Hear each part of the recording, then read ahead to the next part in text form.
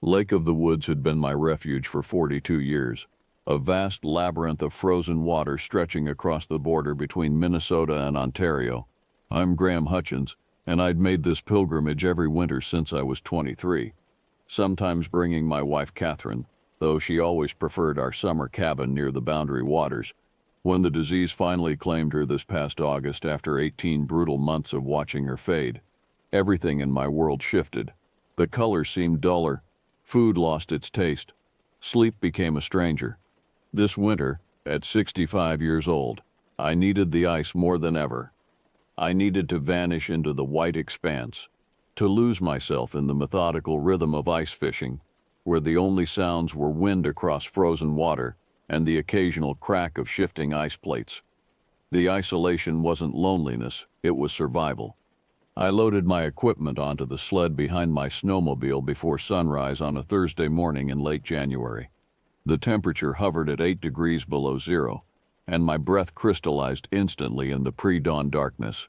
Ice auger, propane heater, sleeping cot, Coleman lantern, 3 days worth of canned stew and beans, 20 gallons of water, extra fuel canisters, emergency flares, and my grandfather's .22 rifle, though I'd never needed it for anything more than scaring off curious foxes. As I throttled the snowmobile onto the frozen lake, pale morning light began spreading across the eastern horizon, turning the endless white surface into something that resembled an alien landscape.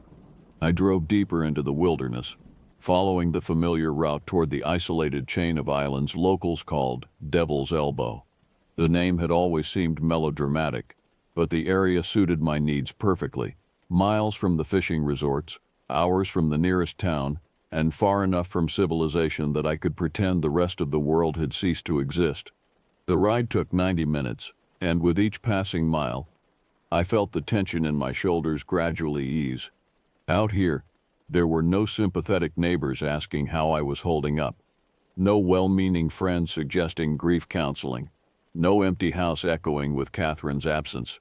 Just wind, ice, and silence.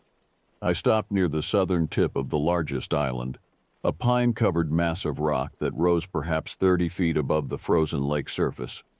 Following decades of ingrained caution, I checked the ice thickness with my manual auger, drilling down until I hit water. 19 inches, more than adequate. Anything over 15 was considered safe for vehicles. Setting up the portable shack took 20 minutes of practiced movements. The heavy canvas walls snapped taut in the wind as I anchored the frame to the ice with long screws. Inside, I arranged my minimal living space, the narrow cot against the back wall, propane heater positioned safely away from the canvas, Coleman lantern hanging from the central support pole, and my fishing gear organized within easy reach. I drilled my fishing hole dead center in the shack, watching ice chips spiral up the auger until dark water appeared below. The hole measured 10 inches across, and I could see the water moving beneath the ice, a reminder that despite the solid surface above, the lake remained very much alive below. After baiting my tip up with a lively shiner minnow, I lowered the line and settled onto my cot with a paperback western I'd read 3 times before. The first afternoon passed in comfortable monotony. I caught 2 small perch, threw them both back, and heated a can of beef stew for dinner as the sun descended toward the western horizon. The temperature inside the shack dropped steadily despite the heater's efforts, and I pulled on an extra layer of thermal underwear before climbing into my sleeping bag. For the first time in 8 months, I fell asleep without lying awake for hours, tormented by memories of hospital rooms and morphine drips and Catherine's final labored breaths. Out here, exhaustion claimed me quickly, and I drifted into dreamless darkness. I woke on Friday morning feeling more rested than I had since Catherine's diagnosis. Frost had formed intricate patterns on the inside of the canvas walls overnight, and my breath emerged in thick white clouds. The thermometer hanging near the door read -6 degrees. Outside, weak sunlight filtered through high, thin clouds, casting the frozen landscape in shades of gray and white. After a breakfast of instant coffee and granola bars, I decided to explore. My old friend Byron Keller maintained a small ice shack about 3 miles north.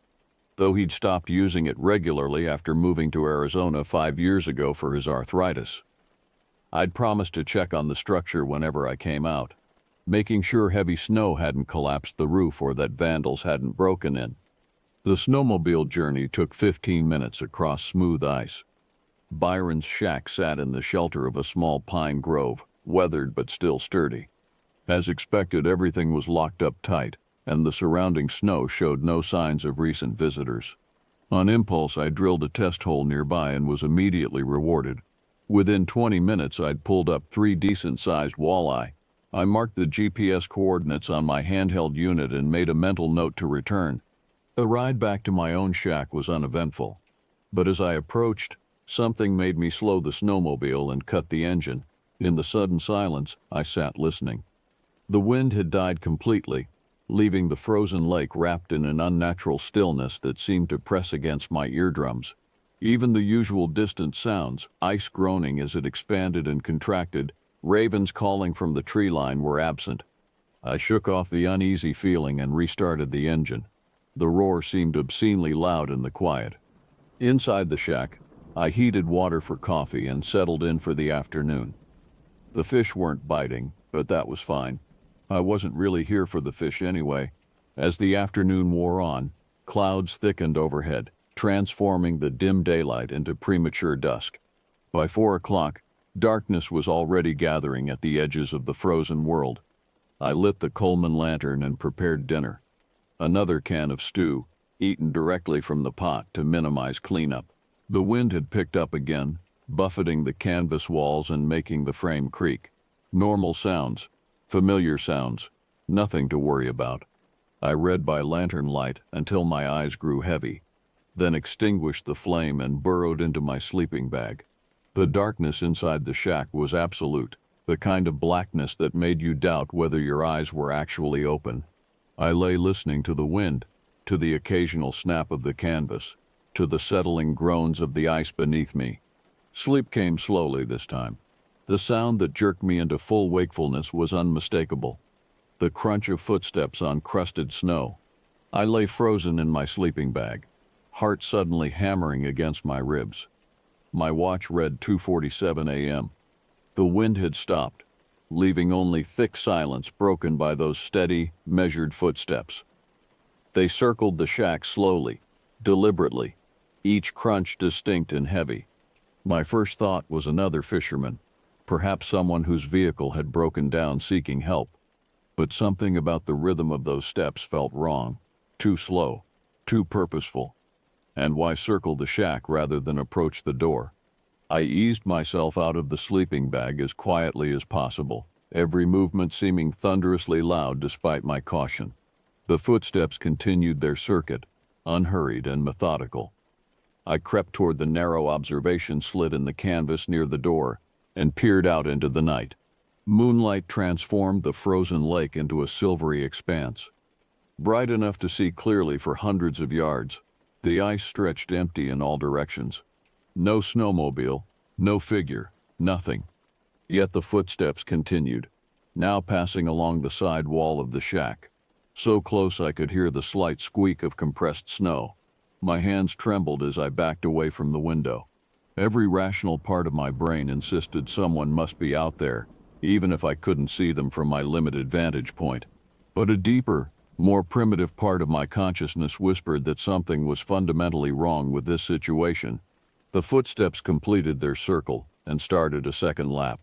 Then a third, each circuit identical to the last, maintaining the same steady pace, the same interval between steps. I stood paralyzed in the center of the shack, unable to move or speak, feeling like prey being evaluated by a predator. After what might have been 10 minutes or an hour, time had become meaningless. The footsteps stopped. The silence that followed was somehow worse than the sound had been. I waited, muscles locked, breathing shallow for something to happen. Nothing did. Eventually, I forced myself to sit back on the cot, though I couldn't bring myself to lie down. I sat upright in the darkness, wrapped in my sleeping bag, listening with every fiber of my being for any return of that sound. None came. When gray dawn light finally began filtering through the canvas, I'd been awake for over 4 hours. My body ached with tension, my eyes burned from staring into darkness, and my hands shook as I fumbled to light the propane heater. I needed coffee. I needed warmth.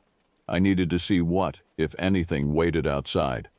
Morning revealed itself reluctantly, the sun obscured behind heavy clouds that promised snow. I sat drinking coffee with both hands wrapped around the metal cup, trying to convince myself that I'd experienced a dream or perhaps the acoustic tricks that ice and wind can play in the deep wilderness. But I knew I hadn't been dreaming. Finally, as full daylight established itself, I pulled on my parka and boots and unzipped the shack's door. Cold air rushed in, sharp enough to sting my lungs. I stepped out onto the ice, immediately scanning the surrounding area for any sign of a visitor. What I found drained the warmth from my body more effectively than any wind. Footprints encircled the shack in a perfect ring, pressed deeply into the granular snow that had accumulated over the previous day. But these weren't normal boot prints. They were elongated, easily 14 or 15 inches long, and strangely narrow. The depressions were deep. Whoever or whatever made them carried significant weight. Each print showed what appeared to be 5 distinct toe impressions spreading wider at the front. I knelt beside one print, my knees creaking with age and cold. The indentations were sharp-edged, recent, made within the last few hours. I followed the ring around the shack, noting how perfectly circular it was, how consistent the spacing between each step. What froze the blood in my veins wasn't just the oddity of the prints themselves. It was where they began and ended. Halfway across the open ice between my shack and the island, the prints simply appeared, starting mid-stride as if whatever made them had materialized from thin air. I followed them around their complete circuit, then watched them end just as abruptly 20 yards from where they began, the final print deep and clear, followed by nothing but unmarked snow. No trail led to or from the circle. Just those prints, appearing and disappearing like an impossible equation. I stood in the frigid morning air, trying to force my mind toward rational explanations. Wind couldn't have erased only certain prints while leaving others pristine. Another person couldn't have hopped backward in their own footprints, not in a perfect circle. Animals didn't walk in perfect circles around human structures, and certainly no animal I knew made prints like these. My hands fumbled with the radio as I retreated to the shack. I needed to talk to someone, to hear another human voice confirm that I wasn't losing my mind. "This is Graham Hutchins, camped at Devil's Elbow, requesting radio check." I released the transmit button and waited. Only static answered. I tried again. "Any station, this is Graham Hutchins on the ice at Devil's Elbow. Does anyone copy?" Nothing but the hiss of empty air. My cell phone showed the same useless situation it had since I'd driven onto the ice. No service. The nearest cell tower was 40 miles away. I was completely isolated, cut off from any quick means of contact with the outside world. The smart thing would be to pack up immediately and head back to the ranger station. But looking at the sky, seeing the gray underbelly of storm clouds moving in, I knew I'd be fighting deteriorating conditions if I left now. The weather forecast before I'd come out had predicted a front moving through this afternoon, bringing snow and wind that would make travel dangerous, potentially impossible. I had to make a decision: leave now and risk getting caught in the storm, or wait it out and leave in clear conditions tomorrow morning. Despite every instinct screaming at me to flee, I decided to stay. I rationalized the choice in multiple ways. The storm would hit within hours. My snowmobile was old and unreliable in the best conditions. Traveling 40 miles across open ice in near whiteout conditions was suicidal. All true statements. But underneath the rational arguments lurked something else. A stubborn refusal to be driven away by fear I couldn't explain or understand. I spent the late morning reinforcing my shack, adding extra tie-downs and piling snow around the base for added stability against the coming wind. Physical work helped calm my mind, giving me something concrete to focus on besides those impossible footprints that I could still see from my window. By noon, the first snowflakes began falling, small and hard, driven horizontally by increasing wind. I retreated inside, fired up the heater, and tried to settle into the familiar routine of ice fishing. The line hung motionless in the black water below. Nothing bit. I kept glancing toward the window, expecting to see a figure standing out on the ice, watching. The empty white expanse revealed nothing. As afternoon deepened toward evening, I found myself thinking about Byron's shack. The thought nagged at me, persistent and uncomfortable. I'd checked it that morning, found it secure and undisturbed. But something pulled at my attention. Some detail my conscious mind hadn't fully registered, but my subconscious kept circling back to. The snow was falling heavier now, visibility dropping to less than 100 yards. Going out in this would be foolish, dangerous, exactly the kind of mistake that got people killed in the wilderness. I went anyway. The ride to Byron's shack took twice as long as it had that morning. Wind-driven snow stung my face despite my balaclava, and I had to navigate purely by compass and GPS, unable to see more than a few yards ahead. Part of me recognized the stupidity of this expedition, but a stronger part insisted I had to see Byron's shack again. When I arrived, my headlight beam revealed something that stopped my heart. The front wall of the shack had been destroyed, not damaged by weather or torn by wind, but violently ripped outward. Heavy plywood planks splintered and scattered across the ice like matchsticks. I killed the engine and dismounted slowly, approaching on foot. Snow had already begun accumulating inside the structure, but I could still see enough to understand that something terrible had happened here. The interior was devastated. Byron's old cot had been shredded, metal frame twisted into impossible angles. The canvas roof hung in tatters. Storage containers lay crushed and scattered. And blood. God help me, so much blood. Dark frozen smears covered the floorboards, splattered up the remaining walls, pooled in the corners. The quantity suggested a catastrophic injury, yet there was no body. I searched frantically through the wreckage, though part of me didn't want to find what I was looking for. Nothing. No corpse, no remains, just blood and destruction. The fishing equipment sat untouched. Byron's old tackle box remained closed and intact. The propane heater stood upright in the corner unmarked. Whatever had torn apart this shack and whoever had bled here, they weren't interested in theft or vandalism. This was violence for violence's sake. This was fury made manifest. I backed out of the ruined structure, my breath coming in rapid gasps that had nothing to do with physical exertion. The snow fell harder, already obscuring my snowmobile tracks from the ride over. I needed to leave, now. The ride back to my shack was a nightmare of whiteout conditions and mounting panic. Wind buffeted me from all directions, and twice I nearly collided with pressure ridges hidden by blowing snow. When I finally spotted the dim outline of my canvas structure, relief washed through me with physical force. Inside, I collapsed onto the cot, shaking violently. The temperature had dropped further, and my thermometer now read -18. The storm would rage all night, trapping me here regardless of my wishes. I tried the radio again, still nothing but static. I tried my cell phone, still no service. As darkness claimed the frozen lake, I sat with my grandfather's rifle across my lap, listening to wind scream across the ice, praying, actually praying to God for the first time since Catherine's funeral, that dawn would come quickly and bring clear skies. The storm intensified as night deepened, wind howling around the shack with such force that I worried the structure might tear free from its anchors.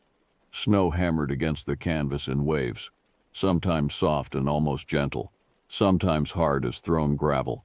The propane heater struggled against the cold infiltrating through every gap and seam. I didn't even pretend I might sleep. I sat upright on the cot, rifle beside me, listening to the storm and watching the yellow circle of lantern light that seemed to grow smaller and more fragile as the hours passed. The howl, when it came, was unlike anything I'd ever heard. It cut through the storm's roar, a sound that seemed to originate from somewhere impossibly deep, resonating with harmonics that human vocal cords couldn't produce. The cry was mournful and hungry and enraged all at once, expressing emotions I had no names for. It echoed across the frozen expanse, seeming to come from everywhere and nowhere simultaneously. Every hair on my body stood on end. My hands gripped the rifle so tightly my knuckles ached. The howl came again, closer this time, and beneath it I could hear another sound. Footsteps crunching through the fresh snow, approaching steadily despite the storm. I moved to the observation window and pressed my face against the cold canvas, peering out into the maelstrom. At first I saw nothing but horizontal snow and darkness. Then, at the very edge of the lantern's light bleeding through the canvas, I spotted movement. A figure stood at the tree line of the nearest island, perhaps 50 yards away. Tall, impossibly tall. Even hunched as it was, I estimated its height at over 7 feet. It stood perfectly still despite the wind that would have staggered any normal person, and though I couldn't make out details through the driving snow, I could see its head was turned toward my shack. It was watching me. We remained frozen in that tableau for seconds or minutes. I couldn't tell. Then the figure took a step forward, another. It moved with a strange, loping gait, arms hanging low, almost reaching its knees. Each step covered an impossible distance, and it was crossing the ice toward me with horrifying speed. I stumbled backward from the window, heart hammering, mind blank with fear. The footsteps grew louder, crunching through snow and crust, coming straight for the shack. I raised the rifle with shaking hands, aimed at the canvas wall, waiting for something to tear through. The footsteps stopped directly outside. Silence fell, broken only by wind and the pounding of blood in my ears. I kept the rifle trained on the wall, finger resting lightly on the trigger, hardly daring to breathe. Then came the sound that would haunt me forever. A single deliberate tap against the canvas. Knock, like someone requesting entry. I couldn't move, couldn't speak, couldn't think beyond the primal terror that had seized every muscle. Another tap, softer this time, almost gentle. Then nothing. Minutes passed. The wind continued howling, snow continued falling, but the presence outside had vanished as suddenly as it had appeared, leaving me alone in the fragile shelter with only my racing heart and the certain knowledge that something was out there in the storm, circling in the darkness, waiting. I remained rigid on the cot for hours, rifle never wavering from the door, until sheer exhaustion finally dragged me into a twilight state that wasn't quite sleep, but wasn't consciousness either. Nightmares flitted through this half-awareness. Catherine calling to me from the ice, her voice mixing with that terrible howl. Footprints appearing in impossible patterns, a tall shadow with burning eyes standing just beyond my vision. Dawn brought clearing skies and deadly cold. The thermometer read -24 degrees. My water bottles had frozen solid overnight despite being inside the shack. When I tried to stand, every joint protested, stiff from cold and the tension of staying motionless for so long. I didn't bother with breakfast or coffee. I didn't check my fishing line. I focused on one goal, getting off this frozen hell as quickly as humanly possible. My hands shook as I disconnected the propane heater and began shoving gear into the sled. Organization didn't matter. I threw items in randomly, lantern, sleeping bag, cooking supplies, anything I could grab. The rifle I kept separate, loading it and setting it within easy reach. Through the canvas, I could see sunlight glinting off fresh snow, making the lake surface almost painfully bright. The storm had deposited at least 6 inches of new powder, which would slow my progress but wouldn't stop the snowmobile. As I worked, I kept glancing toward the tree line, searching for any sign of the figure I'd seen last night. Nothing moved among the pines, but I couldn't shake the sensation of being observed, of invisible eyes tracking my every movement. I secured the last strap on the sled and collapsed the shack frame, working with frantic urgency. Every second here felt like tempting fate. The canvas folded awkwardly, refusing to cooperate with my shaking hands, but I finally wrestled it into a manageable bundle and strapped it to the sled. The snowmobile started on the first pull, engine roaring into life. The sound was absurdly comforting, mechanical, normal, human. I mounted quickly, settled the rifle across my lap and opened the throttle. For the first 2 miles, I allowed myself to believe I would make it. The morning was clear and bright, The fresh snow provided good traction. The ranger outpost lay only 12 miles distant. In less than an hour, I'd be among people, safe, able to tell someone what I'd experienced. Then I checked the rearview mirror and saw it. A dark shape moved across the white expanse behind me, covering ground with an unnaturally fluid motion. Even at this distance, I could see it wasn't running like a human. Its gait was all wrong, more like a loping stride with arms swinging low and powerful. But it was fast. God, it was fast. Terror flooded through me, cold and sharp. I twisted the throttle wide open, engine screaming in protest. The snowmobile surged forward, bucking over hidden drifts and ridges. In the mirror, the shape maintained its pursuit, closing the distance with each glance. I risked a longer look over my shoulder and immediately wished I hadn't. In the harsh morning light, I could see it clearly now, tall and gaunt, with skin the color of dirty ice pulled tight over prominent bones. Its face was too long, too narrow, with features that seemed almost human but distorted in subtle ways that made my mind recoil. And its eyes, even from this distance I could see its eyes, wide and dark and filled with something that looked like hunger. My hand fumbled for the flare gun in my parka pocket. I'd fired one yesterday and had 3 remaining. The snowmobile hit a rough patch and nearly threw me, forcing me to focus on control rather than looking back. When I checked the mirror again, the thing had closed to within 30 yards. I pulled out the flare gun one-handed, pointed it skyward at an angle, and fired. The flare rocketed up in a streak of burning magnesium, exploding in a brilliant starburst that left purple afterimages in my vision. The pursuing figure flinched back from the sudden light, throwing one long arm across its face. For several seconds it stopped completely, giving me precious distance, but then it resumed the chase, and if anything, it moved faster now, as though angered by my resistance. The ice ahead looked different, darker, with visible cracks radiating outward. Slush pockets, areas where the extreme cold and recent thaw had left the surface unstable. In better circumstances, I would have slowed down, tested the ice carefully, found a safe route around. I had no choice but to keep going. The snowmobile's skis hit the first slush pocket at full speed.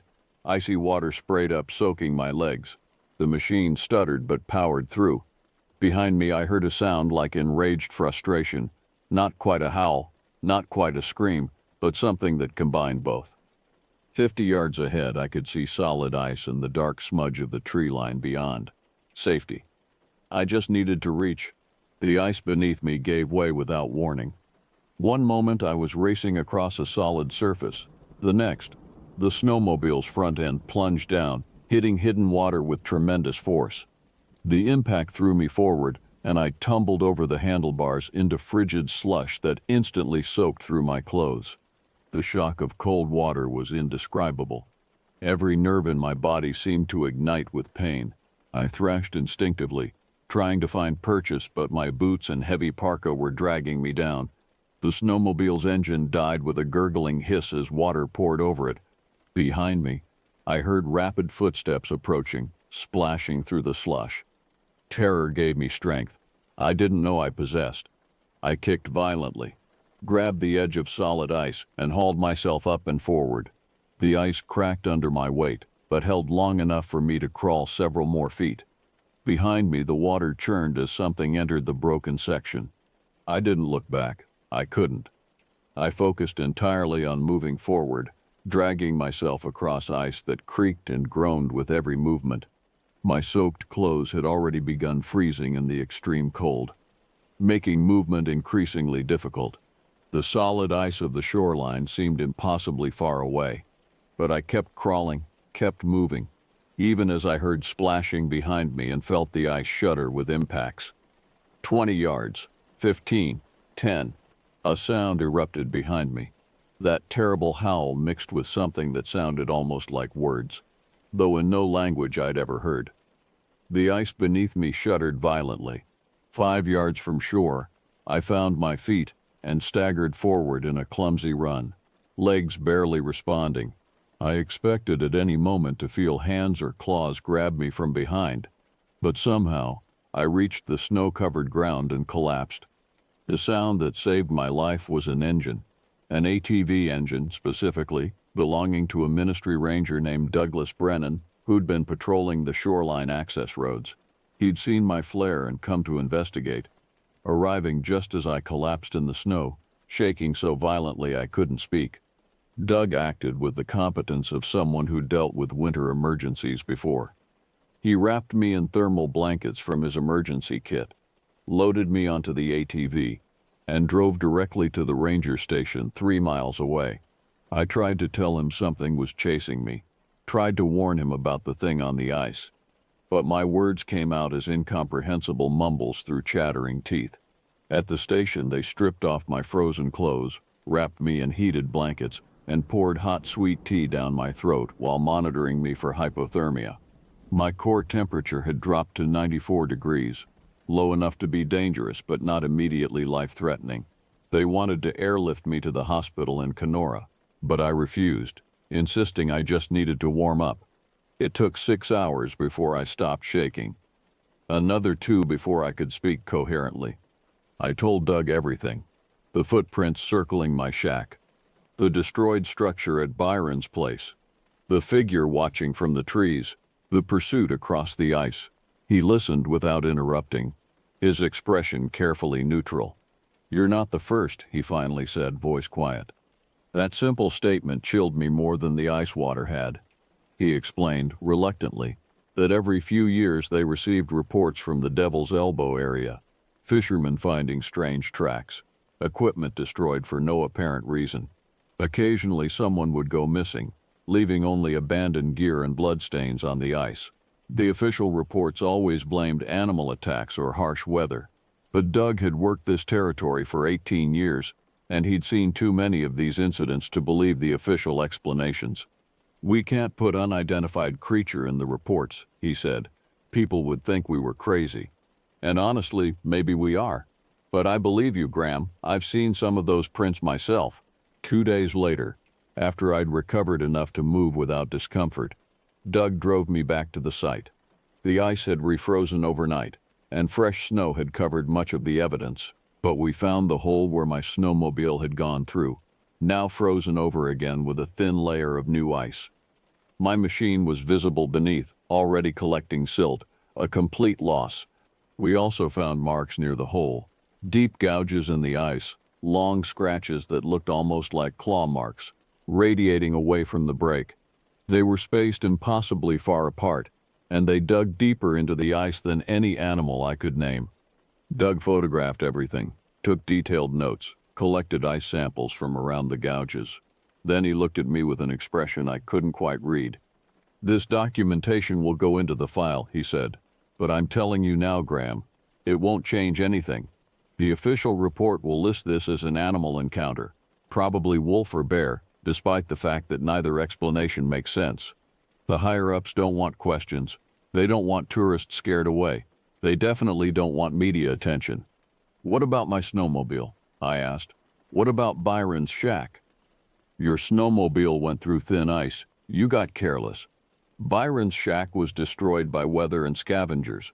That's what the reports will say."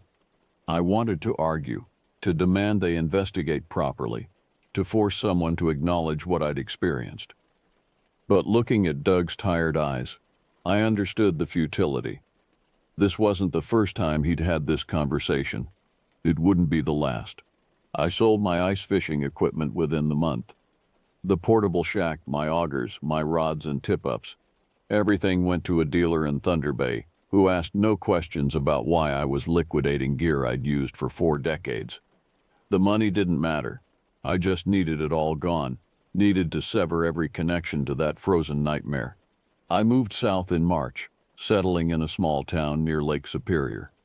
Far enough from Lake of the Woods that I wouldn't be tempted to return, close enough to water that I didn't feel completely unmoored.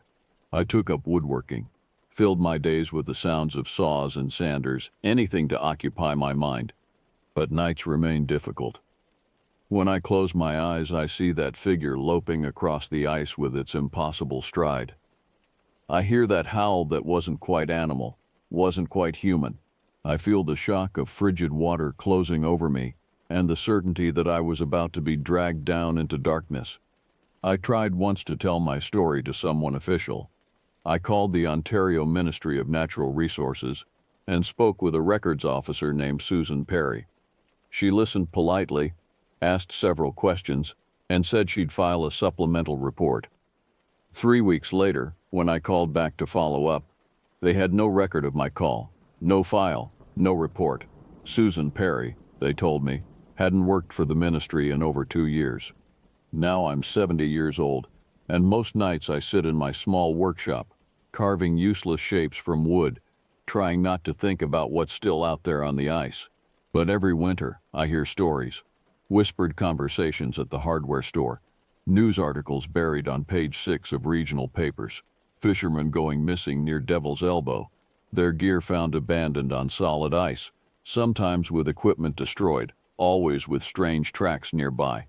The official reports blame weather, animals, misadventure, but I know better. I survived something that others didn't, and the guilt of that survival weighs on me every day. I should have warned people more forcefully, should have made them listen, should have done something.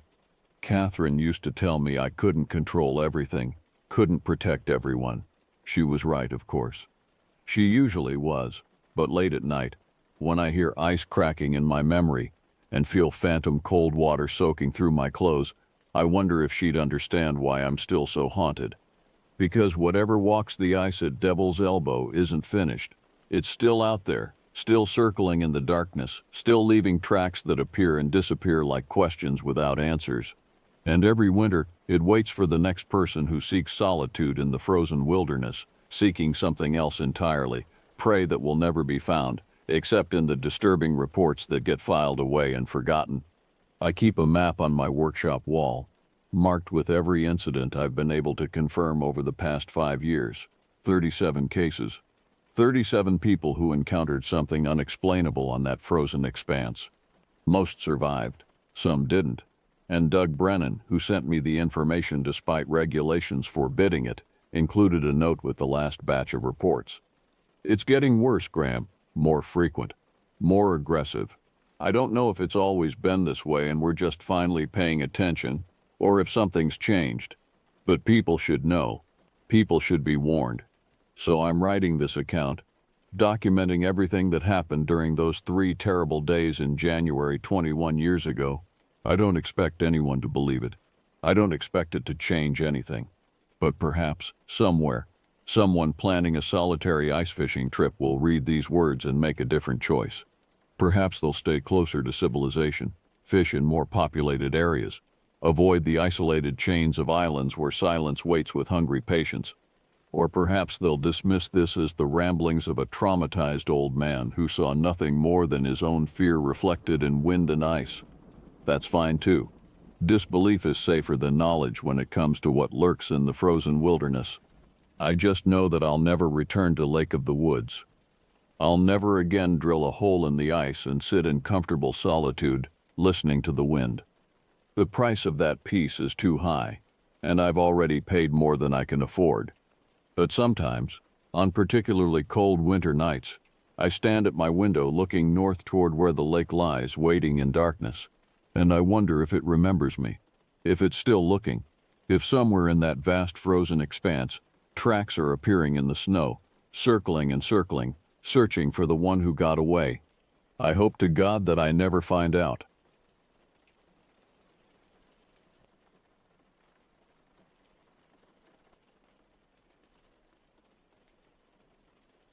I'd spent most of my adult life in places like this, quiet, remote, rugged.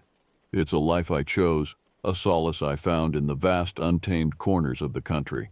Before joining the New Mexico Department of Game and Fish, I was a Yellowstone field researcher, comfortable with the profound silence of trekking alone through vast stretches of forest and backcountry. I'd faced down grizzlies and spent weeks with only wolves for company. But my assignment, now simple enough on paper, felt different from the start.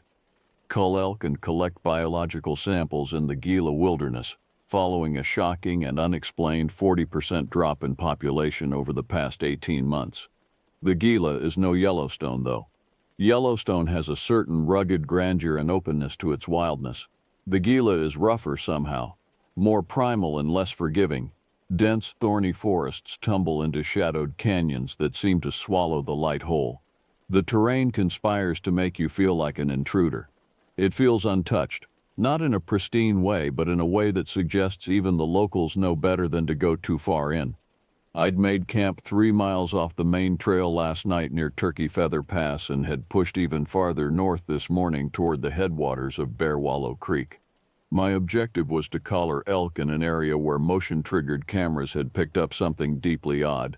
Herds breaking apart in blind panic, scattering for no discernible reason.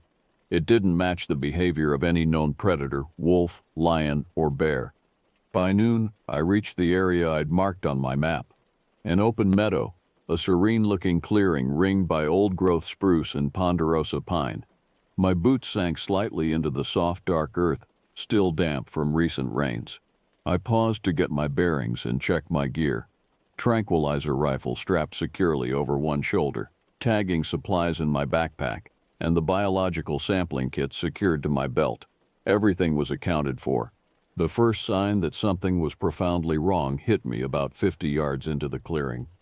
It was the quiet, unnatural, suffocating quiet. I've spent enough time outdoors to know that silence often signals danger, the tense pause before a predator strikes. But this was different. It wasn't a pause. It was a vacuum, as if sound itself was being actively suppressed. I scanned the tree line slowly, my hand resting on the stock of my rifle, but there was nothing. No shapes moving through the brush, no flicker of a tail, no signs of disturbance whatsoever. I nearly stumbled on the first elk without seeing it. It lay perfectly still, collapsed in the tall grass as if it had simply laid down for a nap. Kneeling, I touched its flank gingerly. Cold, stone cold. Rigor mortis had already set in, the limbs stiff as iron, suggesting it had been dead for at least 48 hours. But that was impossible.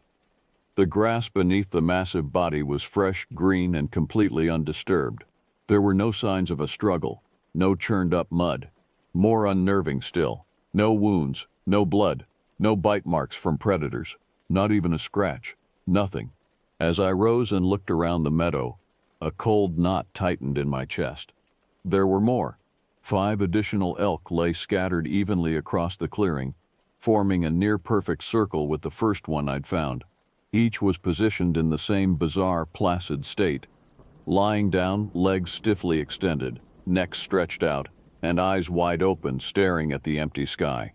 Their tongues protruded slightly, a grotesque uniform touch to an already surreal scene.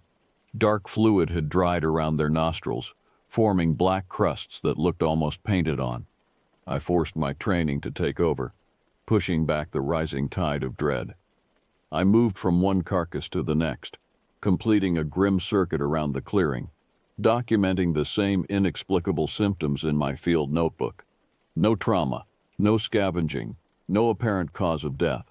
Methodically, my hands moving with a precision that belied the tremor in my gut, I took tissue samples, hair samples, blood samples from each animal.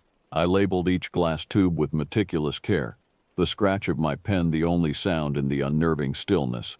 The whole time, I fought off the distinct and terrifying feeling that the forest had gone even quieter, as if it were watching me work. When I knelt beside the 4th elk, I noticed something I'd missed before. The pupils of their eyes were completely dilated, blown wide with what could only be described as absolute terror. Whatever had killed them, they'd seen it coming. It took me an hour to finish. The samples were critical and needed to get to the lab immediately, but when I tried my satellite phone, the signal struggled, flickering with a single weak bar before dropping out completely. No connection. I tucked the precious samples securely into a cooled pouch in my pack and stood, knowing I would have to carry them out myself tomorrow morning. As dusk began to bleed through the trees, I made camp just outside the meadow, seeking the meager shelter of a thick spruce stand. I wasn't hungry. I wasn't tired. I was coiled tight, every instinct screaming at me to pack up and get out now. But logic, the scientist in me, held me back. There had to be a rational explanation, a localized disease, a toxic fungus, an environmental poison. I couldn't abandon my assignment without more data. I lay awake long after darkness fell, staring at the thin nylon of my tent wall. Listening intently, the forest had finally begun to stir again. The faint rustlings of nocturnal animals, the distant soothing murmur of the creek. Normalcy was returning. Then everything went quiet once more. In that absolute silence came a sound I know I will never be able to erase from my memory. A long, piercing scream that erupted from somewhere high above the ridge. It wasn't human. It wasn't elk, mountain lion, bear, or coyote. I've heard every sound the North American wilderness can produce, and this was none of them. The scream rose in a sharp, agonizing crescendo, a sound of pure terror and rage, and then it abruptly cut off, leaving a void of silence that felt deeper and more threatening than before. My heart hammered against my ribs as I sat bolt upright, my hand closing around the cold steel of my tranquilizer rifle. Then came a sudden sharp snap of brush, close, maybe 20 yards out. Another followed, slightly off to my right. Whatever was out there was moving deliberately, circling my tent at irregular intervals. Each crack of a branch, each crunch of leaf litter sounded heavy, intentional, methodical. This was no deer wandering by. With a trembling hand, I clicked on my high-lumen flashlight, tore open the tent flap, and blasted the beam into the trees. I saw nothing. Just the stark white trunks of aspens, the deep shadows between them, and empty spaces where something should have been standing. Slowly, methodically, I swept the light in a full circle around my campsite. Nothing moved, but I knew with a certainty that went deeper than sight that something was there, watching me from just beyond the edge of the light. The beam caught something on a low branch. 3 long scratches gouged deep into the bark, fresh sap still weeping from the wounds. They were at least 8 feet off the ground. I zipped the tent closed again and waited, my back pressed against my pack, rifle in my lap, eyes wide open in the oppressive dark, fully aware I wouldn't sleep another minute until daylight came. At the first pale hint of dawn, I abandoned any pretense of scientific duty. My fingers, clumsy and shaking, fumbled with my gear. It wasn't the morning cold that caused the tremor, but a raw-edged dread I'd never experienced before. Not even when I'd been bluff-charged by a grizzly in Yellowstone. I set out quickly, heading south along a narrow game trail that would eventually lead toward the ranger station near Bonner Canyon. As the sun climbed higher, casting long shadows through the trees, I forced myself to breathe evenly, to rationalize my fear, exhaustion, solitude, and an overactive imagination. By midday, I came across a cluster of elk bones scattered across the trail. I knelt to examine them, and a fresh wave of ice flowed through my veins. The bones were entirely clean, unnaturally stripped of every shred of muscle, sinew, and ligament. What remained had been carefully arranged in precise anatomical order.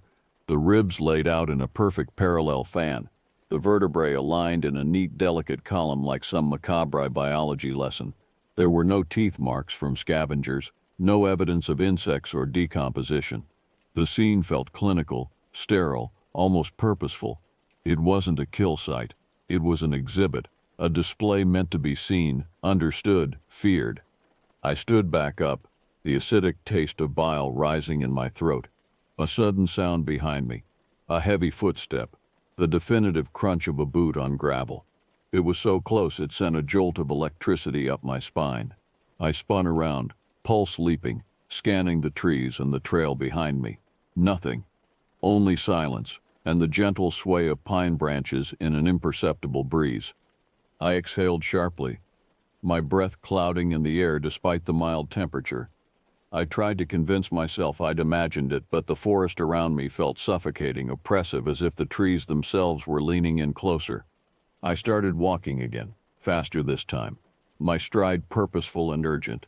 After only a few steps, the sound returned, a distinct, rhythmic crunch on the forest floor, matching my stride perfectly. I took 1 step. A second later, a step echoed mine. I took 3 quick steps.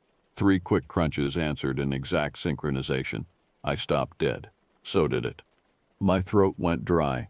I tested it again and again.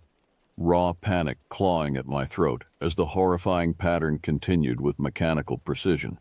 This wasn't an echo or a coincidence. It was deliberate, mocking mimicry. Something was matching my every movement, learning my rhythm, playing with me like a cat with a wounded mouse.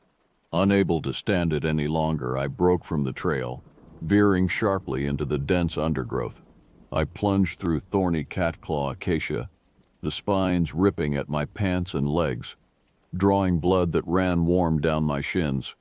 I didn't care. I welcomed the pain, something tangible to anchor me against the rising wave of unreasoning fear. The footsteps behind me ceased for a moment, only to be replaced by the heavy snapping and crunching of something much larger forcing its way through the brush nearby, paralleling my course with ease. Branches broke with sharp cracks that sounded like gunshots in the oppressive quiet. Desperation surged through me. I pressed forward, ignoring the pain, until the forest floor gave way to a steep, rocky slope.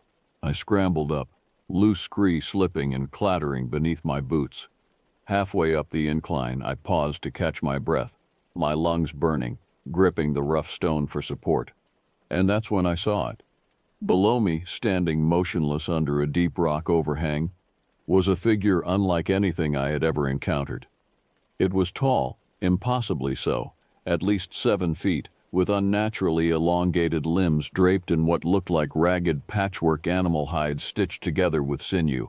Its body was emaciated, skeletal, the outline of its rib cage clearly visible beneath the tattered skins. But the head, I couldn't make out its features clearly. There was only a hollow, absolute darkness beneath what appeared to be some sort of hood fashioned from antlers and sun-bleached bone. It didn't move, didn't speak. It just remained perfectly still, a silent, tenebrous shape observing me from the shadows. Then slowly, it raised one impossibly long arm and pointed directly at me. The gesture was deliberate, accusatory, as if marking me for something I couldn't comprehend. My paralysis broke in a surge of pure adrenaline. I turned and lunged upward, scrambling desperately over the jagged terrain. My pack caught on a jutting piece of granite, and without a second thought I shrugged out of the straps, letting it fall away, my precious supplies scattering down the rocks. I couldn't afford to stop, couldn't dare to look back. Behind me the sound began again, the clear, rhythmic footsteps, steady and unhurried, crunching on leaves and breaking twigs. Whatever it was moved effortlessly through the same obstacles I struggled to navigate. I saw a narrow crevice between 2 massive boulders and stumbled into it, pressing myself flat into the gap, my chest heaving, sweat streaming down my face despite the unnatural cold. The approaching footsteps slowed and finally stopped just beyond my hiding spot. I held my breath, willing myself silent, listening, and then I heard it. The low, rasping sound of slow, measured breathing just on the other side of the rock. It was so close I could smell its breath, a rancid, earthy odor, sour and ancient, like something that had been buried and recently unearthed.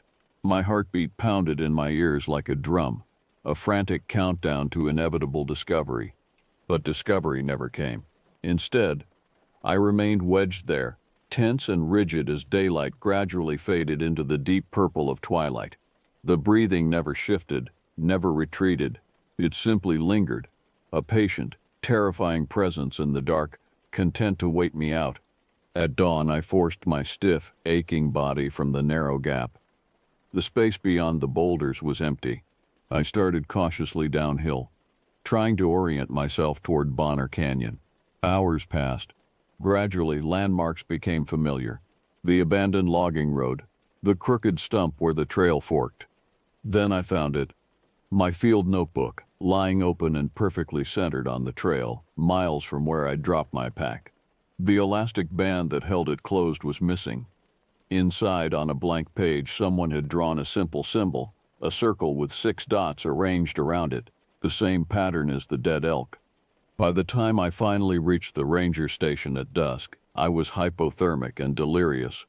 I stumbled inside and barricaded the door. Sleep took me swiftly. The next morning, a forest patrol found me and rushed me to the district office. When the lab results finally arrived 2 weeks later, my supervisor called me in. His expression was grim.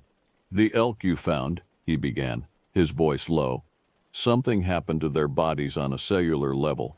The tissue showed evidence of flash freezing, the kind of rapid crystallization that normally only happens with liquid nitrogen exposure. But it was mild out there, right?" I nodded slowly, my throat dry. "Yes, temperatures were in the 60s. He hesitated. "And there was something else. Their adrenal glands were flooded with stress hormones, levels that were biologically impossible. They were literally scared to death and then frozen solid in an instant." His eyes, full of deep, weary concern, fixed on mine. "This isn't the first time something inexplicable has come out of the Gila. There are old reports we always dismissed. If I were you, I'd request reassignment." He didn't have to tell me twice. 3 months later, I work at a wildlife center in suburban Albuquerque, tracking urban coyotes, safe, mundane. But sometimes, late at night, I still hear that scream echoing in my memory. And I know with absolute certainty that whatever I encountered in the Gila is still out there, still watching, still waiting. And God help the next person who wanders into its territory.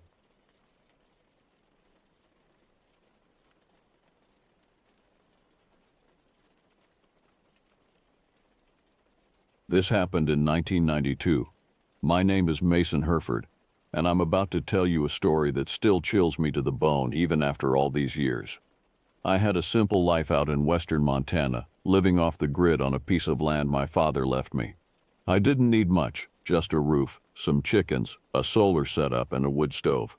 It wasn't glamorous, but I liked the quiet. You'd think being a logger most of my life would make me accustomed to the forest, but that was before all of this. I don't like talking about my past much, but I wasn't always this far removed from society. I'd spent a good chunk of my younger years in Bozeman, drinking away a pretty decent life. Got into a lot of fights, went through a marriage that lasted shorter than one of Montana's early springs, and somewhere along the line I figured I'd rather be left alone, so I built a cabin and left the rest of the world behind. I didn't own a gun though, which surprises some folks. I never felt I needed one. Wolves and bears kept their distance, and the human types didn't come out this far unless they were lost or stupid. I figured I was good. Funny, isn't it? A guy like me thinking he's prepared, living his life out here like he's invincible. Turns out there are worse things than wolves or bad weather. It started when a friend of mine, Jason Avery, one of the few people I kept in touch with, told me he wanted to come visit. We'd been logger buddies for years. He was one of the last to see me before I threw in the towel and moved out here. Said he was driving in from Wyoming, but his truck broke down somewhere near Helena. Asked if I could pick him up. Reluctantly, I agreed. I'm not much of a people person, even less of a drive 2 hours kind of guy. But Jason, he'd been good to me, so I figured I'd return the favor. It was a long drive, and the roads were winding and miserable, exactly what you'd expect from rural Montana. When I finally reached him, he was at this small, dingy gas station, looking about as out of place as a fish on land. He'd already had a few beers, his usual way of making bad situations better. "You got a plan for getting that thing fixed?" I asked, eyeing his truck. "Not a damn clue, Mason, but I figure we'll deal with that tomorrow. You still got that spare room?" I didn't, but I told him we'd figure it out. We made the drive back to my place, mostly in silence, Jason nodding off in the passenger seat. I wasn't far from my cabin when I noticed something odd. There was an old dirt road I didn't remember ever seeing before. Now, I know these woods. I've lived here for years, and I've walked every inch of the surrounding forest. But this road, it felt wrong. "Ever seen that before?" I asked Jason, pointing to the turnoff. He rubbed his eyes and squinted. "Nah, but I ain't been around here much. Maybe it's new. There's nothing new out here, and that's what bugged me. Still, I brushed it off. I was tired, and I didn't feel like driving us down some random road just because it gave me the creeps. I should have paid more attention to my gut. Instead, I headed straight to the cabin, figuring I'd deal with the weird road later. When we pulled up, everything seemed fine. My chickens were making their usual racket, and the trees stood as silent sentinels around the property. Jason unloaded his bags, and after some small talk, We called it a night. But sleep didn't come easy. Every time I closed my eyes, I kept thinking about that road. Something gnawed at me. I figured it was just the beer and the late-night drive, so I eventually drifted off. Around 2 in the morning, I woke up to the sound of the chickens losing their minds. Now, chickens aren't the smartest creatures, but they know when something's out of place. I grabbed a flashlight, figuring maybe a raccoon had gotten into the coop. Jason must have heard it too, because he stumbled out of the living room where he was sleeping on the couch. "You hear that?" he asked. "Yeah, I'm going to check it out." I didn't make it more than a few steps before I noticed something else. This awful smell, like something rotting. But it wasn't just coming from the coop. It was everywhere, hanging in the air like a blanket of death. Jason smelled it too. "What the hell is that?" he muttered. "I don't know, but it ain't good." When I reached the coop, the chickens were alive, but they were all huddled together, crammed into the farthest corner like they were trying to get away from something. That's when I saw it. Something had torn the fencing clean apart. The wire wasn't just cut, it was ripped open like something big had pushed through it. And on the ground, blood. A lot of it, but no bodies. I crouched down, shined the light into the darkness beyond the coop. And that's when I saw tracks. Big ones, too big to be a bear, too wide to be a wolf. "Jason," I called, keeping my voice steady. "Get over here." He came over and looked where I was pointing. "You ever seen tracks like that before?" "No," I said quietly. "And I don't think I want to." Now, a sensible man might have packed up right then and there, but we didn't. Call it curiosity or plain stupidity, but we decided to follow the tracks. They led us deeper into the woods, away from the cabin. The deeper we went, the stronger the stench became, and soon it felt like we were walking into a graveyard. Then we saw it. In a clearing, half hidden by tall grass, was a carcass. It looked like a deer, but it had been torn apart. The guts were spread out like something had played with it, almost arranged in a deliberate pattern. But it wasn't just the deer that stopped us cold. Beside it, there was a man's arm, fresh, blood still oozing from the stump. Jason turned away, gagging. "Jesus, Mason, what the hell?" I didn't answer. I was staring at something else. Movement just beyond the clearing between the trees. It was subtle at first, like a shadow too big to be real. But then it stepped forward, and my blood ran cold. I couldn't tell you exactly what it was. It moved on 4 legs, but its body was twisted like something had smashed an animal together with a human. It had the bulk of a bear, but its movements were too calculated, too controlled. And that smell? It was like it brought the stench with it, the air around it thickening with decay. I've seen enough wildlife to know when something's off, but this thing, it was all wrong. Jason whispered, "What the hell is that?" "We need to go," I replied, my voice barely above a whisper. But Jason, being Jason, wasn't having it. "No way, we gotta kill it." He pulled a hunting knife from his pack, like that'd be enough to stop whatever that thing was. I knew better. I grabbed his arm. "We're leaving, now." That's when it turned toward us. It didn't roar, didn't make a sound. It just started moving, faster than anything that size should. I yanked Jason, and we ran, crashing through the trees like idiots. Behind us, I could hear it tearing through the underbrush, gaining on us. There was no time to think, no time to plan. We hit the dirt road near the cabin, and Jason tripped, falling hard. I turned back, and in the split second I hesitated. The thing was on him. It happened so fast I barely had time to process it. One moment Jason was scrambling to his feet. The next he was screaming as the thing dug its claws into his back, ripping him open like a rag doll. Blood sprayed everywhere, and all I could do was run. I ran back to the cabin, locking myself inside. The thing didn't follow me. Maybe it was satisfied with what it had done. Maybe it just didn't care about me. Either way, I sat there in silence, the sound of Jason's screams fading into the night. By morning, the woods were quiet again. I forced myself to go back out, back to the clearing where Jason had fallen. His body was there, torn to shreds but not dragged away. His eyes were wide open, frozen in terror, and the tracks around him were unmistakable. It wasn't a bear. It wasn't anything I'd ever seen before, but it had left its mark. I called the sheriff, of course, told him about the attack, about the tracks. They came out, took one look at Jason's body and called it a bear attack. I didn't argue, let them believe what they wanted, but I knew the truth. I still know it. Whatever that thing was, it's still out there, and it's not just killing for food. The days following Jason's death were a blur. The police came and went, asking questions I couldn't answer truthfully without sounding like a madman. I told them what they wanted to hear, that we'd been drinking, that Jason had wandered off in the night, that I'd found his body in the morning. They seemed satisfied with that explanation, chalking it up to another tragic encounter between man and nature. But I knew better. The image of that thing was burned into my mind.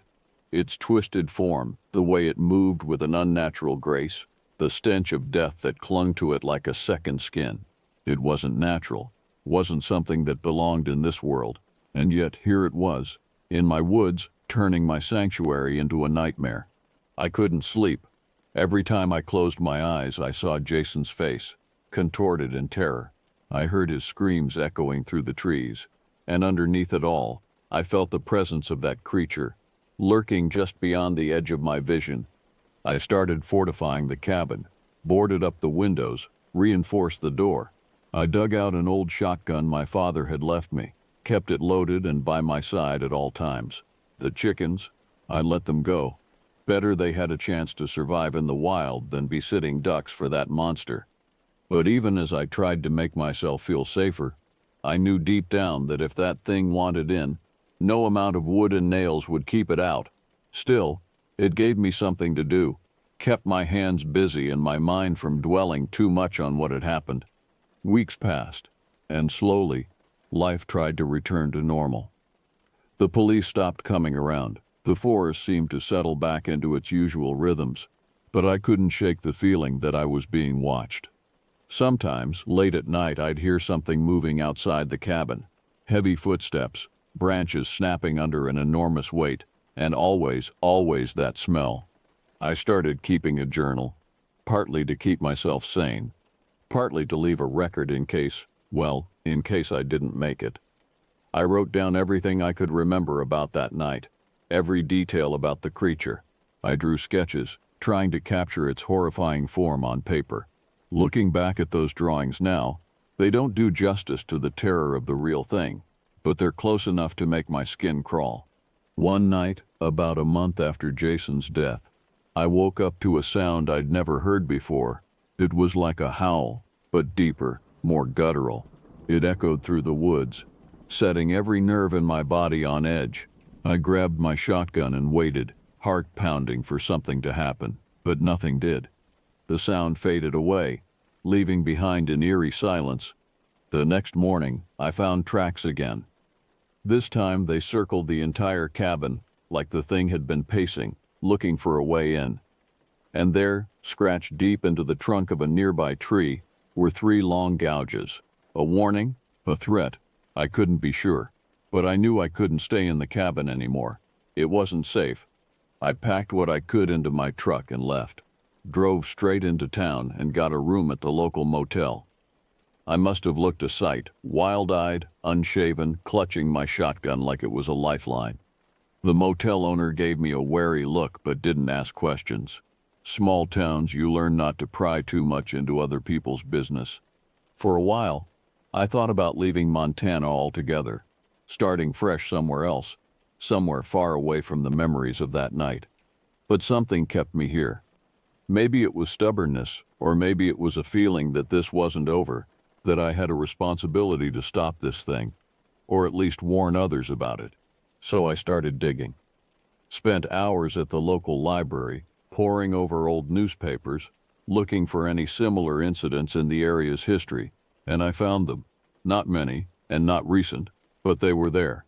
Stories of mysterious animal attacks, of hunters gone missing, of strange sounds in the night. Most were dismissed as tall tales or the fevered imaginations of isolated mountain folk. But I knew better. I reached out to a few people, rangers, old-timers who'd lived in these parts all their lives. Most thought I was crazy, but a few had stories of their own. They spoke in hushed tones of things they'd seen in the deepest parts of the forest, of tracks that didn't match any known animal, of the feeling of being watched by something ancient and malevolent. One old man, a former park ranger named Frank, told me a story that chilled me to the bone. Back in the 60s, he'd been part of a search party looking for a missing hiker. They'd found the man's campsite torn apart, blood everywhere. But it was what they found nearby that haunted Frank to this day. It was like a shrine, he told me, his hands shaking as he spoke. All these bones, arranged in a circle, animal bones, human bones, all mixed together. And in the center, this totem, made of antlers and skulls and God knows what else. It wasn't natural, wasn't something any animal would do. And the smell, Lord, the smell, like death itself had set up shop in those woods. Frank's story matched too closely with what I'd seen to be a coincidence. Whatever this thing was, it had been here for a long time. And it wasn't just killing for food. It was ritualistic, deliberate, intelligent in a way that no natural predator should be. I started mapping out the attacks, the sightings, trying to find a pattern. And slowly, one started to emerge. A rough circle, centered on a part of the forest that was rarely visited, too rough, too remote for even the most experienced hikers. The locals called it the dead zone, a place where compasses spun wildly and GPS devices failed. I knew then what I had to do. I had to go back into those woods, had to find whatever was at the center of that circle.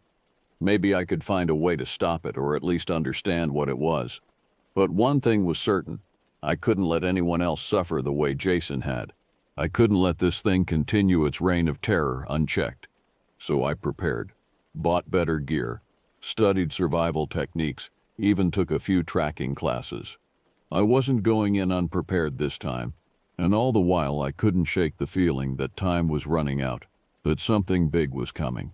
I was right, but I had no idea just how big it would be. The day I set out for the dead zone dawned cold and gray. A mist hung low over the trees, turning the forest into a maze of shadows and half-seen shapes. It felt like the woods themselves were trying to warn me off, to keep their secrets hidden, but I was past the point of no return. I'd left notes with a few trusted people, Frank the ex-ranger, the local sheriff, who thought I was chasing ghost stories but humored me anyway, and a journalist friend in Bozeman who promised to investigate if I didn't come back. It wasn't much of a safety net, but it was something. The hike was brutal. The terrain got rougher the deeper I went, the trees growing closer together, blocking out what little light made it through the clouds. And always, there was that feeling of being watched. Eyes in the shadows, movement just at the edge of my vision. More than once I caught myself reaching for my shotgun, only to realize it was just the wind in the leaves or a startled animal. But as I got closer to the center of the dead zone, things started to change. The forest grew quieter. No birdsong, no rustling of small animals in the underbrush. Just an oppressive silence that seemed to swallow up every sound I made. And then there was the smell. That same rotting stench I'd encountered the night Jason died. It got stronger with every step until it was all I could do not to gag. My eyes watered, my stomach churned, but I pressed on. It was late afternoon when I found the first sign that I was on the right track. A tree, its bark stripped away, with those same 3 gouges I'd seen back at my cabin. But these were older. The edges of the cuts weathered and gray. This thing had marked its territory, and I was deep in it now. I pressed on, my senses on high alert. As the daylight began to fade, I came across more disturbing signs. Bones scattered on the forest floor, some clearly animal, others disturbingly human-like, and always those strange markings on the trees, gouges that seemed to form patterns if you looked at them long enough. The silence was oppressive, broken only by the crunch of leaves under my boots and my own labored breathing. The air grew thick, almost soupy, and that putrid smell became so strong it made my eyes water. I knew I was getting close to something, but what exactly, I couldn't say. Just as the last light was fading from the sky, I stumbled into a clearing. What I saw there nearly stopped my heart. It was like something out of a nightmare. In the center of the clearing stood a massive structure, easily 20 feet tall. It looked like it had been crafted from the bones and antlers of 1,000 animals, all woven together in an intricate, horrifying tapestry. Human skulls grinned from various points in the structure, their empty eye sockets seeming to follow my every move. Around the base of this grotesque totem, arranged in concentric circles, were more bones. Some were obviously fresh, the meat barely stripped from them. Others were old and weathered, bleached white by the sun. The ground was stained dark with what could only be blood, both old and new. I stood there frozen in horror, trying to process what I was seeing. This wasn't just the lair of some animal. This was something else entirely. Something intelligent, something that understood symbolism and ritual, something that had been here, doing this, for a very long time. That's when I heard it. A low, rumbling growl that seemed to come from everywhere and nowhere at once. I spun around, shotgun raised, but saw nothing in the gathering darkness. The growl came again, closer this time, and with it came that overwhelming stench of decay.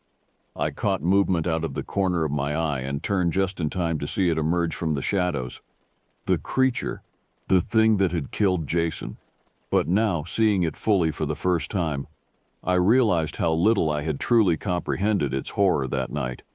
It was massive, easily 9 feet tall even on all fours. Its body was a twisted amalgamation of bear and something almost human, covered in patchy fur matted with blood and filth. Its face was the worst part, a bear's muzzle, but too long, too pointed, with human-like eyes gleaming with a terrible intelligence. And its mouth, dear God, its mouth was filled with row upon row of sharp, gleaming teeth. I raised my shotgun, but my hands were shaking so badly I could barely aim. The creature tilted its head, regarding me with an almost curious expression. Then it spoke. Yes, spoke. The sound that came from its throat was like gravel being ground together, but the words were clear enough. You should not be here. I nearly dropped my gun in shock.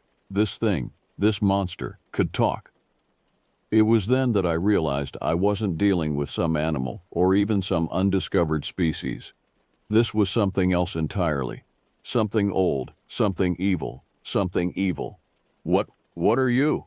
I managed to croak out.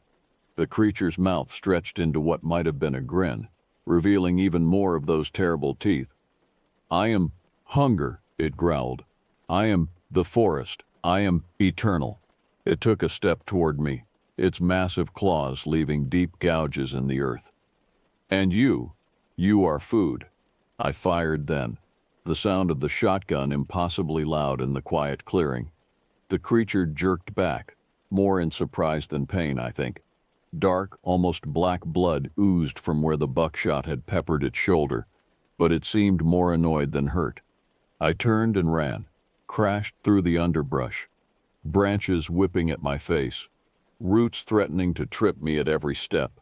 Behind me, I could hear the creature pursuing, its heavy footfalls shaking the ground.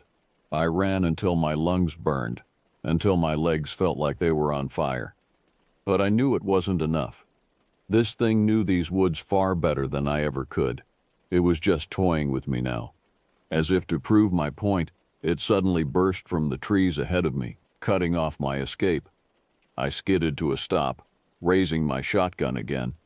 But before I could fire, it swatted the weapon from my hands with one massive paw. I fell backward, scrambling away on all fours as it loomed over me. This was it, I thought. This was how I was going to die. But then something strange happened. The creature paused, its nose twitching. It looked up, as if listening to something I couldn't hear.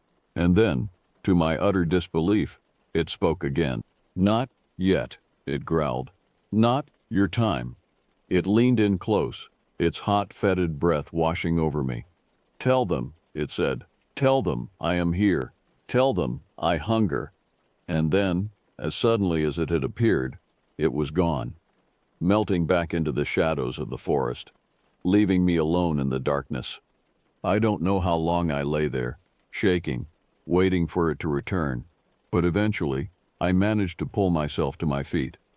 I found my shotgun, though it seemed like a pathetic defense now that I knew what I was up against. Somehow, I made it back to civilization. I've told my story, though few believe me. Those who do don't know what to do with the information. How do you fight something like that? Something that's not just a predator but a force of nature. I don't have those answers. All I know is that it's out there, waiting, watching, hungry. And someday, it will come for us all. In the months that followed my encounter in the dead zone, I tried to return to some semblance of normal life. But how could I, knowing what was out there? The creature's words haunted me. Tell them I am here. Tell them I hunger. I did tell them. I went to the authorities, to the media, to anyone who would listen. Most dismissed me as a crackpot, a man driven mad by isolation and tragedy. A few listened, but what could they do? How do you fight something that defies all natural laws? But word spread, as it always does in small towns. Whispers of a monster in the woods, of missing hikers and mutilated animals. Some believed, some didn't, but everyone became a little more cautious. The woods that had once been a place of beauty and adventure now held a sense of dread. I couldn't stay in my cabin anymore. Too many memories, too much fear. I moved into town, took a job at the local hardware store, tried to rebuild some kind of life. But always, I kept my eye on the forest. And then, about a year after my encounter, the disappearances started again. A group of campers vanished without a trace. Then a solo hiker. Then a pair of hunters. Each time the searches found nothing but torn campsites and those familiar terrible claw marks on the trees. The town was in a panic. The tourism that was the lifeblood of the community dried up. People started to leave, unable to live with the constant fear. Those who stayed walked around with haunted looks, jumping at shadows. I knew it was time. The creature was making its move, expanding its territory. It had to be stopped, or at least contained. But how? I went back to my research, poring over every scrap of information I could find. Old legends, folklore, anything that might give me a clue about what this thing was and how to fight it. And slowly, a plan began to form. There were stories, ancient tales from the indigenous people of the area, about a great evil in the woods. They spoke of a ritual, a way to bind the creature to a specific area. It wasn't a permanent solution, but it might buy us time. I gathered a group of believers, Frank the ex-ranger, a local Blackfeet shaman named John Rainwater, and a few others who had seen enough to know the threat was real. We prepared as best we could, gathering supplies and steeling our nerves for what was to come. The night we entered the woods was moonless, the darkness almost solid around us. We made our way to the clearing with the bone structure, our path lit only by flashlights and the warm glow of ritual candles. John began the ceremony, his voice rising and falling in an ancient chant. The air grew thick with the smell of sage and sweetgrass. And then, just as we had hoped and feared, the creature came. It burst into the clearing with a roar that shook the trees, its massive form even more terrifying than I remembered. But this time, we were ready. We had laid traps, blessed silver cables that tightened around its limbs as it charged. The creature howled in pain and rage, thrashing against its bonds. John's chanting grew louder, more insistent. I stood my ground, shotgun raised, as the others continued the ritual. The creature's eyes locked onto mine, filled with a hatred so intense it almost had physical weight. "You," it growled. "You dare—" "This ends now," I said, surprised by the steadiness in my voice. "You don't belong here. Go back to whatever hell you came from." The creature laughed, a sound like bones breaking. "I am eternal," it said. "I am the forest. I am—" Its words were cut off as John completed the ritual. A blast of energy, invisible but palpable, swept through the clearing. The creature screamed, a sound of pure agony that would haunt my nightmares for years to come. And then silence. The creature was gone, but not destroyed. We had bound it, trapped it within a specific area deep in the woods.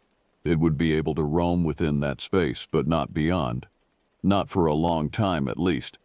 We made our way out of the forest as dawn broke, exhausted but victorious. The town celebrated when they heard the news, though few understood the true nature of what had happened. Life slowly returned to normal.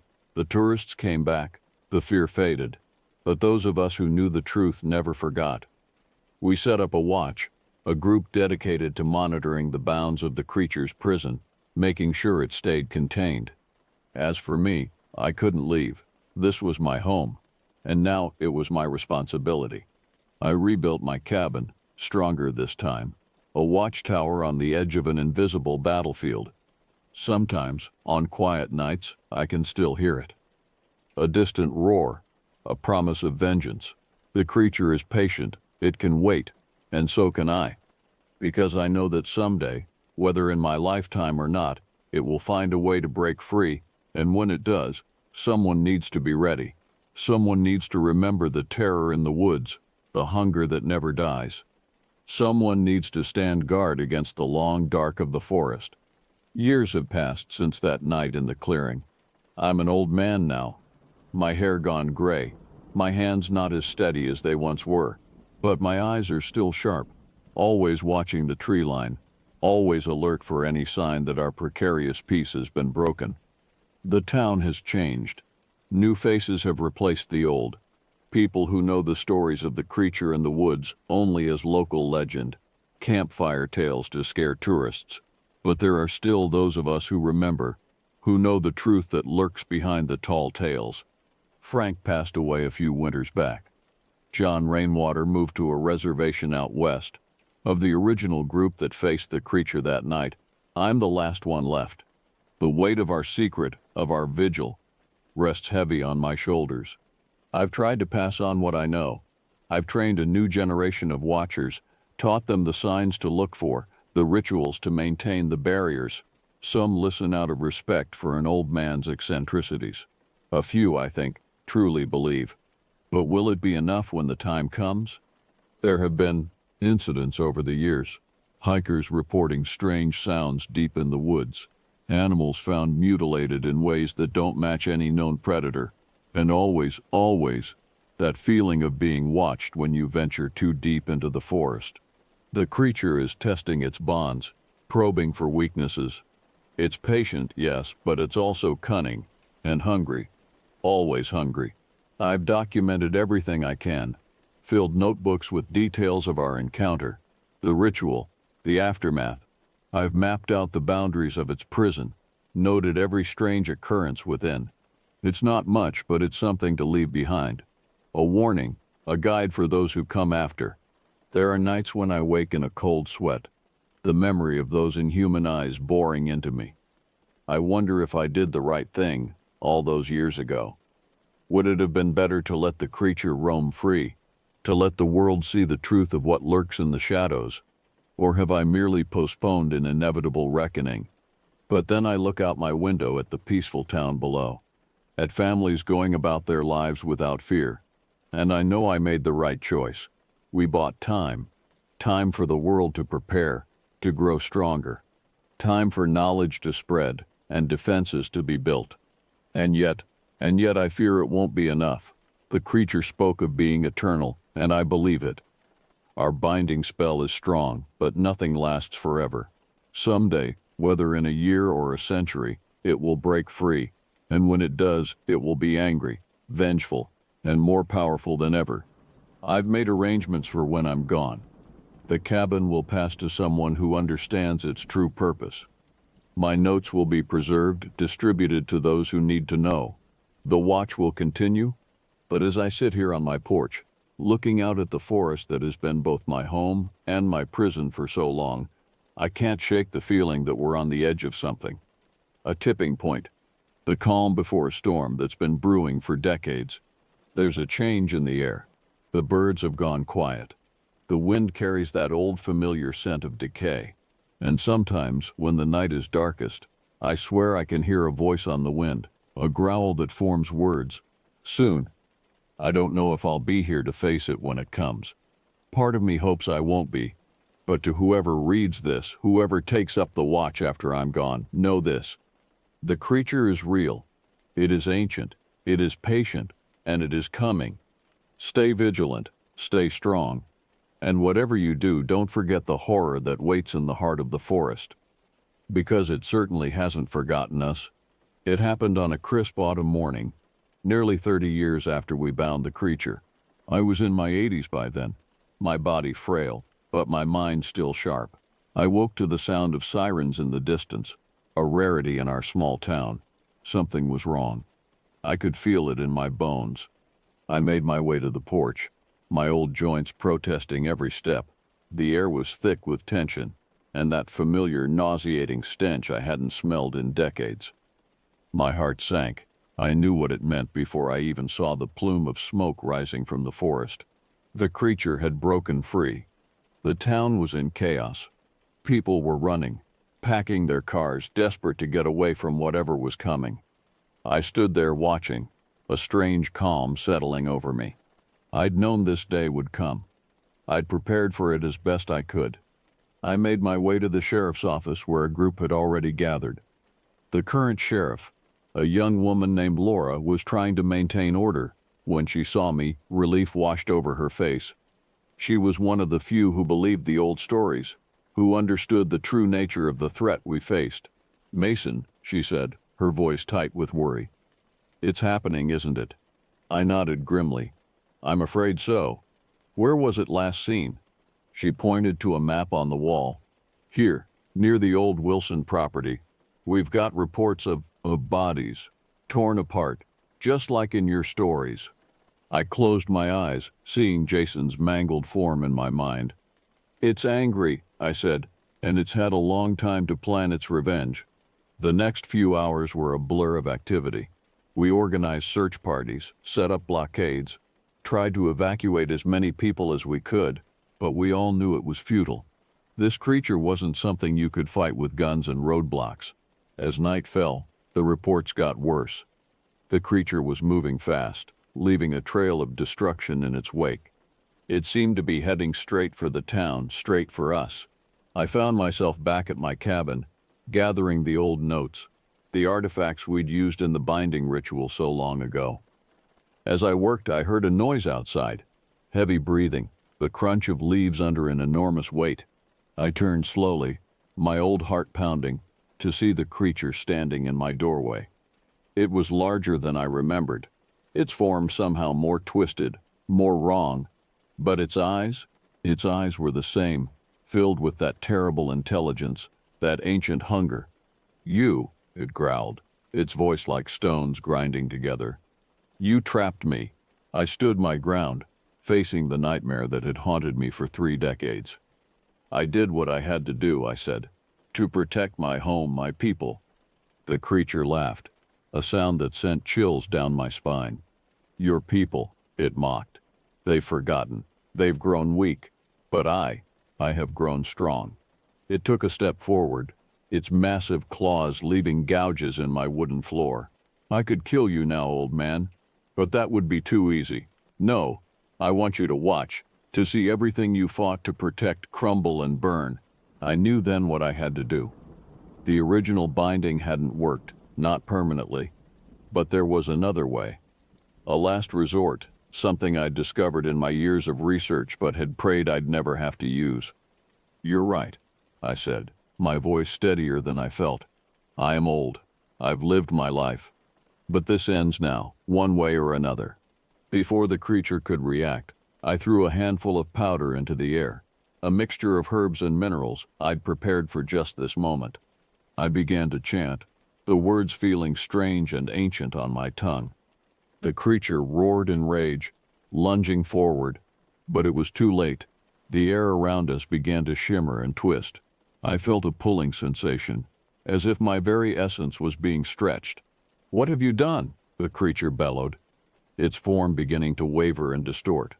"What I should have done years ago," I managed to say through gritted teeth. "If I can't destroy you, I'll take you with me.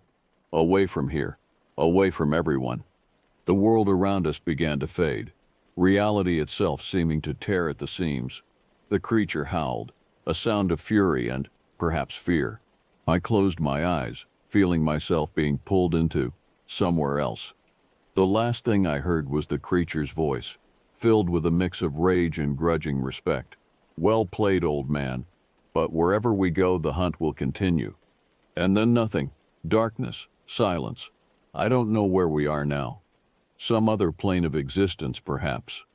A realm between realms. All I know is that the creature is here with me. And as long as I can keep it occupied, as long as I can keep running, it can't hurt anyone else. To whoever finds this journal, if anyone ever does, the threat is gone, at least for now. But stay vigilant, for if there's one thing I've learned, it's that evil never truly dies. It just waits for its moment to return. And when it does, you must be ready. 20 years have passed since Mason Herford's disappearance. The town of Redacted in western Montana has changed, grown, but never quite forgotten the terror that once lurked in its forests. The younger generation might laugh off the stories as local folklore, but there's always an undercurrent of unease, a wariness that keeps people from venturing too deep into the woods after dark. Sheriff Laura Connor, now in her 50s, sits at her desk, poring over Mason's old journals for what must be the 100th time. She's made it her life's work to continue his vigil, to keep the town safe from threats both mundane and otherworldly. A knock at her door startles her from her reverie. It's Deputy Mark Tanner, fresh-faced and eager, reminding her so much of herself when she first took this job. "Sheriff," he says, a hint of excitement in his voice, "you need to see this." He hands her a report, another animal attack. But something about this one is different. The claw marks are larger, the violence more extreme. And there's that smell the witnesses reported. Like decay and something. Laura feels a chill run down her spine. She looks up at Mark, sees the fear and confusion in his eyes. He's too young to remember, but she knows, she remembers. "Get your gear," she says, standing up and grabbing her jacket. "We're going out there." As they drive towards the site, Laura can't shake the feeling that this is just the beginning, that somehow, some way, the horror has found its way back. She thinks of Mason, of his sacrifice, of the stories he told her, the warnings he gave. She remembers his final words, scrawled hastily in his journal before he vanished. Evil never truly dies. It just waits for its moment to return. And when it does, you must be ready. Laura tightens her grip on the steering wheel. She is ready. She has to be. Because if Mason couldn't end this for good, then it's up to her, up to all of them, to keep the watch. To stand guard against the long dark of the forest. As they pull up to the crime scene, the wind shifts, carrying with it a familiar putrid scent. Laura steps out of the car, her hand instinctively moving to her weapon. In the distance, something moves in the shadows of the trees. The hunt begins anew. As Laura and Deputy Mark approach the crime scene, the forest seemed to close in around them. The trees loomed larger, their shadows deeper and more menacing than Laura remembered. The air grew thick with that sickly sweet odor of decay, bringing back memories she'd tried for years to suppress. "Sheriff," Mark called out, his voice tight with tension. "Over here." Laura made her way to where Mark stood, his flashlight beam illuminating a patch of ground that made her stomach churn. The earth was torn up, great furrows carved into the soil as if by massive claws. And there, half hidden in the undergrowth, was a body, or what was left of one. "Jesus," Mark whispered, turning away. Laura steeled herself and moved closer. The victim was unrecognizable, torn apart with a savagery that went beyond any natural predator. She'd seen this before, in old photographs and nightmares. This was the work of the creature. A twig snapped in the darkness beyond their flashlight beams. Both officers spun around, weapons drawn. For a long moment, there was only silence, broken by their ragged breathing and the distant call of an owl. Then they heard it, a low, rumbling growl that seemed to come from everywhere and nowhere at once. Laura felt the hairs on the back of her neck stand up. She knew that sound. She'd heard Mason describe it countless times. "Mark," she said, keeping her voice low and steady, "we need to leave, now." But it was too late. From the shadows burst a form so monstrous, so utterly wrong, that Laura's mind recoiled from the sight of it. It was the creature, exactly as Mason had described it, but somehow larger, more terrifying. Its eyes gleamed with malevolent intelligence as it regarded them. Mark fired, the sound of his gun deafening in the quiet forest. The creature jerked but didn't fall. Instead, it let out a roar that shook the trees and lunged forward. Laura pushed Mark out of the way, feeling the rush of air as the creature's claws barely missed them. They ran, crashing through the underbrush, the sound of the monster's pursuit close behind. As they ran, Laura's mind raced. How was this possible? Mason had sacrificed himself to take the creature away, unless it had found a way back. Or worse, what if it had never truly left? They burst out of the tree line onto the road where their car was parked. Laura fumbled with the keys, her hands shaking. Just as she got the door open, she heard Mark cry out.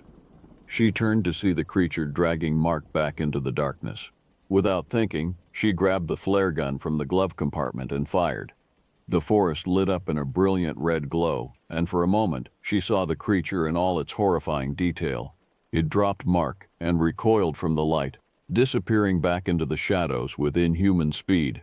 Laura helped Mark to his feet. He was bleeding but alive. As they sped back to town, Laura's mind was reeling. The creature was back, or maybe it had never truly left. Either way, the nightmare wasn't over. It was starting all over again. In the days that followed, Laura threw herself into research. She pored over Mason's journals, reached out to contacts he'd mentioned, trying to piece together what had happened and how to stop it. Reports of attacks increased. The town was gripped by fear once again. Laura organized patrols, set up barriers, but deep down she knew it wouldn't be enough. They needed a more permanent solution. It was during one of her late-night research sessions that she found it. Hidden in the margins of Mason's final journal entry, almost too faint to read, coordinates and a cryptic message. The source, the key, where it all began. Laura knew then what she had to do. She gathered a team, Mark, now recovered, a local historian who'd helped Mason years ago, and a few others who believed. They prepared as best they could, knowing they were likely walking into death itself. The coordinates led them deep into the wilderness, to a part of the forest so ancient and untouched it felt like stepping back in time. And there, in a clearing that pulsed with an energy that made their skin crawl, they found it. A portal, a tear in reality itself, shimmering with otherworldly light. They could see shapes moving on the other side, hear whispers in languages no human throat could produce. And they understood. This was where the creature had come from. This was the source of the evil that had plagued their town for generations. As they stood there, the creature appeared. But it wasn't alone. Dozens of its kind emerged from the shadows. A horde of nightmares made flesh. Laura looked at her team, saw the fear in their eyes, but also the determination. They knew what was at stake. With a nod, they began the ritual they'd prepared, using knowledge gleaned from Mason's notes and their own desperate research. The air crackled with energy. The creatures howled in fury, charging forward. But it was too late. The portal began to close, sucking the monsters back to whatever hell they'd crawled out of. In the chaos, Laura locked eyes with the original creature, the one that had haunted her town for so long. In its gaze, she saw recognition, hatred, and perhaps a flicker of respect. Then it was gone, the portal snapping shut with a sound like thunder. The forest was quiet once more. Laura and her team stood in stunned silence, hardly daring to believe it was over. But Laura knew better. She'd learned from Mason's mistakes. This wasn't an end. It was a respite, a temporary victory in an eternal war. As they made their way back to town, Laura began to plan. They would set up a permanent watch, train others, prepare for the day when the evil would inevitably try to return. Because that was the truth Mason had discovered, the lesson written in blood and terror. The darkness never truly goes away. It just waits for its moment to return. And when it does, they would be ready. Years have passed since that fateful night in the ancient forest.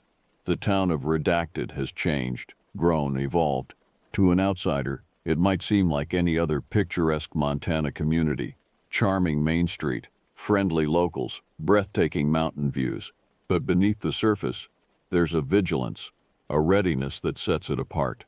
Laura Connor, now in her 70s, sits on the porch of the cabin that once belonged to Mason Herford. She's made it her home, her watchtower. The walls are lined with maps, charts, and notebooks filled with generations of knowledge about the darkness that once plagued their town. She's not alone in her vigil. Over the years, she's trained others. Mark Tanner, now the town sheriff, a group of trusted deputies, even some of the younger generation who showed an aptitude for sensing the otherworldly. They form a network, a thin line of defense against horrors most of the world doesn't even know exist. The portal remains closed, but they know it's not gone. Sometimes, on particularly dark nights, they can feel it pulsing like a malevolent heartbeat deep in the earth. And occasionally there are incidents. A hiker goes missing. An animal is found mutilated in ways that defy natural explanation. Each time Laura and her team investigate, always vigilant, always prepared for the worst. They've expanded their knowledge, reaching out to other communities, other watchers who guard against similar threats.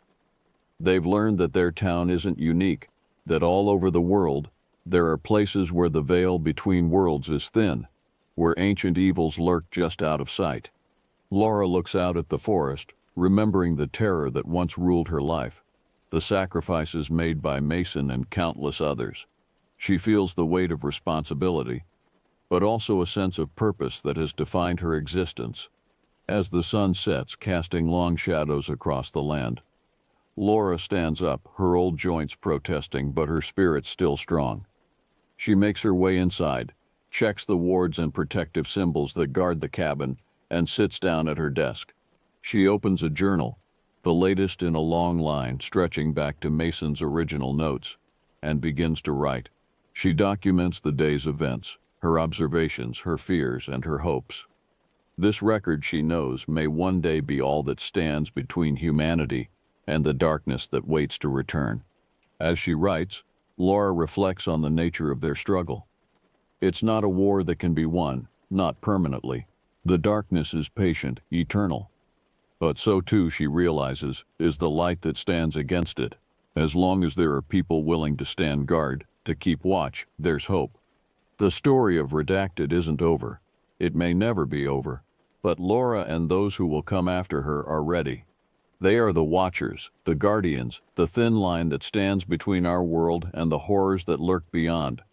And so the vigil continues. The eternal watch goes on. As the first light of dawn breaks over the Montana mountains, Laura sets down her pen.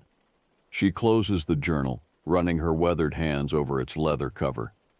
This volume, like all the others before it, holds the weight of history, of battles fought in the shadows, of a vigil kept through generations. A soft knock at the door pulls her from her reverie. It's Amelia, her great niece and chosen successor.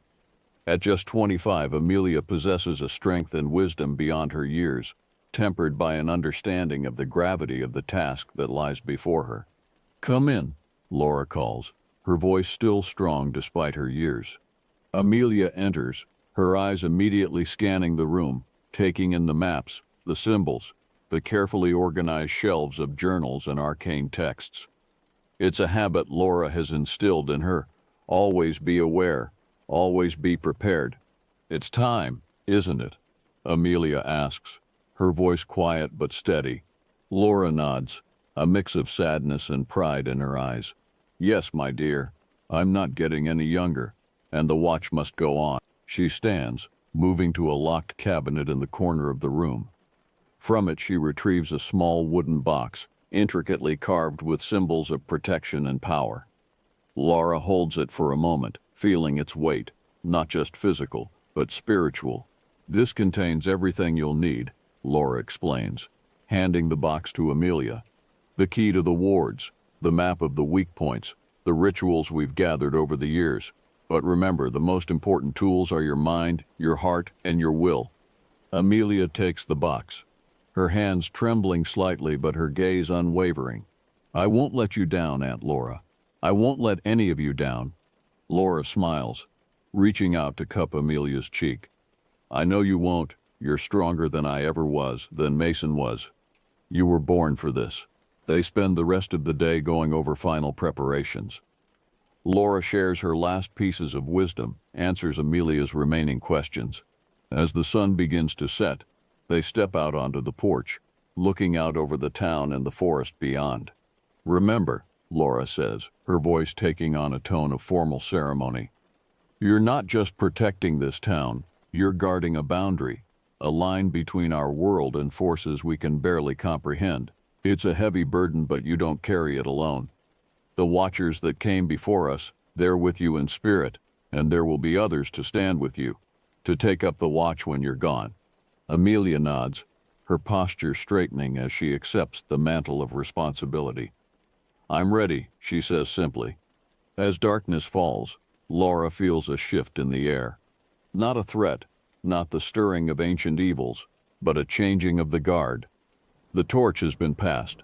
She knows her time is coming to an end, but Laura feels at peace.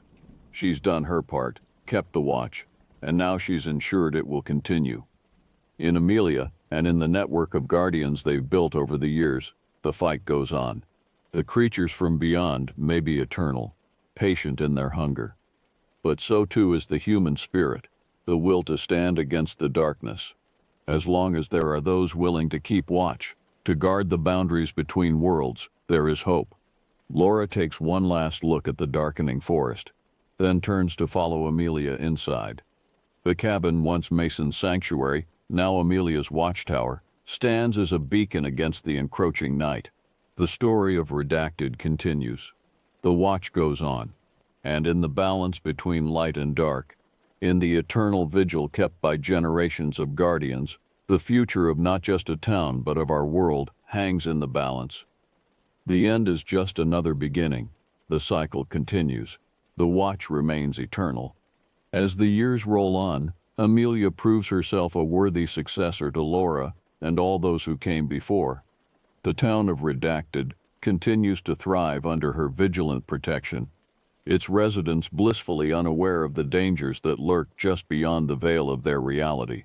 Amelia's network of watchers grows, spreading beyond the boundaries of their small Montana town.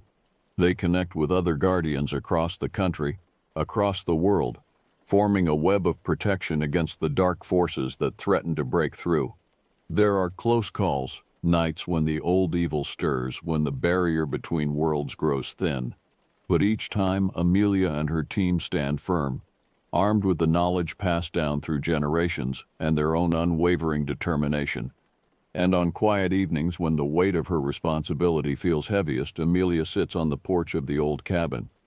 She looks out at the forest, feeling the presence of those who came before, Mason, Laura, and countless others whose names have been lost to time. Their strength flows through her, a reminder that she is but one link in an unbroken chain stretching back through history. In the town below, lights flicker on as night falls.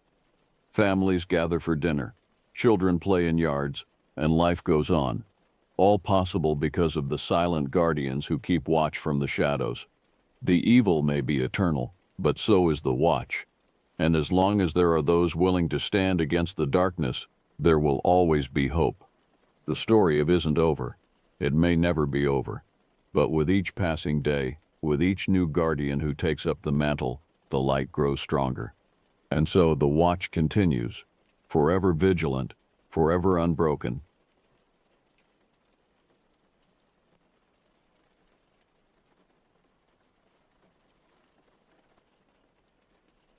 This happened in the summer of 1984. I had just turned 28, and life seemed full of possibility. My name is Timothy O'Shaughnessy, and this is the story of how a simple hiking trip turned into a nightmare that would haunt me for decades to come.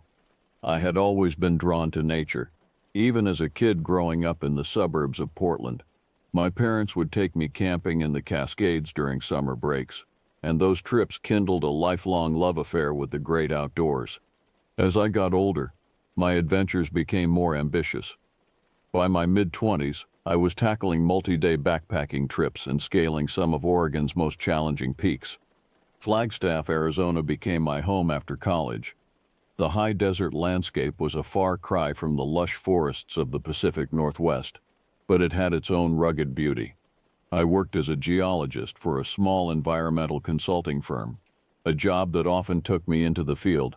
Whether I was collecting soil samples or mapping rock formations, I relished any excuse to be outside. It was during one of these work trips that I met Orson Caldwell.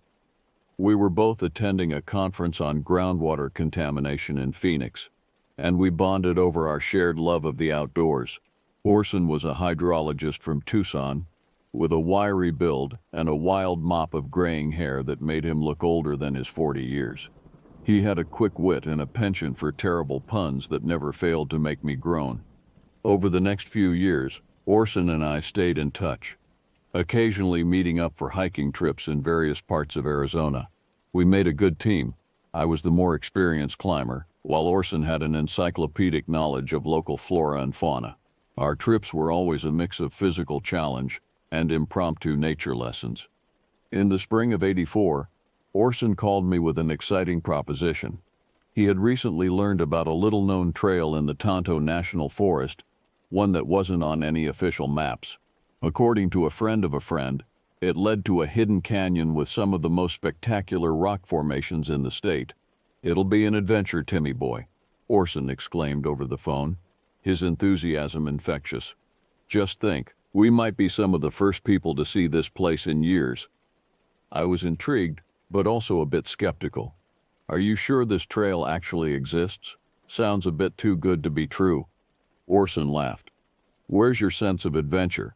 Besides, I've got rough directions. It'll be like a treasure hunt." I couldn't resist the allure of exploring uncharted territory. We made plans to meet up in 2 weeks, on the first weekend of June. Little did I know that this decision would change the course of my life forever. The 2 weeks leading up to our trip passed in a blur of preparation and anticipation. I pored over topographic maps of the area, trying to pinpoint the location of this mysterious canyon, based on Orson's vague directions. I also took inventory of my gear, replacing worn items and stocking up on essentials. As the departure date drew near, a strange sense of unease began to gnaw at me. I chalked it up to pre-trip jitters. But looking back, I wonder if it was some kind of subconscious warning. The night before I left Flagstaff, I had a vivid nightmare that left me shaken. In the dream, I was wandering through a dark forest. The trees seemed to whisper as I passed, their branches reaching out like gnarled fingers. I came to a clearing where a massive, twisted tree stood. Its trunk was split open, revealing a pulsing, sickly green light. As I approached, I saw movement inside the trunk, something large and inhuman. I woke up in a cold sweat, my heart racing. I almost called Orson to cancel, but I knew he'd just laugh it off. Besides, I told myself, it was just a stupid dream. I'd been watching too many late-night horror movies.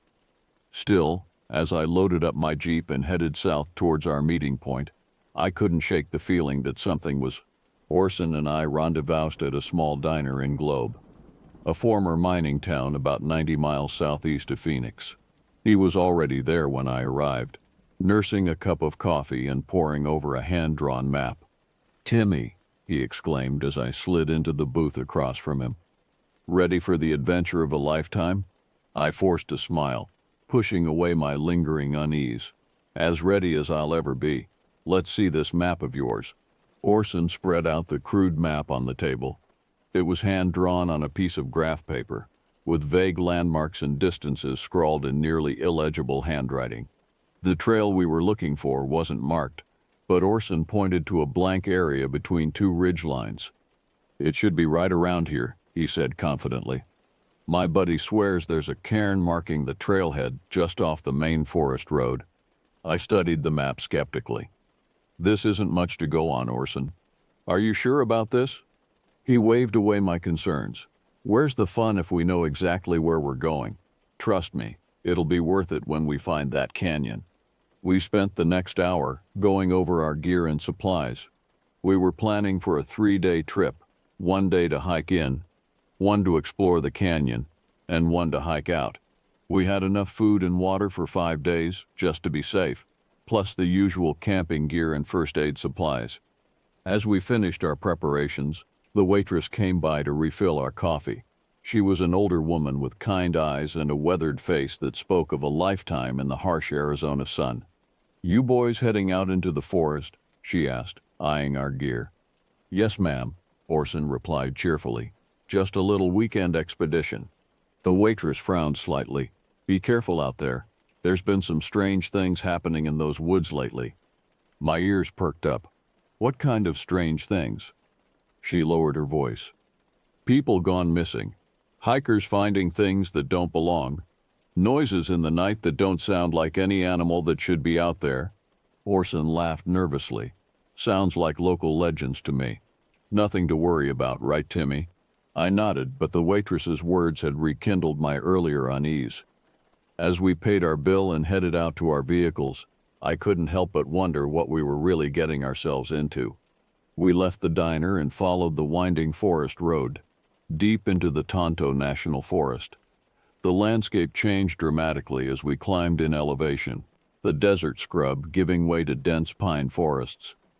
The air grew cooler and heavy with the scent of sap and decaying leaves. After about an hour of driving, we reached the general area where the trailhead was supposed to be. We parked our vehicles in a small turnout and began searching for the cairn that would mark the start of our journey. It took nearly an hour of combing the area before Orson let out a triumphant shout. "Found it!" I made my way over to where he was standing. Sure enough, there was a small pile of rocks just off the road, partially hidden by a scrub oak. It didn't look like much, but it was the only sign we'd seen that matched the description. We shouldered our packs and set off into the forest. The trail was little more than a faint game path, barely visible in places.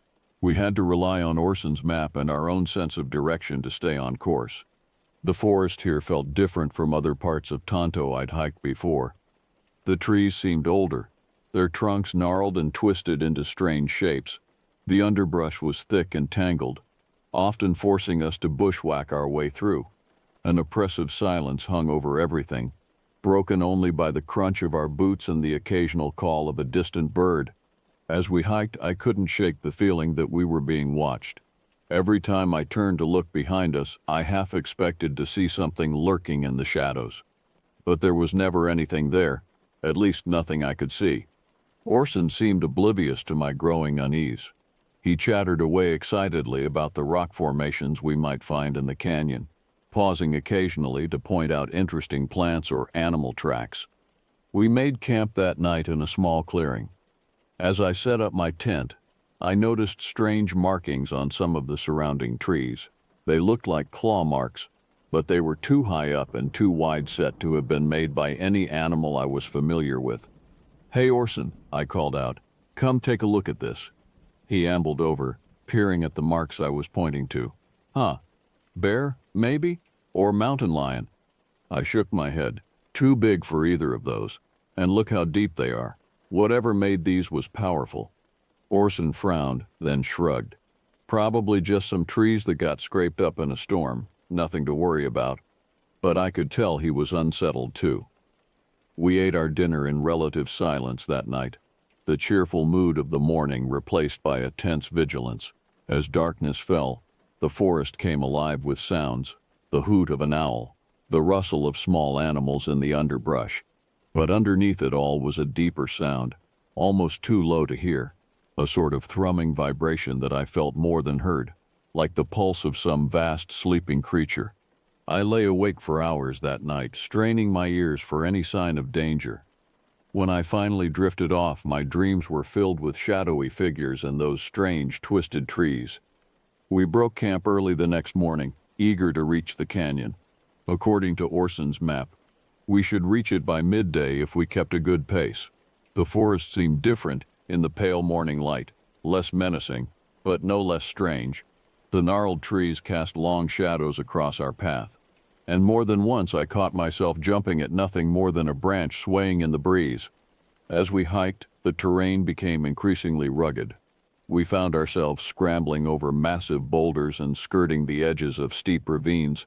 The vegetation changed too, becoming sparser and more twisted. Some of the plants looked almost alien, ferns with leaves that seemed to writhe when you weren't looking directly at them. flowers with too many petals arranged in impossible geometries. It was nearing noon when we heard the sound of running water. We pushed through a dense thicket and suddenly found ourselves on the edge of a vast canyon. The view took my breath away. Sheer cliffs of red and orange rock plunged hundreds of feet to a ribbon of water far below. Bizarre rock formations dotted the landscape, spiraling columns, precarious arches, and shapes that seemed to defy the laws of physics. But it wasn't just the natural beauty that caught my attention. There was something else, something that made the hair on the back of my neck stand up. The rocks were covered in carvings, hundreds, maybe thousands of them. They didn't look like any Native American petroglyphs I'd ever seen. The symbols were angular and alien, almost painful to look at directly, and they seemed to move when viewed from the corner of my eye, shifting and rearranging themselves in impossible ways. "Orson," I said, my voice barely above a whisper, "are you seeing this?" He nodded slowly, his face pale. What are they?" I shook my head. "I don't know, but I've got a bad feeling about this place." We should have turned back then. Every instinct was screaming at me to get as far away from that canyon as possible, but curiosity and stubbornness won out. We decided to make our way down to the canyon floor to get a closer look at the carvings. The descent was treacherous. The path, if you could call it that, was little more than a series of narrow ledges and steep scree slopes. More than once I nearly lost my footing and went tumbling into the abyss. As we neared the bottom, the thrumming I'd felt the night before returned, stronger now. It seemed to be coming from the very rock itself, a deep, primal rhythm that made my teeth ache and my vision blur. We were about halfway down when Orson suddenly let out a strangled cry. I turned to see him pointing at something on a nearby ledge. At first, I couldn't make sense of what I was seeing. It looked like a tangle of bleached driftwood, oddly out of place in this arid landscape. But as my eyes focused, I realized with growing horror what it really was. Bones, human bones, twisted and fused together in impossible ways. Skulls with too many eye sockets, rib cages that spiraled like seashells, femurs bent into perfect right angles, and among the bones, glinting in the harsh sunlight, were scraps of modern clothing and the remains of camping gear. I stumbled backward, my stomach heaving. Orson was frozen in place, his eyes wide with terror. "We need to get out of here," I managed to choke out. "Now!" But before we could move, a sound echoed through the canyon, a sound that would haunt my nightmares for years to come. It was like a scream, but no human throat could have produced it. It started low and guttural, then rose to a piercing shriek that seemed to come from everywhere at once. The very air around us seemed to vibrate with its intensity. And then, from the shadows of a nearby crevice, something began to emerge. What happened next is difficult for me to describe, even after all these years. My mind rebels against the memory, trying to rationalize it into something comprehensible. But there was nothing rational about what we saw that day. The thing that emerged from the crevice defied categorization. It was vaguely humanoid in shape, but that's where any resemblance to humanity ended. Its body seemed to be in a constant state of flux, shifting and reforming like smoke given solid form. Limbs appeared and disappeared at random, and what I think was its head housed a cluster of writhing tentacles where a face should have been. But it was the eyes that truly terrified me. Not the small, beady eyes that blinked in and out of existence across its ever-changing form, but the large, intelligent eyes that regarded us with unmistakable malevolence. They were a deep, swirling green like pools of toxic waste, and they held an ancient, alien intelligence that made me feel small and insignificant. For a moment that stretched into eternity, we stood frozen, locked in a silent standoff with this impossible creature. Then Orson broke the spell with a terrified whimper, and all hell broke loose. The creature let out another of those bone-chilling screams and lunged towards us with impossible speed. I grabbed Orson's arm and yanked him backwards, nearly sending us both tumbling off the narrow ledge. "Run!" I yelled, my voice cracking with fear. We scrambled back up the path we had come down, slipping and sliding on the loose scree. The creature pursued us, moving in a way that defied physics. It flowed over the rocks like liquid, then suddenly solidified to leap impossible distances. All the while, it emitted a cacophony of sounds, screeches, growls, and things I can only describe as the auditory equivalent of static. I lost all sense of time and direction as we fled. My world narrowed to the path in front of me and the terrifying presence behind us. Orson was gasping for breath beside me, his face a mask of terror. We burst out of the canyon and back into the forest. But the nightmare was far from over. The trees themselves seemed to have come alive, their branches reaching out to snag our clothing and hair. The ground beneath our feet writhed and buckled, making every step a challenge. I don't know how long we ran. It could have been minutes or hours. My lungs burned and my legs felt like lead. But the fear of what was behind us kept us going long past the point of exhaustion. Finally, mercifully, we broke through the tree line and found ourselves back at the forest road where we had parked. Our vehicle sat there, dusty and innocuous, like relics from another world. We didn't hesitate. We dove into our respective vehicles and peeled out onto the road, gravel spraying behind us. In my rearview mirror, I caught a final glimpse of the forest. For a moment, I thought I saw a dark shape at the edge of the trees, those toxic green eyes glaring balefully. Then we rounded a bend, and it was gone. The drive back to Globe passed in a blur. Neither of us spoke. We were too shell-shocked to put our experience into words. We parted ways at the same diner where we had started our trip, exchanging only a brief, haunted look before going our separate ways. The days and weeks that followed were some of the hardest of my life. I was plagued by nightmares, reliving the terror of that day over and over. During my waking hours, I jumped at every shadow, convinced that the creature had somehow followed me back to civilization. I tried to rationalize what had happened. Maybe we had stumbled upon some kind of secret government experiment, or perhaps we had accidentally ingested some hallucinogenic plant and shared a vivid hallucination. But deep down, I knew the truth. What we had encountered was something beyond human understanding, something that shouldn't exist in our reality. I became obsessed with finding answers. I spent countless hours researching cryptozoology, fringe science, and occult lore. I pored over old maps of the Tonto National Forest, trying to pinpoint the exact location of that cursed canyon. But it was as if the place had vanished entirely. None of the maps showed anything resembling what we had seen. My work suffered. I found it hard to concentrate on mundane geological surveys when I knew there were such impossible things lurking in the wilderness. My colleagues noticed the change in me, the dark circles under my eyes, the way I would sometimes zone out in the middle of conversations, lost in the memory of that day. I tried to contact Orson several times in those first few months, but he never returned my calls. Eventually, I heard through mutual acquaintances that he had quit his job and moved away, leaving no forwarding address. Part of me was relieved. I didn't know if I could face him again, to see the same haunted look in his eyes that I saw every time I looked in the mirror. As the months turned into years, the intensity of the memories began to fade. The nightmares became less frequent, though they never went away entirely. I was able to return to some semblance of a normal life, but I was forever changed. I never went hiking or camping again. The wilderness, once a source of joy and renewal, now held only terror for me. But the questions remained, gnawing at the edges of my mind. What was that creature? Where did it come from? And most chillingly, were there more of them out there? It was nearly 5 years after that fateful trip when the letter arrived.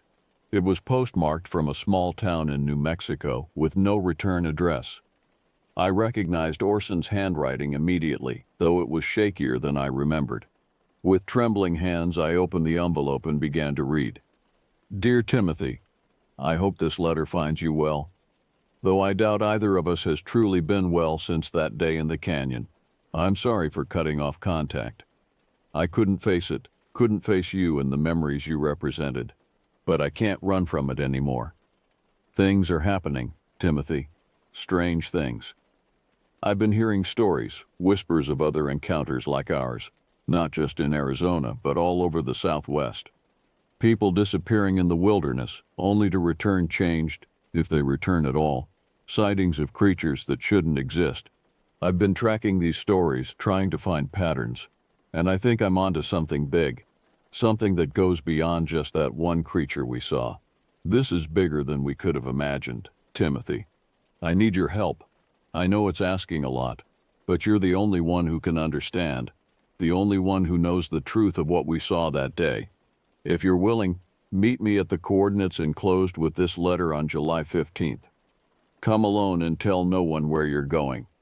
I know how paranoid this sounds, but trust me, it's necessary. I hope to see you soon, old friend. We have work to do. Orson. I sat there for a long time after reading the letter, my mind a whirl of conflicting emotions.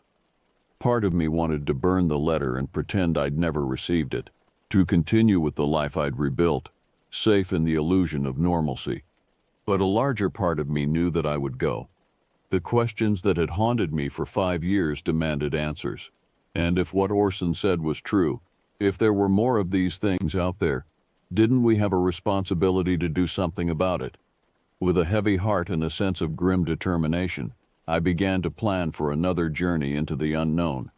The coordinates Orson provided led me to a remote cabin in the Gila National Forest of New Mexico. As I pulled up the rutted dirt road, my heart pounding with a mixture of anticipation and dread, I saw a familiar figure standing on the porch. Orson had aged far more than the 5 years since I'd last seen him would account for.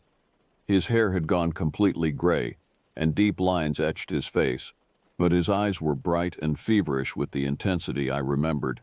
"Timothy," he said as I got out of my car, "you came. I wasn't sure you would."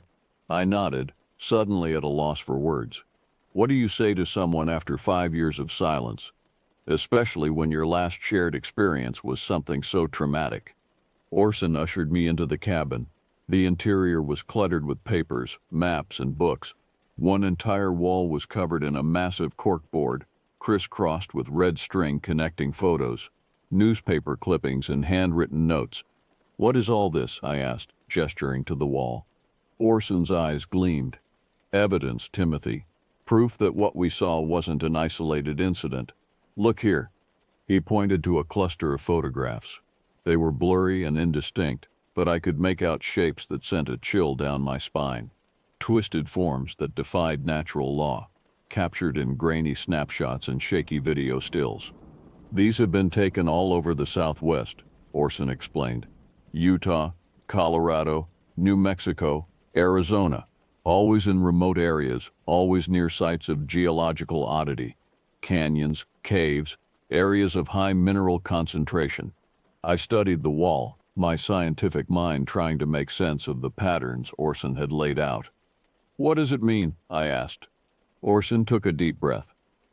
I think these creatures aren't from our world, Timothy. I think they're breaking through from somewhere else. The canyons, the caves, they're weak points, places where the barrier between realities is thin." It sounded crazy, but after what we had seen, could I really discount anything? "There's more," Orson continued. He pulled out a thick file folder and handed it to me. "Missing persons reports. Hundreds of them, all from the same general areas as the sightings. But look at this." He flipped to a section near the back. My blood ran cold as I recognized the faces staring back at me from the photographs. They were people I had seen in the news, people who had been found after going missing in the wilderness, but they were changed.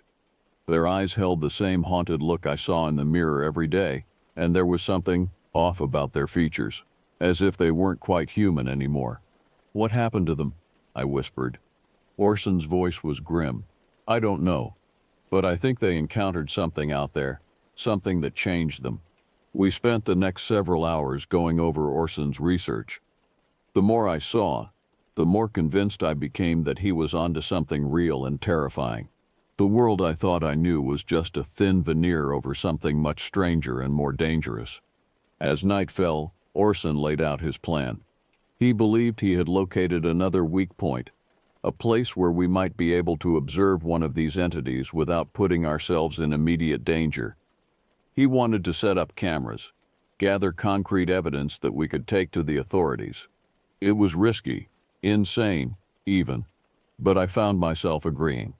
We had stumbled onto something huge, something that threatened the very fabric of reality as we understood it. We couldn't just ignore it. As we made our preparations for the expedition, I couldn't shake the feeling that we were stepping off the edge of a cliff into an abyss of unknown depth. But there was no turning back now. Whatever lay ahead, we would face it together. The next morning, we set out at dawn. Orson's truck was loaded with camping gear, scientific equipment, and enough cameras to document a small war.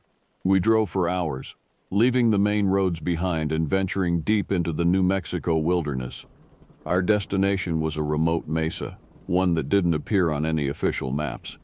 As we approached, I began to feel the same sense of wrongness that had permeated the air in that Arizona canyon 5 years ago. The landscape seemed to shimmer and shift at the edges of my vision, and that low thrumming vibration I remembered so well began to pulse through the air. We made camp about a mile from the mesa's base, not wanting to get too close until we had a chance to survey the area. As we set up our equipment, I noticed strange patterns in the rocks around us. They looked almost like the carvings we had seen in the canyon, but more subtle, as if they had been worn down by millennia of wind and rain. As night fell, the feeling of otherworldliness intensified. The stars overhead seemed too bright, too close, and they appeared to move in ways that defied astronomical logic. The air itself felt thick and heavy, as if we were breathing something more substantial than mere oxygen. We took turns keeping watch, our cameras trained on the mesa. For hours, nothing happened. Then, just as I was about to suggest we call it a night, Orson grabbed my arm. "Look," he whispered, pointing towards the mesa's summit. At first I saw nothing. Then, slowly, a shape began to coalesce out of the darkness. It was similar to the creature we had encountered in Arizona, but different too. This one was larger, its form more stable, though still in a constant state of flux. It moved with a terrible grace, flowing across the rocky terrain like liquid shadow. Our cameras whirred and clicked, capturing image after image. I prayed that at least some of them would turn out, that we would finally have concrete proof of what we were seeing. But then things took a turn for the worse. The creature suddenly stopped its meandering path and turned in our direction. Even from this distance, I could feel the weight of its gaze. It knew we were there. "We need to go," I said, my voice tight with fear. "Now." Orson nodded, his face pale in the starlight. We began to hastily pack up our gear, but we weren't fast enough. A scream rent the air, that same terrible, reality-warping sound I remembered from 5 years ago. The creature was coming for us. We abandoned most of our equipment, grabbing only the cameras and our most essential gear before making a run for the truck. Behind us, I could hear the sound of rock shattering and trees splintering as the creature gave chase. We reached the truck and peeled out onto the rough dirt road, the vehicle bouncing and shuddering under us. In the rearview mirror, I caught glimpses of a massive, writhing shape pursuing us, moving far faster than anything that size should be able to. Orson drove like a man possessed, taking turns at breakneck speeds and bouncing over rocks that threatened to tear out the truck's undercarriage. All the while, that unearthly scream echoed behind us, sometimes fading, sometimes growing terrifyingly close. I don't know how long we drove. It felt like hours, but it could have been minutes. Finally, as the first light of dawn began to paint the eastern sky, the sounds of pursuit faded away. We had escaped. For now.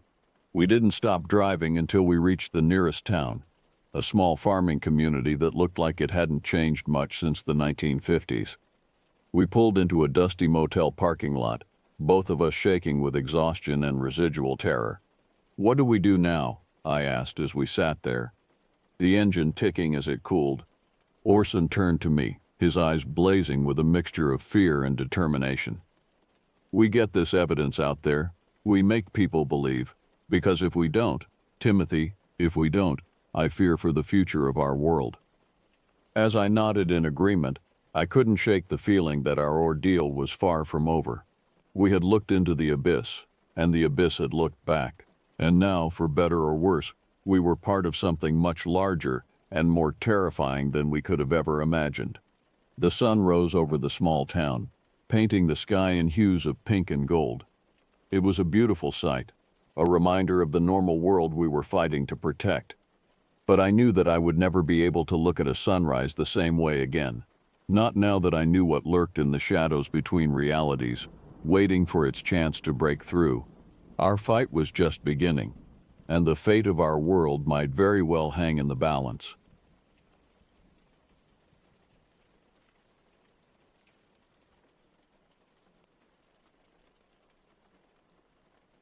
I'd always been drawn to isolated places, the kind of locations that required hours of rough driving and careful planning just to reach. The more remote, the better. That's what made me choose landscape photography as my profession in the first place. You can't capture anything meaningful by following the crowds to overlook parking lots and paved trails. The real beauty exists in places where humanity hasn't yet left its permanent mark. When March rolled around in 2018, I saw my window. Combe Ridge would be relatively empty for another few weeks before the spring tourist season brought RVs and families with their portable speakers and Instagram poses. I wanted to capture Black Rock Arch at sunrise, lit up by that fleeting, perfect morning glow that only exists for maybe 20 minutes if you're lucky. To get that shot, I'd have to camp miles from civilization, hauling my gear into the backcountry and spending at least 2 nights alone under the stars. The solitude didn't concern me. In fact, I craved it.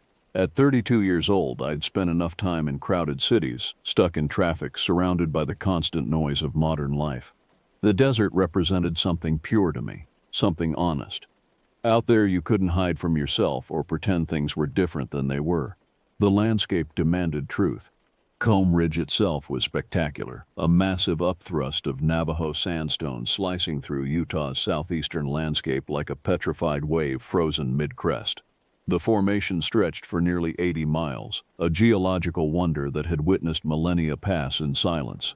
Getting there wasn't easy, but the Bureau of Land Management maintained primitive campsites scattered near the ridge, accessible via a rough gravel road that wound through juniper forests and across dry washes. I'd studied the maps for weeks, choosing the furthest campsite, the one that promised true isolation. No neighboring sites within miles, no through traffic. Nothing between me and the vast expanse of high desert sky. Perfect for photography, perfect for the kind of deep silence I needed. I turned off US Route 163 late in the afternoon, my truck bouncing and rocking as the tires rolled over washboard ruts and loose stones. The suspension creaked with each impact. Junipers blurred past in dark green streaks, their twisted trunks casting long shadows across the road. The canyon walls glowed orange in the dropping sun, layers of ancient sediment painted in shades of rust and amber. 40 minutes of slow, careful driving brought me to the campsite. My headlights cut through the fading light, illuminating a small clearing tucked near the mouth of a dry wash. Combe Ridge loomed behind, its massive sandstone face catching the last rays of sunlight. The spot was exactly as I'd hoped, empty, quiet, and beautifully remote. After setting up my tent, I sat by the small fire ring someone had constructed from desert stones, heating water for dinner on my portable stove. The dehydrated meal tasted like cardboard, but I barely noticed. Above me, the night sky deepened through shades of violet and indigo, and then stars began to emerge. First dozens, then hundreds, then thousands, until the Milky Way stretched overhead like a river of light. The world around me was utterly silent except for the soft hiss of my stove and somewhere far off in the distance the faint chorus of coyotes singing to each other across the empty miles. Their voices rose and fell in eerie harmonies that seemed to echo off the canyon walls. I felt completely alone and completely at peace, exactly what I'd been seeking. Around midnight, I crawled into my sleeping bag and switched off my headlamp. Darkness flooded in immediately, absolute and total. This far from any light pollution, night meant true blackness, the kind that makes you understand why our ancestors feared the dark. But I'd camped alone dozens of times. The darkness didn't bother me. If anything, I found it comforting, like being wrapped in a heavy blanket. Sleep came quickly. I drifted off listening to the wind moving through the junipers, a gentle rustling that sounded almost like breathing. I don't know what woke me. At first I lay perfectly still in my sleeping bag, eyes open but seeing nothing in the pitch-black interior of my tent. My heart was already beating faster, some primal part of my brain registering danger before my conscious mind caught up. I listened intently, trying to identify what had pulled me from sleep. Silence. Complete silence. Even the wind had stopped. Then I heard it, the soft crunch of gravel, faint but distinct, like careful footsteps circling the perimeter of my campsite. My pulse quickened, thudding heavily in my ears. I held my breath, straining to hear better. The sound came again. Crunch, pause, crunch, pause, slow, deliberate steps moving around the outside of my tent in a wide circle. Wildlife, I told myself. A deer, or maybe a stray cow wandering through. The BLM land was open range, and cattle sometimes roamed through these remote areas. That would explain the cautious steps, the hesitation. Animals moved carefully at night, testing each footfall. But the longer I listened, the less certain I became. The pattern was too regular, too purposeful. Animals wandered erratically, following scents or sounds, zigzagging as they explored. These footsteps maintained a steady rhythm, circling my campsite in what seemed like a deliberate perimeter. I reached for my headlamp with a trembling hand and unzipped the tent flap as quietly as I could. The zipper seemed impossibly loud in the silence. Peering out into the night, I blinked rapidly, trying to adjust to the darkness beyond the reach of my light. A light breeze had picked up, rustling through the junipers. The beam of my headlamp swept across the campsite, illuminating my truck, my gear, the fire ring. Everything looked exactly as I'd left it. No animals, no movement, no explanation for the sounds that had woken me. Hello? I called out softly, immediately feeling foolish. My voice seemed to be absorbed by the darkness, swallowed up before it could travel more than a few feet. No response, just the wind and the creaking of juniper branches. I stepped out of my tent fully, my bare feet sinking into the cold sand. The temperature had dropped significantly since sunset, and I shivered in my t-shirt and boxers. Shining my headlamp in a slow circle around the campsite, I searched for tracks, for any sign of what might have been walking around my tent. The sand was mostly undisturbed. I could see my own footprints from earlier, leading from my truck to the tent to the fire ring, but nothing else. No deer tracks, no cow prints, nothing that would explain what I'd heard. The feeling of being watched pressed down on me, a physical sensation like invisible eyes tracking my every movement. The hair on the back of my neck stood up, and I suddenly felt very exposed, very vulnerable, standing alone in the darkness miles from another human being. I retreated to my tent, zipping the flap tight and pulling my sleeping bag up to my chin. My hand found the knife I always kept in my gear bag, and I placed it beside my pillow. The cold metal was oddly comforting. It took a long time for sleep to return. I lay there listening, every nerve on high alert, jumping at the slightest sound. Eventually, exhaustion won out over vigilance, and I drifted into restless, dream-filled sleep. Morning light filtering through the tent fabric woke me. I lay still for a moment, groggy and disoriented, then remembered the previous night. The memory seemed less frightening in daylight, probably just my imagination running wild in the isolation, I told myself. I unzipped the tent and stepped outside, stretching my stiff muscles. The desert morning was beautiful, the air crisp and clean, the sky a perfect unmarked blue. Then I looked around my campsite and froze. The firewood I had stacked neatly beside the fire ring was scattered across the clearing, pieces tossed several feet in different directions. My water bottles, which I'd left lined up beside my truck, were knocked over, and my tent flap, which I distinctly remembered zipping completely closed when I went back inside, was now halfway open, the zipper pulled down nearly to the bottom. I stood there trying to make sense of what I was seeing. Wind could have knocked over the water bottles, I supposed, though they were heavy 5-gallon containers that shouldn't have toppled easily. But wind didn't scatter firewood in multiple directions, and it certainly didn't unzip tents. Unease settled deep in my chest, cold and heavy. I walked slowly around the campsite, examining everything carefully. My gear appeared otherwise untouched. My camera equipment was secure in my truck. Nothing was missing or obviously disturbed beyond the firewood and water bottles. I knelt down, studying the sand around my tent more carefully in the daylight. My own footprints were clear, along with something else, parallel drag marks, as if something had been pulled across the sand. The marks led from my tent toward the wash, then disappeared into the rocky ground. My hands shook slightly as I made coffee on my camp stove, trying to rationalize what I was seeing. Maybe an animal had investigated the campsite, knocking things around. The tent zipper could have been partially open all along, and I simply misremembered closing it fully. The drag marks could be from when I'd pulled my gear bag across the sand the previous day. But even as I constructed these explanations, I didn't believe them. Something had been here during the night. Something had been in my campsite, moving through my things while I slept mere feet away. I spent the rest of the morning trying to focus on why I'd come here, the photography. I hiked out toward Black Rock Arc, camera gear weighing heavily on my back, studying the light and planning my shots. The physical activity helped calm my nerves. In the daylight, surrounded by the stunning beauty of the sandstone formations, my fears seemed overblown. By late afternoon, I was positioned on a ledge overlooking the sweeping expanse of Combe Ridge, capturing the play of light and shadow across the layered stone. Through the viewfinder, the world narrowed down to composition and exposure, manageable and comprehensible. Behind the camera, I felt in control again.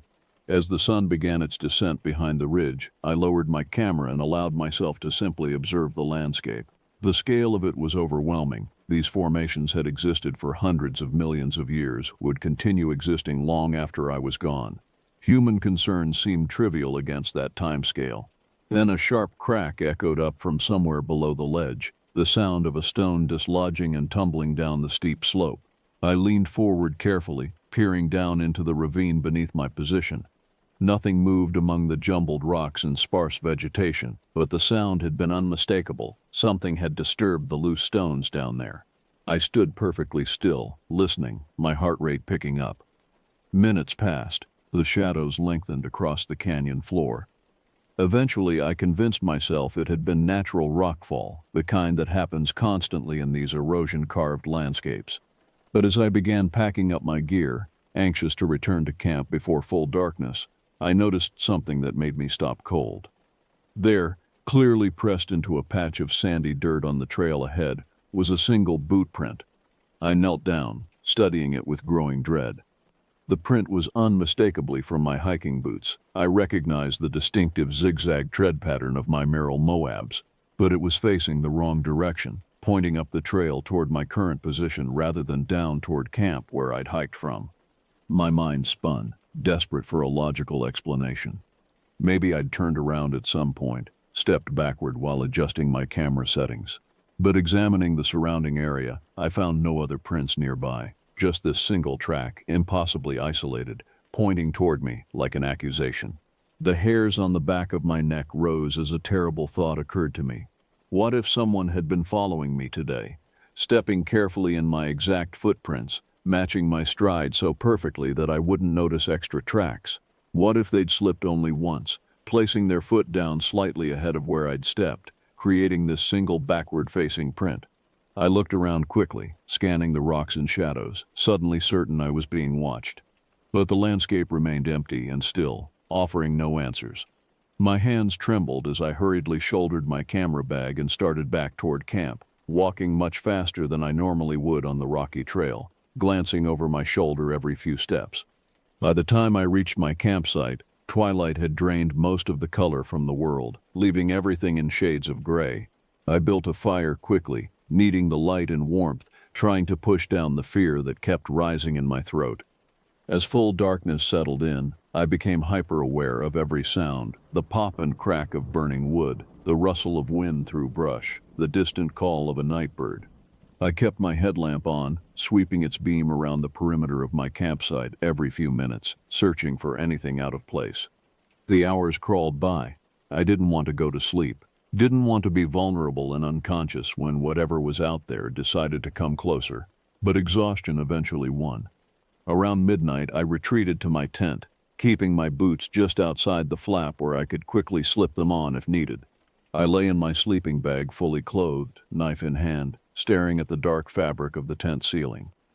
Sleep felt impossible. My body was tense, ready to move at the slightest provocation.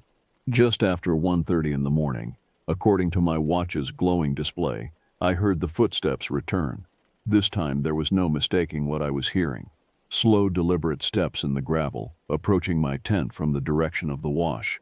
Each footfall was distinct and intentional, nothing like the random movements of an animal.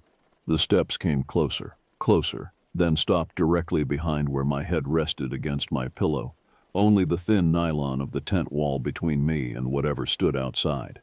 Fear paralyzed me completely. I couldn't move, couldn't breathe, couldn't think. My heart hammered so hard I worried it might burst. Every instinct screamed at me to run, but I couldn't make my muscles respond. Then I heard it, a long, deep breath, like someone exhaling after holding their breath for a long time.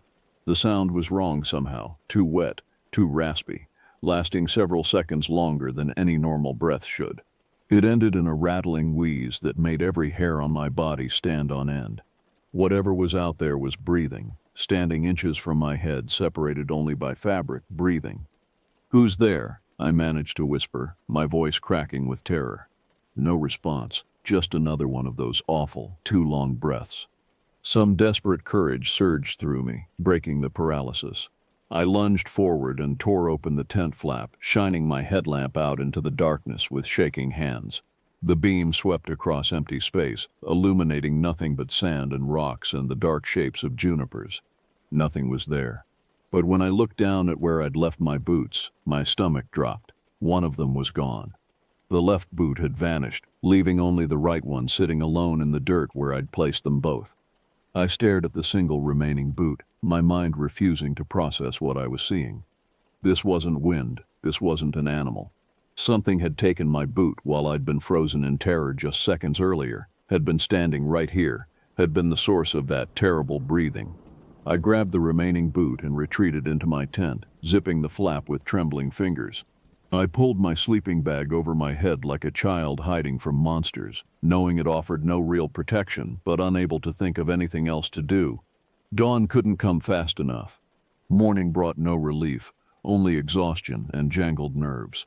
I'd barely slept, jerking awake at every small sound, my hand clutching the knife until my fingers cramped. When pale light finally began to show through the tent fabric, I emerged feeling hollow and strung out. The desert morning should have been beautiful, but I could barely appreciate it. Everything felt muted somehow, the colors less vibrant, the air less fresh. The missing boot lay just where I'd seen it last night, or rather, where it wasn't. The empty space seemed to mock me. I considered packing up and leaving right then. Every rational part of my brain screamed at me to get in my truck and drive away from this place as fast as possible, but stubbornness kept me rooted. I'd come here for a specific shot, had planned this trip for months. I wasn't going to let fear chase me away, not yet. I found my old trail runners behind the seat of my truck, a backup pair I'd forgotten about. They were worn thin, barely adequate for the rough terrain, but better than going barefoot. I laced them up tightly and tried to ignore how wrong they felt, how vulnerable. All morning the desert felt different. Oft the usual sounds were absent. No bird song, no insects buzzing, no distant coyote calls. The silence was oppressive, unnatural. Even the wind seemed hesitant, barely stirring the branches. I forced myself to hike out toward Black Rock Arch around noon, moving slower than usual, feeling heavy and drained. Every shadow seemed threatening. Every distant rock formation looked like it might be a figure watching me. I kept glancing over my shoulder, unable to shake the certainty that I was being observed. The arch itself was magnificent, a graceful curve of ancient stone spanning a gap in the cliff face, worn smooth by countless millennia of wind and water. Under different circumstances, I would have been thrilled to photograph it, but today I worked mechanically, going through the motions without any real connection to what I was doing. The shadows lengthened as afternoon wore into evening. I'd spent too long at the arch, lost in my own fearful thoughts, and now I'd have to hurry to make it back to camp before darkness fell. I packed my gear quickly and started back, nearly jogging on the rougher sections of trail. The thin-soled trail runners provided little protection against the sharp rocks and thorny vegetation. By the time my campsite came into view, silhouetted against the deepening violet sky, my feet were sore and bleeding, but relief flooded through me at reaching relative safety. Then I saw it, and the relief turned to ice in my veins. Both of my boots were gone now. I'd left the right boot outside my tent this morning, hoping maybe the missing left boot would reappear, some part of me still clinging to rational explanations. Both boots had vanished. I spun around, suddenly aware of movement at the edge of my vision. Something was emerging from the shadows near the wash, stepping into the dying light with slow, careful movements. A figure, human-shaped, walking toward me with measured steps. I squinted through the twilight, my eyes struggling to focus. As it came closer, stepping into the last rays of sunlight, I felt my sanity begin to fracture. It was wearing my boots, my hiking pants, my flannel shirt, my watch on its left wrist, my ball cap pulled low over its face. The figure moved strangely, limbs swinging in a way that wasn't quite right, joints bending at slightly wrong angles. Its gait was stiff and uneven, each step requiring visible effort and concentration, like someone learning to walk for the first time. It came closer, 15 feet away now. Then 10. I could see its face clearly now in the fading light, and my chest constricted with horror so pure and absolute that I couldn't draw breath. The face was mine. Not exactly, the proportions were subtly wrong. Cheekbones too sharp, jaw too angular, forehead too high. The eyes were sunken deep in their sockets, reflecting no light, just empty dark holes in a too pale face. But the overall structure, the features, were unmistakably mine, like looking at a distorted reflection in a warped mirror. "What?" I managed to whisper, the word dying in my throat. At the sound of my voice, the thing jerked forward, a single unnatural lurch that covered 3 feet in one movement. Its head tilted to the side, studying me with those hollow eyes, and I realized it was mimicking me, learning me, trying to copy not just my appearance but my movements, my mannerisms, my essential self. It took another step. The wrong face with my features smiled slightly, lips pulling back to reveal teeth that were just a bit too long, too white, too many. Every instinct in my body screamed a single word: run. And suddenly I was running, sprinting barefoot into the gathering darkness, leaving behind my tent, my truck, my gear, my entire life. I didn't look back, couldn't look back. The thought of seeing that thing, that broken copy of myself, standing silent in my campsite watching me flee, was more than I could bear. I ran blindly through the desert night, my thin-soled runners providing almost no protection against the sharp rocks and thorns that tore at my feet. Pain shot through my legs with each impact, but terror propelled me forward, drowning out everything else.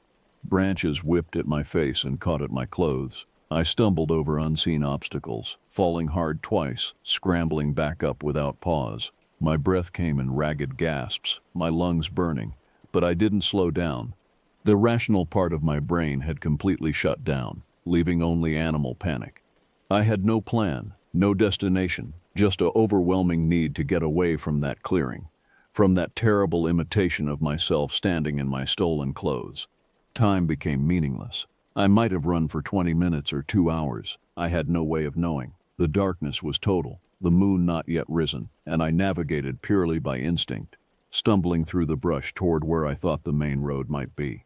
Finally, my legs simply gave out. I collapsed in a heap, gasping for air, my entire body shaking with exhaustion and shock. For several minutes I just lay there, too spent to move, staring up at the stars that wheeled overhead in their ancient patterns.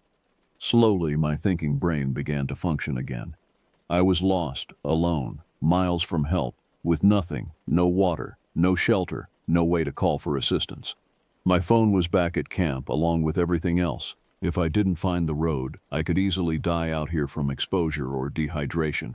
I forced myself to stand on trembling legs. The desert night was cold, and I was already shivering in my sweat-soaked shirt. I had to keep moving, had to find my way out. I walked through the darkness for what felt like hours, heading generally east toward where I hoped the gravel road would be. The stars provided some navigation, and gradually my eyes adjusted enough to make out the darker shapes of trees and rocks against the slightly lighter sky. As the night slowly gave way to gray pre-dawn light, I heard the most beautiful sound I'd ever experienced, the low rumble of an engine in the distance. Hope surged painfully in my chest, and I stumbled toward the sound, pushing through a final stand of junipers onto the washboard surface of the gravel road. A dusty red Jeep Wrangler came around the bend, its headlights cutting through the morning mist. I stood in the middle of the road, waving my arms frantically, and the vehicle slowed immediately. The driver was a man in his 60s with deeply weathered skin and kind eyes that widened with alarm as he took in my appearance, scratched, bloodied, barefoot, and clearly in distress. "My God, son, what happened to you?" he asked, already climbing out of his Jeep. "Please," I gasped, my voice hoarse. "I need help. There was something at my campsite." He guided me gently to the passenger seat, and I collapsed into it, shaking uncontrollably. As we drove, I told him everything in fragmented bursts: the footsteps, the stolen boots, the thing that had worn my face. He listened without interruption, his expression growing more troubled but never disbelieving. We drove directly to the BLM station just outside Bluff, where a ranger listened to my story with increasing concern. Despite my obvious exhaustion and trauma, I insisted we return to my campsite immediately. I needed to know what had happened, needed some kind of closure or explanation, needed proof that I wasn't losing my mind. It was mid-morning when we arrived back at the clearing where I'd camped.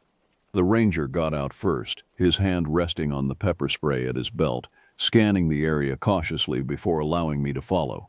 The campsite was completely empty, not just abandoned empty, as if I'd never been there at all. My tent was gone, my sleeping bag, my stove, my fire ring, even the scattered firewood, all vanished without a trace. The ground was smooth and undisturbed, no tire tracks from my truck, no footprints, no sign that anyone had ever camped here. Then I saw them, and my blood turned to ice despite the rising heat of the day. My boots sat side by side, in the exact center of where my fire ring had been, laces tied in perfect bows, positioned as precisely as if someone had used a measuring tape to place them. They looked new, perfectly clean despite everything they'd been through. The ranger stared at them, his weathered face pale. "Come on," he said quietly after a long moment. "We shouldn't stay here." As we walked back to his truck, he spoke in a low voice, as if afraid of being overheard. "The locals don't talk much about this area. Bad history. But sometimes hikers or campers come down to the station shaken up, telling stories about things they've seen or experienced out here. Figures that look human but move wrong. Voices calling from empty canyons, things going missing and then turning up in impossible places." He paused, choosing his words carefully. "There are old stories, legends, things the Navajo people know about but don't share with outsiders. Shapeshifters, beings that can take on the appearance of animals or people, but never quite get it right." I said nothing, just stared out the window at the passing landscape, my mind trying and failing to process what had happened to me. On the drive back to Bluff, I made a decision. I would never return to Comb Ridge, would never speak of this to anyone who might think I was crazy, would try somehow to move forward and forget. Later, sitting alone in a cheap motel room, I went through my camera's memory card. The photos from Comb Ridge were beautiful, technically perfect, capturing the landscape in all its stark beauty. But looking at them made me feel sick and cold. I deleted every single image, then reformatted the card twice to be sure they were truly gone. I couldn't keep them. Couldn't risk looking at them later and seeing something in the background, some figure watching from the shadows that I hadn't noticed when I'd taken the shot. The ranger's words stayed with me long after I'd left Utah and returned to my normal life. Whenever I closed my eyes, I saw my boots sitting in that empty clearing, perfectly placed, impossibly clean. A message from something that had studied me, copied me, worn my skin like clothing. And sometimes, late at night, I wonder if it's still out there. Still wearing my face, still walking the desert in my stolen boots, perfecting its imitation, waiting for the next photographer or hiker seeking solitude in the vast emptiness of Comb Ridge. May never went back to landscape photography after that. Some places, I learned, are empty for a reason, and some types of solitude are far more dangerous than any crowd.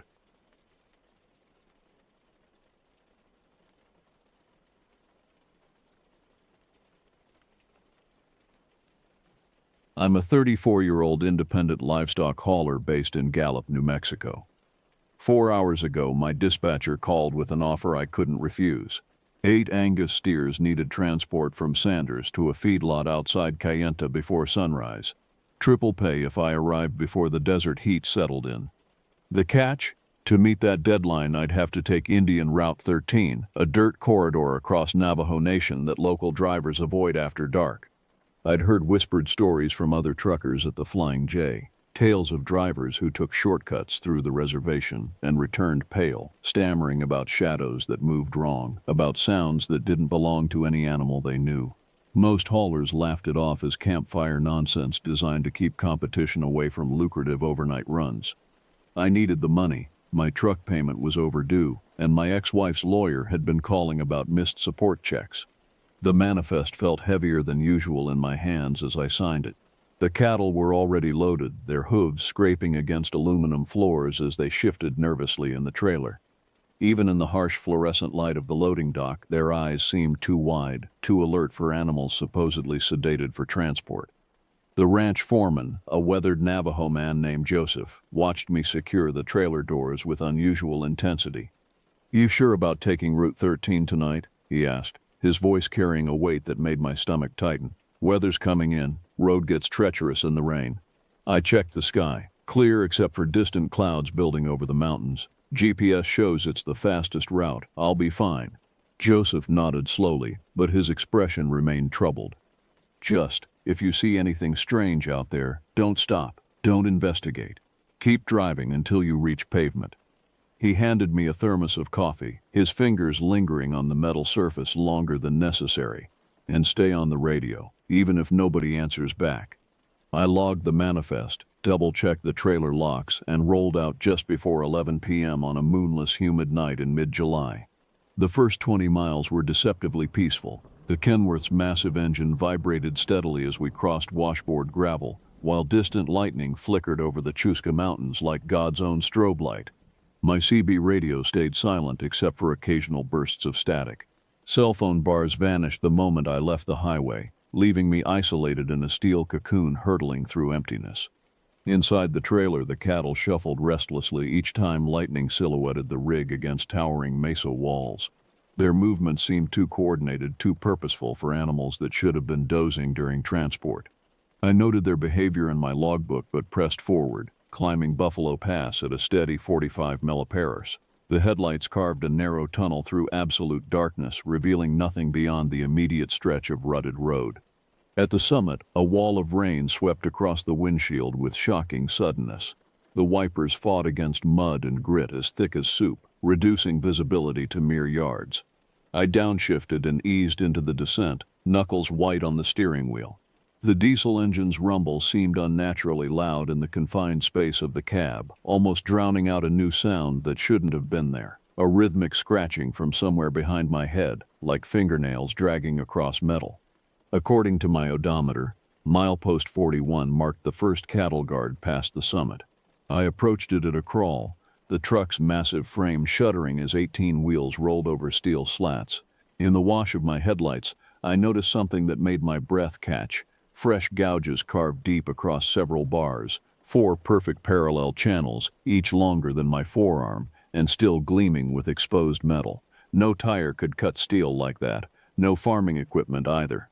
I logged the anomaly into my digital recorder and kept the Kenworth pointed downhill, but unease gnawed at my concentration. The road narrowed between sandstone bluffs that seemed to press closer with each mile. GPS signal died entirely, leaving me alone with engine noise and the irregular drumming of rain against the roof. A sour smell drifted through the ventilation system, metallic and organic, like old blood mixed with damp sage.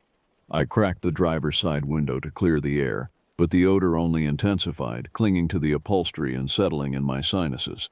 My mouth began to water with nausea. A quarter-mile later, the dash camera's motion detector chimed. I leaned forward, squinting through rain-streaked glass.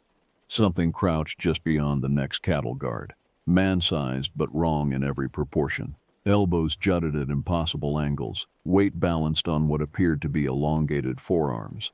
The figure held perfectly motionless, face turned directly toward my approaching headlights. I eased off the throttle, shifting down to third gear, ready to stop if this was a person in distress or an injured animal. The shape rose with mechanical precision, straight from all fours to full height, without using its hands for balance. In that horrifying instant, I saw limbs that hung past its knees, a silhouette easily 7 feet tall, and eyes that reflected amber light like polished coins. Before my mind could process what I was seeing, the figure pivoted with inhuman speed and vanished into the juniper scrub, not running, gliding, covering 20 feet in the space of a heartbeat. Shock locked my hands to the steering wheel.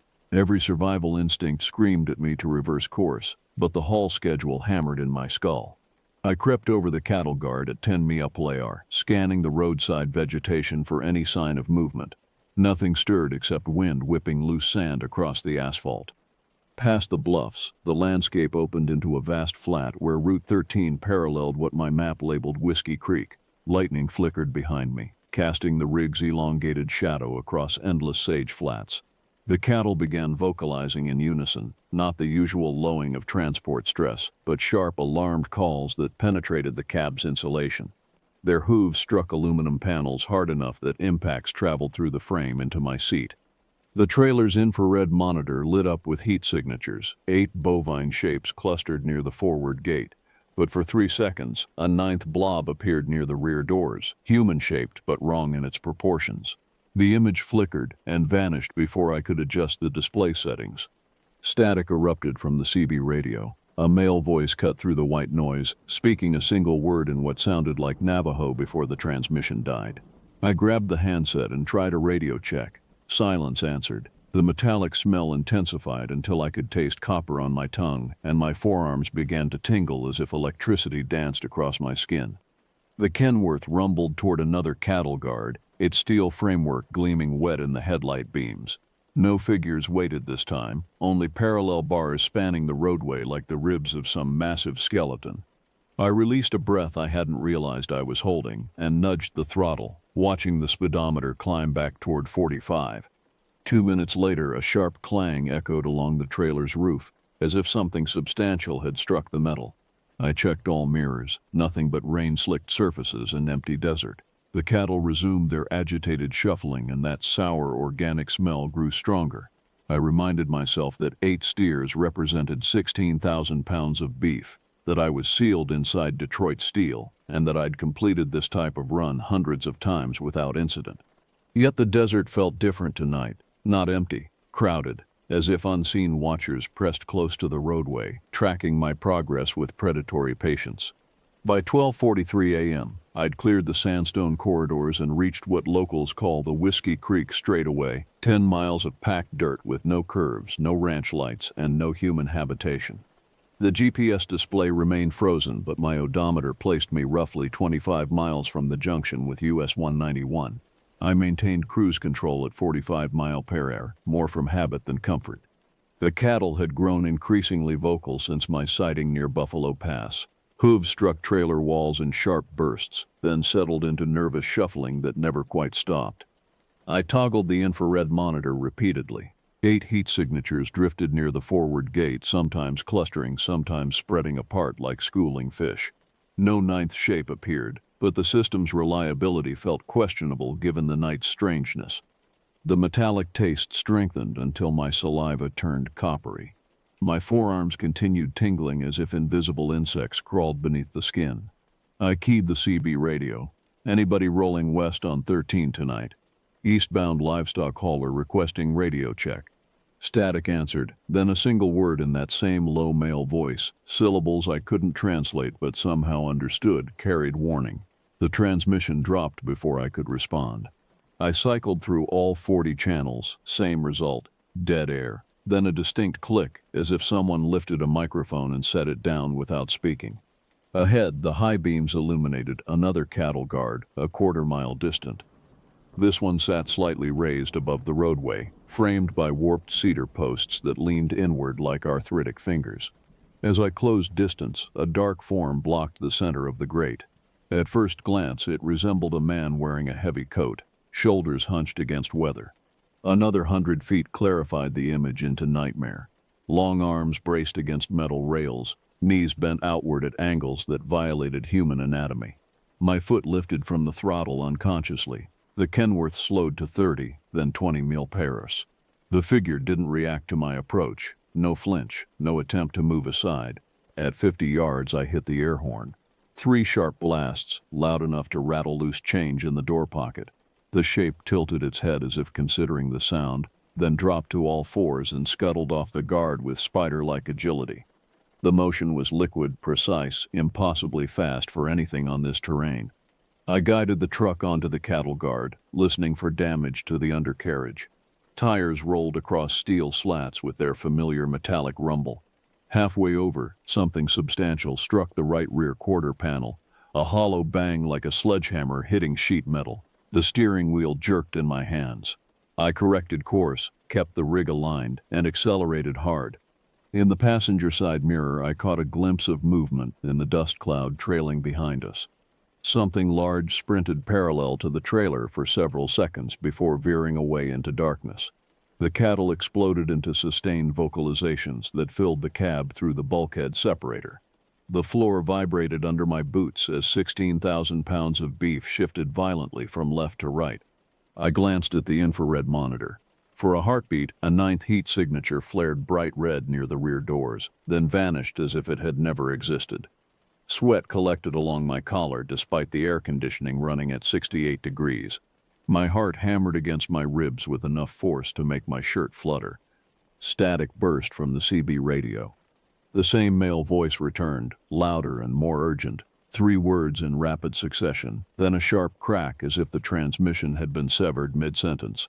I pressed the handset button and held it, hoping some highway patrol unit might triangulate my position.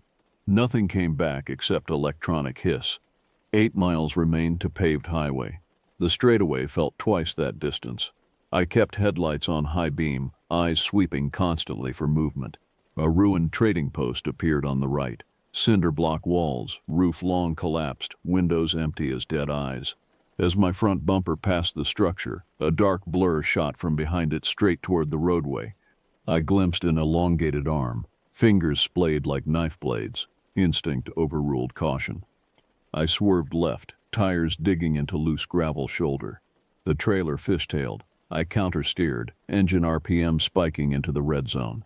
Something heavy struck the sidewall near the third axle. 2 impacts in rapid succession, followed by scraping that traveled toward the rear doors like claws dragging across metal.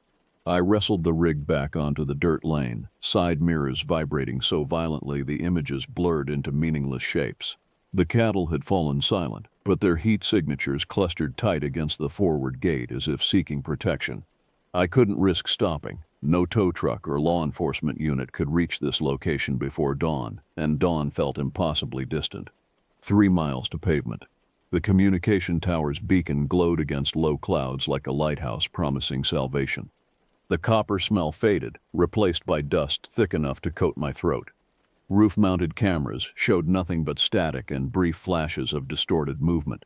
Each flash suggested something large traversing the trailer's length, but holding my gaze on the monitors meant drifting off the narrow roadway.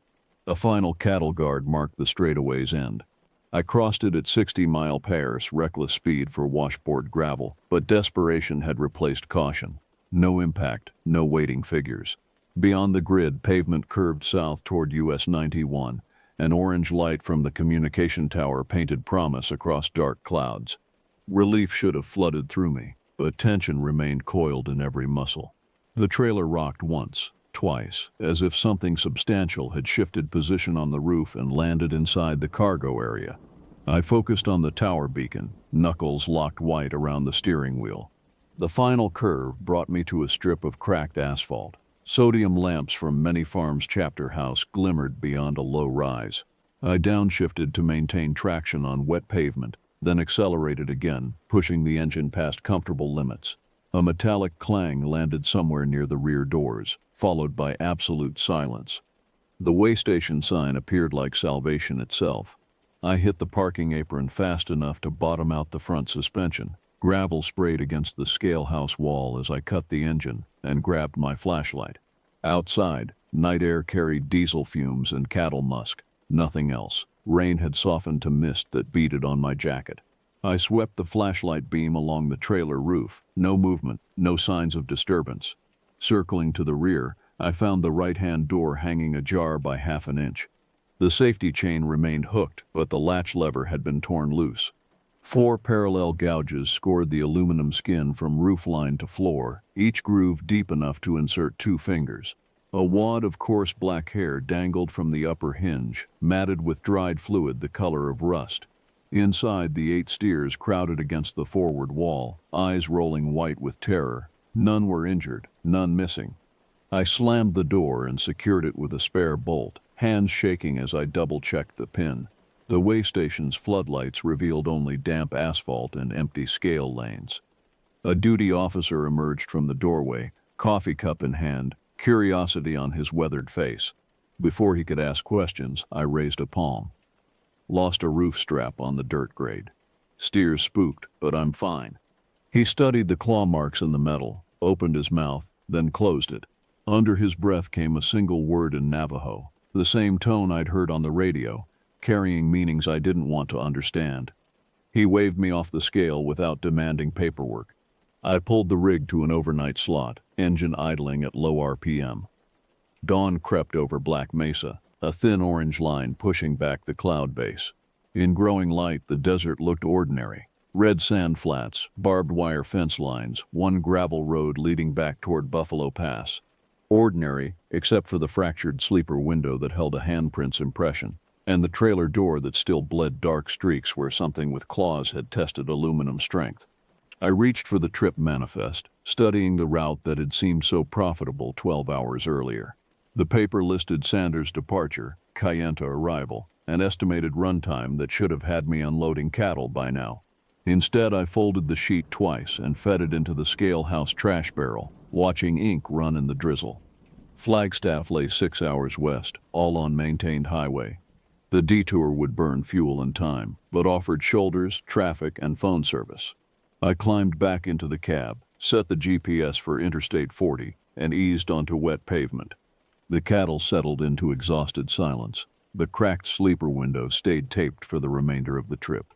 As sunrise cleared the horizon, I checked mirrors one final time. The trailer's gashes caught early light, dull silver against gray metal, then faded from view when I merged with northbound traffic. Indian Route 13 dropped behind a low rise and disappeared. I kept speed steady, hands positioned at 10 and 2, and told myself truck stops and overpasses made better company than shortcuts, regardless of how many hours they added to the journey. Some routes, I'd learned, exact prices beyond time and fuel.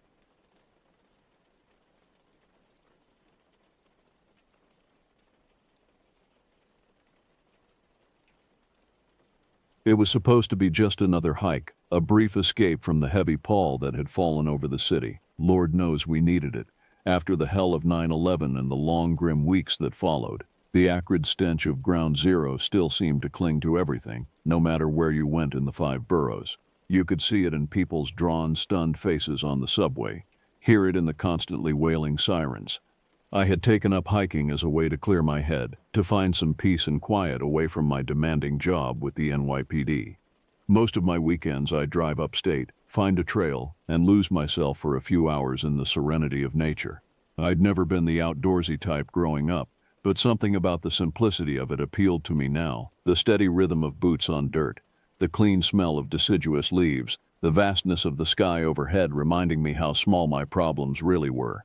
That fateful day, October 11th, 2001, started out no different. I set out early for the Katsuko Mountains, a remote area a buddy of mine had recommended. He'd warned me the trails could be a bit hard to follow, but I figured my orienteering skills were up to snuff. If only I knew then what I know now, maybe I would have stayed in bed. The drive up was pleasant enough, the sun warmed through the car windows as the city gave way to rolling hills and autumnal color. I remember thinking the leaves seemed especially vivid that year, as if nature had pulled out all the stops to counterbalance the ugliness we'd all witnessed. The trailhead parking lot was empty when I arrived, which suited me just fine. I preferred solitude on these outings. I struck out in high spirits, enjoying the crunch of fallen leaves beneath my boots and the crisp, sweet smell of them decaying. For a while, I was content to simply drink in the beauty of my surroundings, my mind blissfully empty of the stress and sorrow that had dogged me for weeks. It was only when I stopped to eat my packed lunch that I realized I hadn't seen a trail marker for some time. Frowning, I consulted my map and compass, but neither offered much insight. Somehow in my daze I had wandered off the path, the unfamiliar terrain offering no clues on how to reunite with it. I took a deep breath, quelling the first stirrings of unease in my gut. I was a trained police officer, for God's sake. I could handle a little unplanned detour in the woods. I would simply retrace my steps until I found the trail again. Simple, except it wasn't. An hour later, I was forced to confront the unpleasant truth. I was well and truly lost. Every leaf-strewn gully and moss-covered boulder looked the same as the last. The sun was noticeably lower in the sky, the shadows between the trees growing longer and deeper. A chill crept into the air, one that had little to do with the dropping temperature. I'm not too proud to admit that panic started to set in then. Visions of my own hypothermic body being found by hikers days later flashed unbidden through my mind. How could I have been so stupid, so careless? My breathing accelerated as my mind spun worst-case scenarios, each more dire than the last. It was in this frenzied state that I first laid eyes on the cabin. I had staggered into a small clearing, despair and exhaustion weighing down my every limb when I saw it, a low wooden structure, half obscured by the encroaching forest. At first I thought it was a mirage, a product of my desperate, overactive imagination. But as I drew closer, I could make out details, the weathered slats of the walls, the small dark windows, the solid practical shape of it, shelter. Nearly weeping with relief, I half ran, half stumbled to the door. The place had a definite air of abandonment, the forest starting to reclaim the clearing around it. But I could not have cared less. 4 walls and a roof were a godsend, no matter their condition. The door resisted for a heart-stopping moment before giving way with a groan of protest. Weak light spilled past me into the one-room interior, illuminating a scene of dusty neglect. A crude cot pushed against one wall, a small table and single chair, a cast-iron stove, rusted with disuse, bare but serviceable. I ventured inside gratefully, letting my pack thud to the floor as I eased the door shut behind me. The relief of being out of the woods, of having a defensible place to wait out the night, left me lightheaded. I lowered myself into the rickety chair and simply breathed for a moment, trying to let the adrenaline drain from my system. My eyes fell on the stove again, and the small pile of firewood stacked haphazardly beside it. The idea of heat, of light, was suddenly immensely appealing. My hands trembled only slightly as I built a small fire, the task giving welcome focus to my still jittery nerves. The first burst of warmth and dancing light felt like pure luxury. I allowed myself a small victorious smile as I held my hands out to the meager flames. Looked like I would make it through this misadventure after all. All I had to do was wait for daylight, then I could find my way back and put this whole embarrassing incident behind me. It was only then, basking in my premature sense of security, that I first heard it, a soft, almost imperceptible noise coming from the dark void beneath the cot, a scratching, scuffling sound, like small claws on hard-packed dirt. I froze, the hairs on the back of my neck standing suddenly at attention. The fire popped, the sound shocking in the dead silence that had fallen over the cabin. For a moment I thought maybe I had imagined it, my overactive mind conjuring phantoms.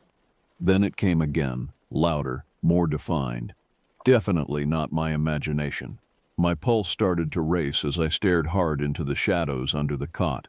What was under there? A raccoon, maybe, or a possum that had found its way in looking for shelter, just like me.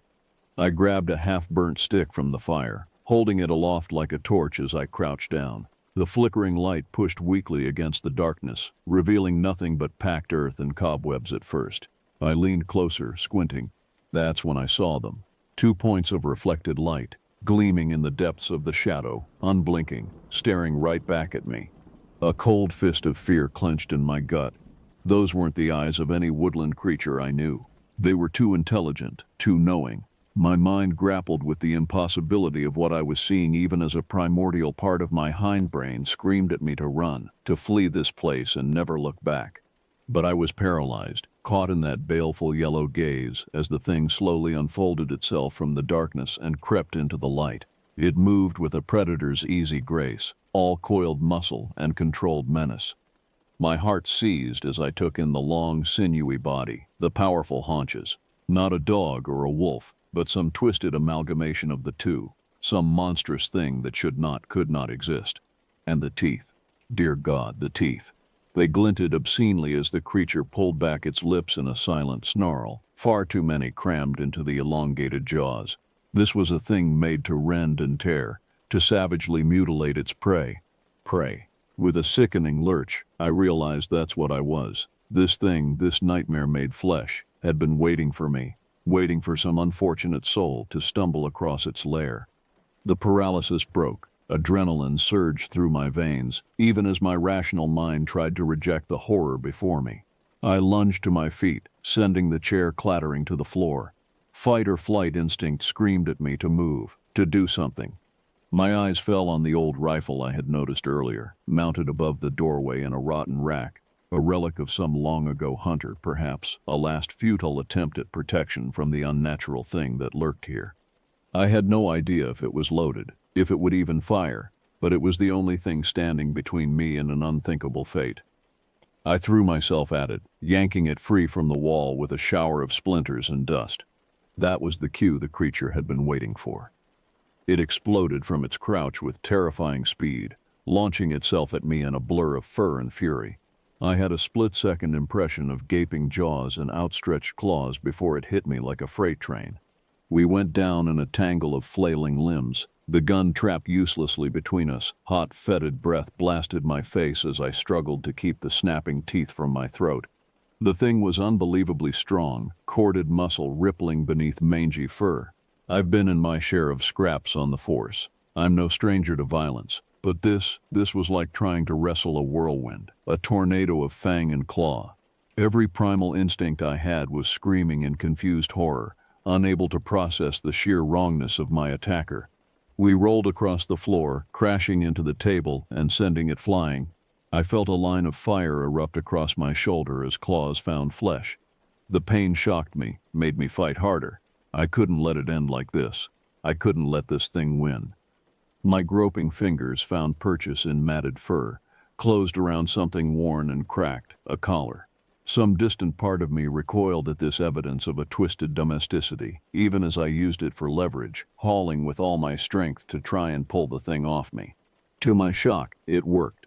The creature reared back with a yelp, the studded collar cutting into its throat. I pressed my advantage, desperation lending me strength as I surged to my knees. We were face to face now, its rancid breath mixing with my own labored pants. For a second, I swore I saw something like human intelligence flicker in those unholy yellow eyes, a cruel, calculating awareness. Then it lunged again, jaws gaping to deliver the killing blow. There was no time to think. I reacted on instinct, bringing the rifle up like a club. The stock collided with the side of the creature's skull with a sickening crack. It reeled back, stunned. I didn't hesitate. I flipped the gun around, fumbling for the trigger with shaking hands. At this range, I couldn't miss. I pulled the trigger. The shot was deafening in the close confines of the cabin.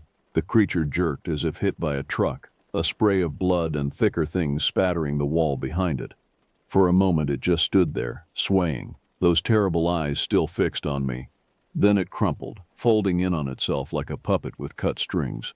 I watched it twitch, fighting the urge to empty the rest of the bullets into its prone form, to ensure it was really dead. But I knew, on some bone-deep level, that no further shots were needed. The thing that had terrorized these woods, that had waited with such malevolent patience for an unwitting victim, was no more. The silence that followed was more deafening than the gunshot. I became aware of my own ragged breathing, the hammering of my heart against my ribs. The fire still crackled in the grate, an obscene parody of cheerfulness. I don't know how long I sat there, the rifle clutched to my chest, staring at the nightmare made real that lay dead at my feet. My mind shied away from it, refused to fully process the enormity of what had just happened. Later, I would wonder why no other hikers had been attacked over the years. The cabin's remote location, the arduous hike required to reach it, would offer a partial explanation. Perhaps in some grotesque symbiosis, the creature had been in a way protecting its hunting grounds, its lair. These thoughts and other darker ones would come later. In that moment, I knew only one thing with calm certainty. I had to get out, had to put as much distance as possible between myself and this place, before the shock faded, and the gibbering madness I could feel lurking at the edges of my mind took hold. I stumbled to my feet, nausea rising in my throat, as the movement jostled my torn shoulder. The pain was distant, unimportant. I kicked dirt over the guttering fire with a detached efficiency, grabbed my pack, and lurched for the door. The night woods greeted me with an eerie silence of their own, the cheerful birdsong of daytime replaced by a watchful, weighted hush. I plunged into them uncaring, all thoughts of losing my way subsumed by the singular need to put one foot in front of the other, to keep moving. I have no clear memory of the hike back to my car. It's a blur of gasping breaths, trembling limbs, and a pervasive, mind-numbing terror of what might be stalking me in the darkness. Every snapped twig, every rustle of leaves conjured visions of slavering jaws and dead yellow eyes. Somehow I made it. By the time I reached the trailhead parking lot, dawn was beginning to leach color back into the world, the first tentative rays of sun burning off the night's chill. I collapsed into my car, locking the doors with fumbling hands. Only then, with cold metal and glass between me and the nightmare behind me, did I let the shakes take over, great racking shudders that made my teeth clack together. I huddled there as the sun rose fully, as the world awoke and went innocently about its business, unaware of the horrors that lurked in its shadows. How could I face it, knowing what I now knew? How could I walk among the oblivious masses, pretending that reality as I understood it hadn't been viciously upended? The answer, of course, was that I couldn't. The thing in the cabin, the thing that had nearly ended me, had opened my eyes to the dark truths that lay beneath the surface of our safe, sane world. Truths I was ill-equipped to handle. In the weeks and months that followed, I went through the motions of my life like a sleepwalker. I patched myself up, spun a story about a fall on the trail to explain my injuries. I ate, I slept, I showed up to work, but it was all a facade, a brittle mask over the yawning abyss that had opened in my psyche. I never told anyone what really happened that night. Who would have believed me? I'm not sure I fully believed it myself, but the scars, both physical and mental, were impossible to ignore. I'd like to say I moved on. That time and distance brought me peace and perspective, but that would be a lie. The truth is, I left a part of myself in those woods, in that blood-spattered cabin. The man who came out was a hollow shell, forever haunted by the knowledge of what lurks in the darkness beyond our safe, well-lit lives. I've never been back to the Catskills, or any forest for that matter. Just the sight of dense trees is enough to send me into a cold sweat, my mind conjuring twisted shapes and gleaming eyes in every shadow. The job was the next thing to go. It turns out that hypervigilance and a hair-trigger fight response don't mix well with police work, especially in the charged atmosphere post 9/11. After one too many overreactions, I was gently but firmly encouraged to take an early retirement. So here I am, a ghost drifting through a life I no longer recognize as my own. Some days I can almost convince myself it was all a terrible dream, a product of stress and exhaustion. But then I catch a glimpse of my scars in the mirror, or startle at a strange noise in the night, and it all comes rushing back in heartbreaking clarity. I haven't given up seeking answers. In my more lucid moments, I research. I dig into the dark corners of mythology and folklore, looking for any hint, any whisper of the thing I encountered. But the search is a double-edged sword. Each new lead, each tales of nameless horrors and unnatural predators, only serves to reinforces the awful truth of my experience. I don't know what the future holds. I don't know if I'll ever find the peace I so desperately crave. All I know is that the world is a darker, more terrible place than most people ever realize. And once you've seen behind the veil, there's no going back. There's a part of me, a small secret part, that almost envies those who can walk through life unaware of the nightmares lurking in the periphery. But a larger part, the part that still wakes up screaming in the night, knows that ignorance is a luxury I can no longer afford. I live with my truth, as jagged and painful as it is. I carry it with me, a burden and a curse, a constant reminder of the horrors that lurk just beyond the firelight. It's a lonely existence, but one I've come to accept as my penance, my price for surviving when others did not. Sometimes in my darker moments, I wonder about that cabin. I wonder if it's still standing, if the bloodstains have faded from the walls. I wonder if another hapless hiker will stumble across it one day, drawn to its false promise of shelter and safety. The thought fills me with a sick dread, a heavy guilt that I didn't do more, that I didn't burn that accursed place to the ground when I had the chance. But I didn't. I ran, and I kept running. And in some ways, I'm still running today. Running from the memories, from the knowledge, from the terrible truth of what stalks the shadows of our world. I've tried to find solace in small comforts. I took up painting, of all things. It seems laughable, given everything, But there's a strange catharsis in trying to capture the beauty of the world on canvas, to remind myself that there's still light amidst the darkness. My therapist says it's a healthy coping mechanism, a way to process my trauma. I'm not so sure, but it passes the long, lonely hours. I don't kid myself that I'll ever be truly whole again. You don't walk away from something like that unscathed, no matter how far or fast you run. The best I can hope for is a kind of uneasy truce with my demons, a way to coexist with the scars they've left on my soul. But even on my worst days, even when the nightmares are so vivid I can smell the blood and feel the hot breath on my face, I cling to one small scrap of bitter comfort. I survived. Against all odds, against creatures that defy natural law, I live to see another dawn. It's a hollow victory, but it's mine. And so I go on, one day at a time, one foot in front of the other. I may be a broken man, but I'm still here, still fighting in my own small way.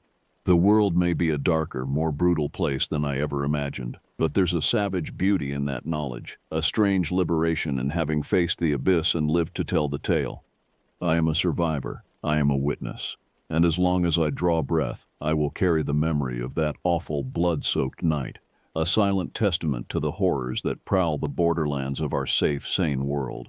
It's my burden, my duty, my curse. My name is Audric Stanton, and this is my story.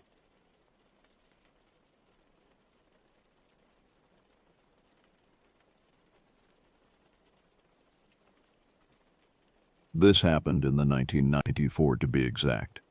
The air was sticky that day, the kind that makes you regret stepping outside in the first place. My name's Frank Holbrook. I'd been living off the grid in Montana since 1987, away from everything, away from the job I hated and the people who thought I needed to be social. Not for me, I preferred the quiet. The isolation helped me think, and besides, I didn't need much more than my dog, Scout, and a wood stove. Funny though, despite being off the map, trouble has a way of finding you, no matter where you are. It was early June when everything changed. I'd been running traps near the river, nothing too fancy, just trying to make some cash off beaver pelts. It wasn't anything glamorous, but it put food on the table. That morning I was about 2 miles out from my cabin, Scout pacing around my feet like he usually did. He was a good dog, better than most people honestly, but that day he was acting strange. He kept sniffing the air, whining under his breath. I'm not superstitious, but when a dog like Scout starts acting up, you pay attention. It wasn't long after that when I first smelled it. Now, if you've ever gutted a deer, you know the kind of smell I'm talking about. Rot, decay, the kind of thing that makes your stomach churn. But this was worse. It was like the air was soaked in death. I figured a bear had gotten to one of my traps and left something to rot. I never imagined what I'd actually find. I pressed forward, pushing through the underbrush until I saw it, a body, or what was left of one. My first thought was a bear had mauled a hunter, but the more I looked, the less sense that made. A bear wouldn't have torn someone up like this, at least not in such a deliberate way. This was something else. The remains were scattered in a circle, like pieces of a broken puzzle. I'm no forensic expert, but the cuts looked clean, too clean for a bear or wolf. There wasn't much left that was identifiable, but the way the body was laid out felt deliberate, like it had been arranged. The thought that this could be a person's doing crossed my mind. But who the hell would do something like that, and out here no less? I looked around, trying to find anything at all that could explain it. That's when I saw the tracks. They weren't bear tracks, not even close. They looked more like a dog's, but bigger, much bigger. And they were more than one set, crisscrossing through the brush like whatever made them had been pacing around the body. Scout started barking wildly, his hackles raised. He darted back and forth in front of me, growling. Not his usual bark, but something deeper, more primal. I crouched down and put a hand on his neck to calm him, but it didn't do much. His muscles were stiff, like he was ready to bolt at any second. I stood up, took one last look at the mess, and decided to get the hell out of there. I wasn't armed, stupid I know, but I hadn't planned on anything more dangerous than trapping that morning. My cabin wasn't far, and I figured I could at least grab my rifle before I went to report this to the sheriff's office. But something about the tracks stuck with me. They were too fresh, like whatever made them hadn't gone far. I kept glancing over my shoulder, feeling the weight of something watching me. Every snap of a branch, every shift of the trees, it made my skin crawl. I knew I wasn't alone, but I didn't see anything. Yet, the smell though, it lingered, like whatever had done this was still out there, somewhere close. When I reached the cabin, I slammed the door behind me and grabbed my rifle from the wall. I wasn't about to go back out there alone, not with whatever that was lurking around. I debated for a moment whether to call the sheriff now or after I checked things out myself. It wasn't like I had a phone that worked out there anyway. The closest signal was a 2-hour drive. That's when I heard it, not far off, a low scraping sound like something big dragging itself through the brush. Scout heard it too, his ears pricked, but he didn't bark this time. He just stared at the door, tail between his legs. I held the rifle tight, creeping toward the window to get a look. What I saw didn't make sense at first. It was huge, whatever it was, but hunched over like it was walking on all fours.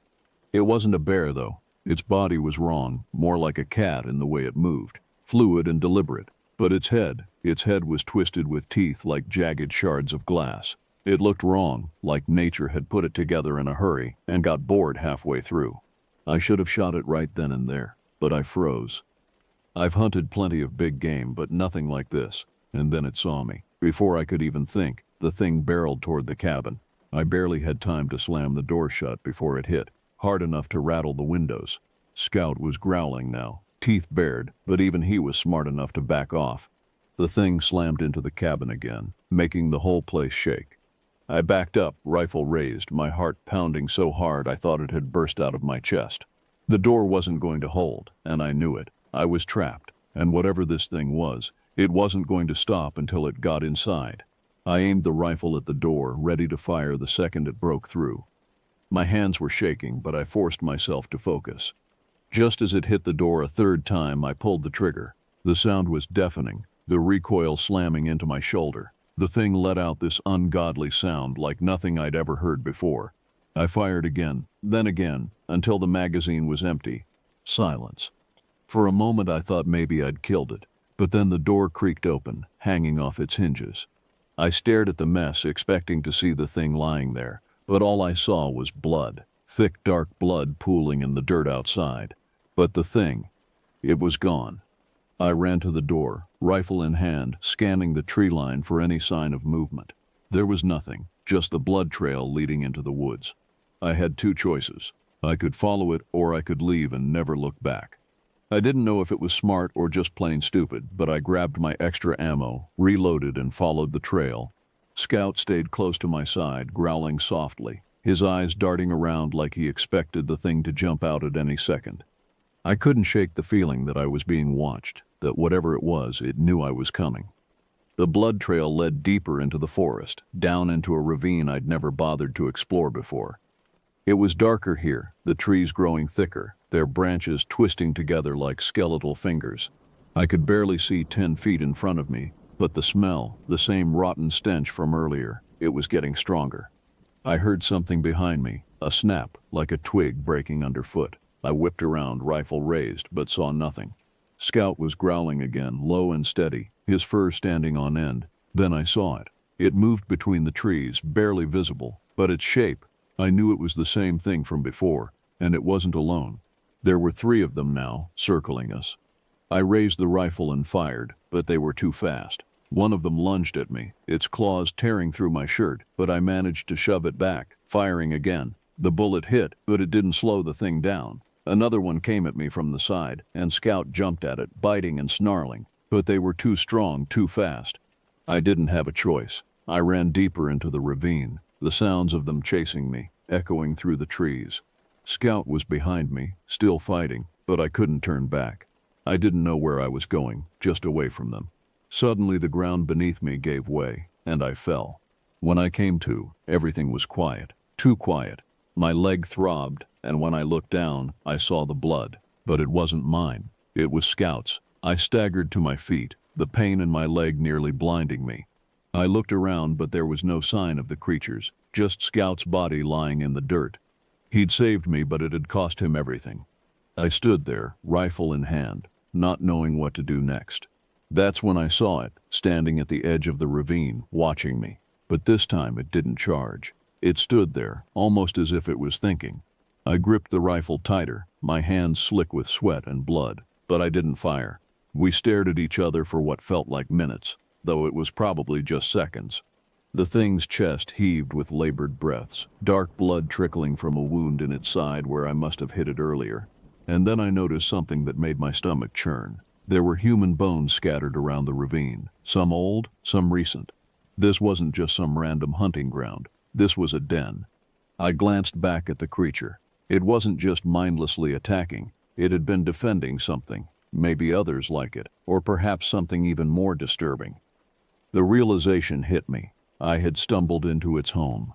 A dark, guttural rumble echoed from the trees behind it, and two more shapes emerged, larger, bulkier than the one in front of me. It wasn't alone. They had followed me here, closing in silently, like a pack of wolves. My mind raced. If I stayed, I'd be dead in minutes, but if I ran, there was nowhere to go.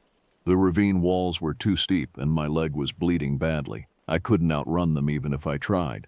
The largest one stepped forward, its grotesque body shifting in a way that was almost human, yet completely unnatural. Its teeth gleamed in the fading light, but it didn't move to attack, not yet. It was waiting for something, testing me. And then, out of sheer desperation, I did something stupid. I grabbed a nearby branch, lit it with the lighter I always carried, and waved the makeshift torch in the air. I don't know why I thought it would work. Maybe instinct, maybe panic. But to my surprise, the creatures recoiled, their bodies twitching as the light from the flame flickered over them. They weren't afraid, not really, but it seemed to confuse them, just enough to make them hesitate. I didn't waste time. With my legs screaming in pain and the fire blazing in my hand, I hobbled backward, keeping the torch between me and them. They followed, stalking me but never getting too close. My heart pounded in my ears, each step feeling like it could be my last. The edge of the ravine was close now, and with every ounce of strength I had left, I scrambled up the steep incline, my fingers digging into the dirt and rocks as I pulled myself out. When I reached the top, I collapsed, panting, the torch still burning weakly beside me. The creatures had stopped at the base of the ravine watching, but they didn't climb after me. They just stood there, their misshapen forms barely visible in the darkness. I could feel their eyes on me, cold and calculating, but they didn't move. It was as if I had crossed some invisible line, one they weren't willing to follow. I lay there for a long time, unable to move, my leg bleeding, my mind spinning. I had lost Scout, and I had barely escaped with my life. But more than that, I couldn't shake the feeling that this wasn't over. I had seen too much, stumbled into something I wasn't supposed to find. Those creatures, they were still out there, lurking, watching, waiting for the next person to make the same mistake I had. Eventually, I managed to limp back to the cabin. The sun was setting by the time I made it, casting long shadows across the forest floor. Every rustle of leaves, every snapping twig made me jump. I kept expecting to see those things emerge from the darkness. The cabin door was still hanging off its hinges, a reminder of the violence that had unfolded earlier. I grabbed my satellite phone, a luxury I rarely used but kept for emergencies. This definitely qualified. With shaking hands, I dialed the sheriff's office.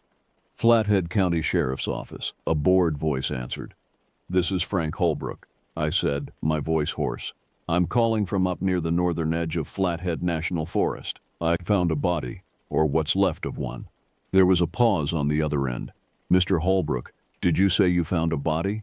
"Yes," I replied, the images of the torn flesh and scattered bones flashing through my mind.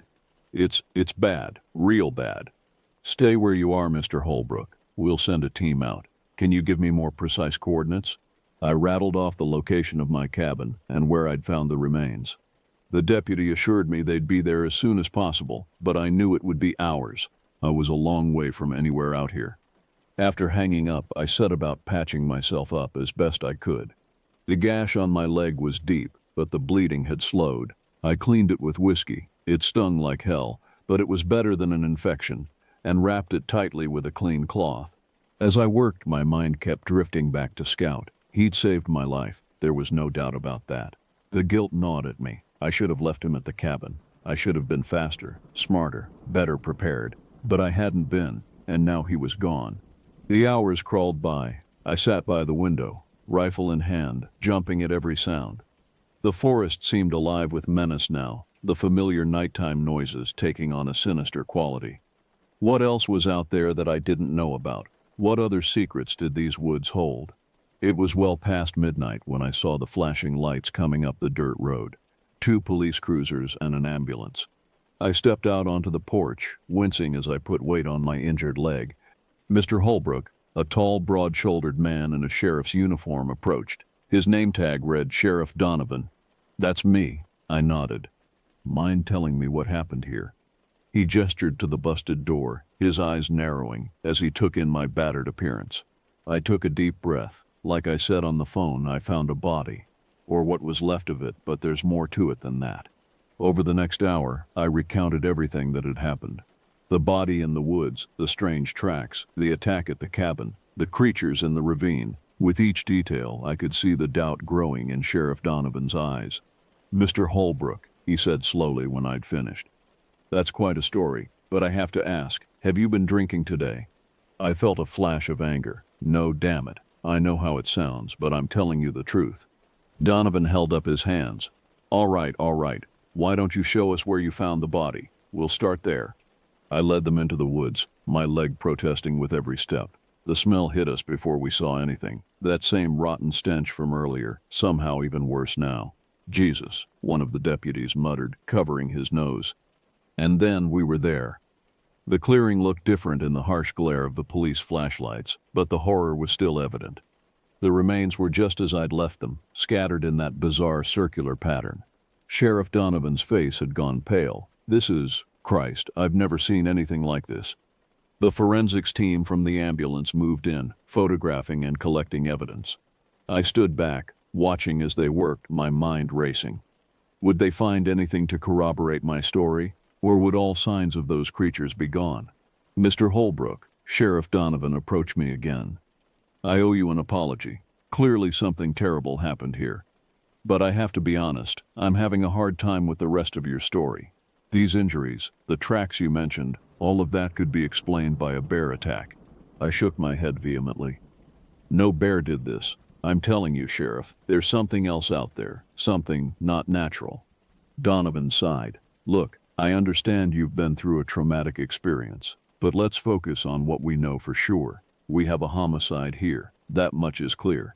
I'm going to need you to come down to the station to give a formal statement." I wanted to argue, to make him understand, but I could see it was useless. I reluctantly agreed to go with Sheriff Donovan to the station. As we walked back to the vehicles, I couldn't shake the feeling we were being watched. The forest seemed to press in around us, full of hidden threats. The ride to the sheriff's station was long and uncomfortable.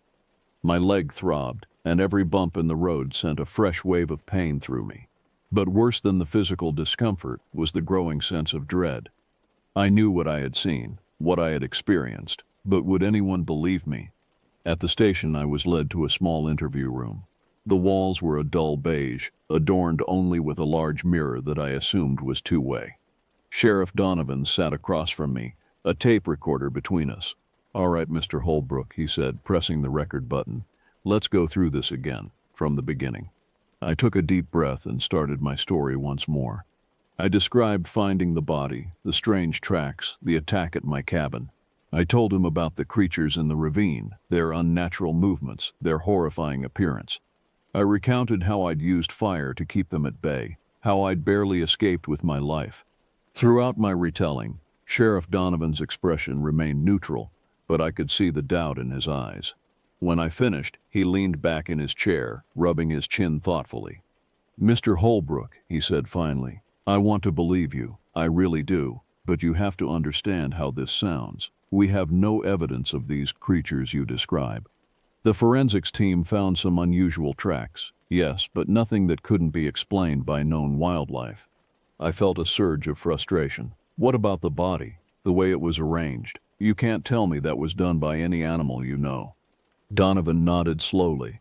"You're right, the scene was disturbing, but that doesn't mean we're dealing with some unknown species. It's more likely we're looking at a human killer.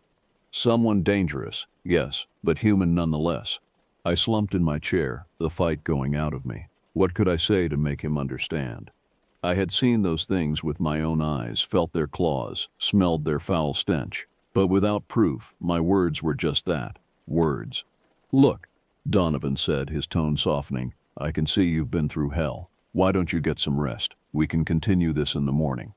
I nodded, too exhausted to argue further. Donovan led me to a small room with a cot. "It's not much," he apologized, "but it's better than driving all the way back to your cabin tonight. We'll have a doctor look at that leg of yours in the morning, too." As soon as the door closed behind him, the exhaustion hit me like a wave.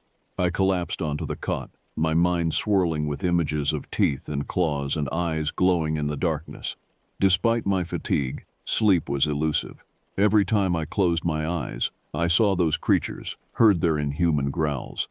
When I finally did drift off, my dreams were a chaotic jumble of terror.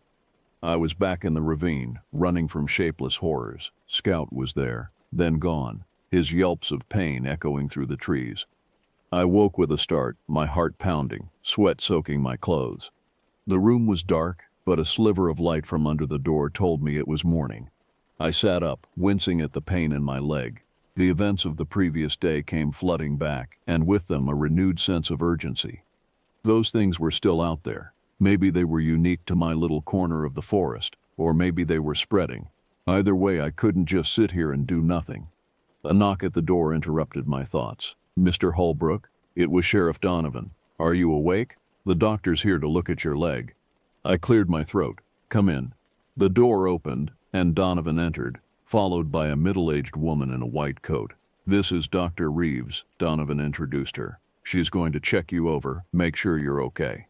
Dr. Reeves approached me with a kind smile. "Let's have a look at that leg, shall we?" As she examined my injury, cleaning and rebandaging it, Sheriff Donovan filled me in on the investigation's progress. "We've identified the victim," he said. "A hiker from Oregon, reported missing 2 weeks ago. We're still waiting on full autopsy results, but preliminary findings suggest, well, they're inconclusive." I looked up sharply. "Inconclusive? What does that mean?" Donovan shifted uncomfortably. "The coroner can't determine the cause of death. The injuries are unusual, not consistent with any known animal attack or weapon."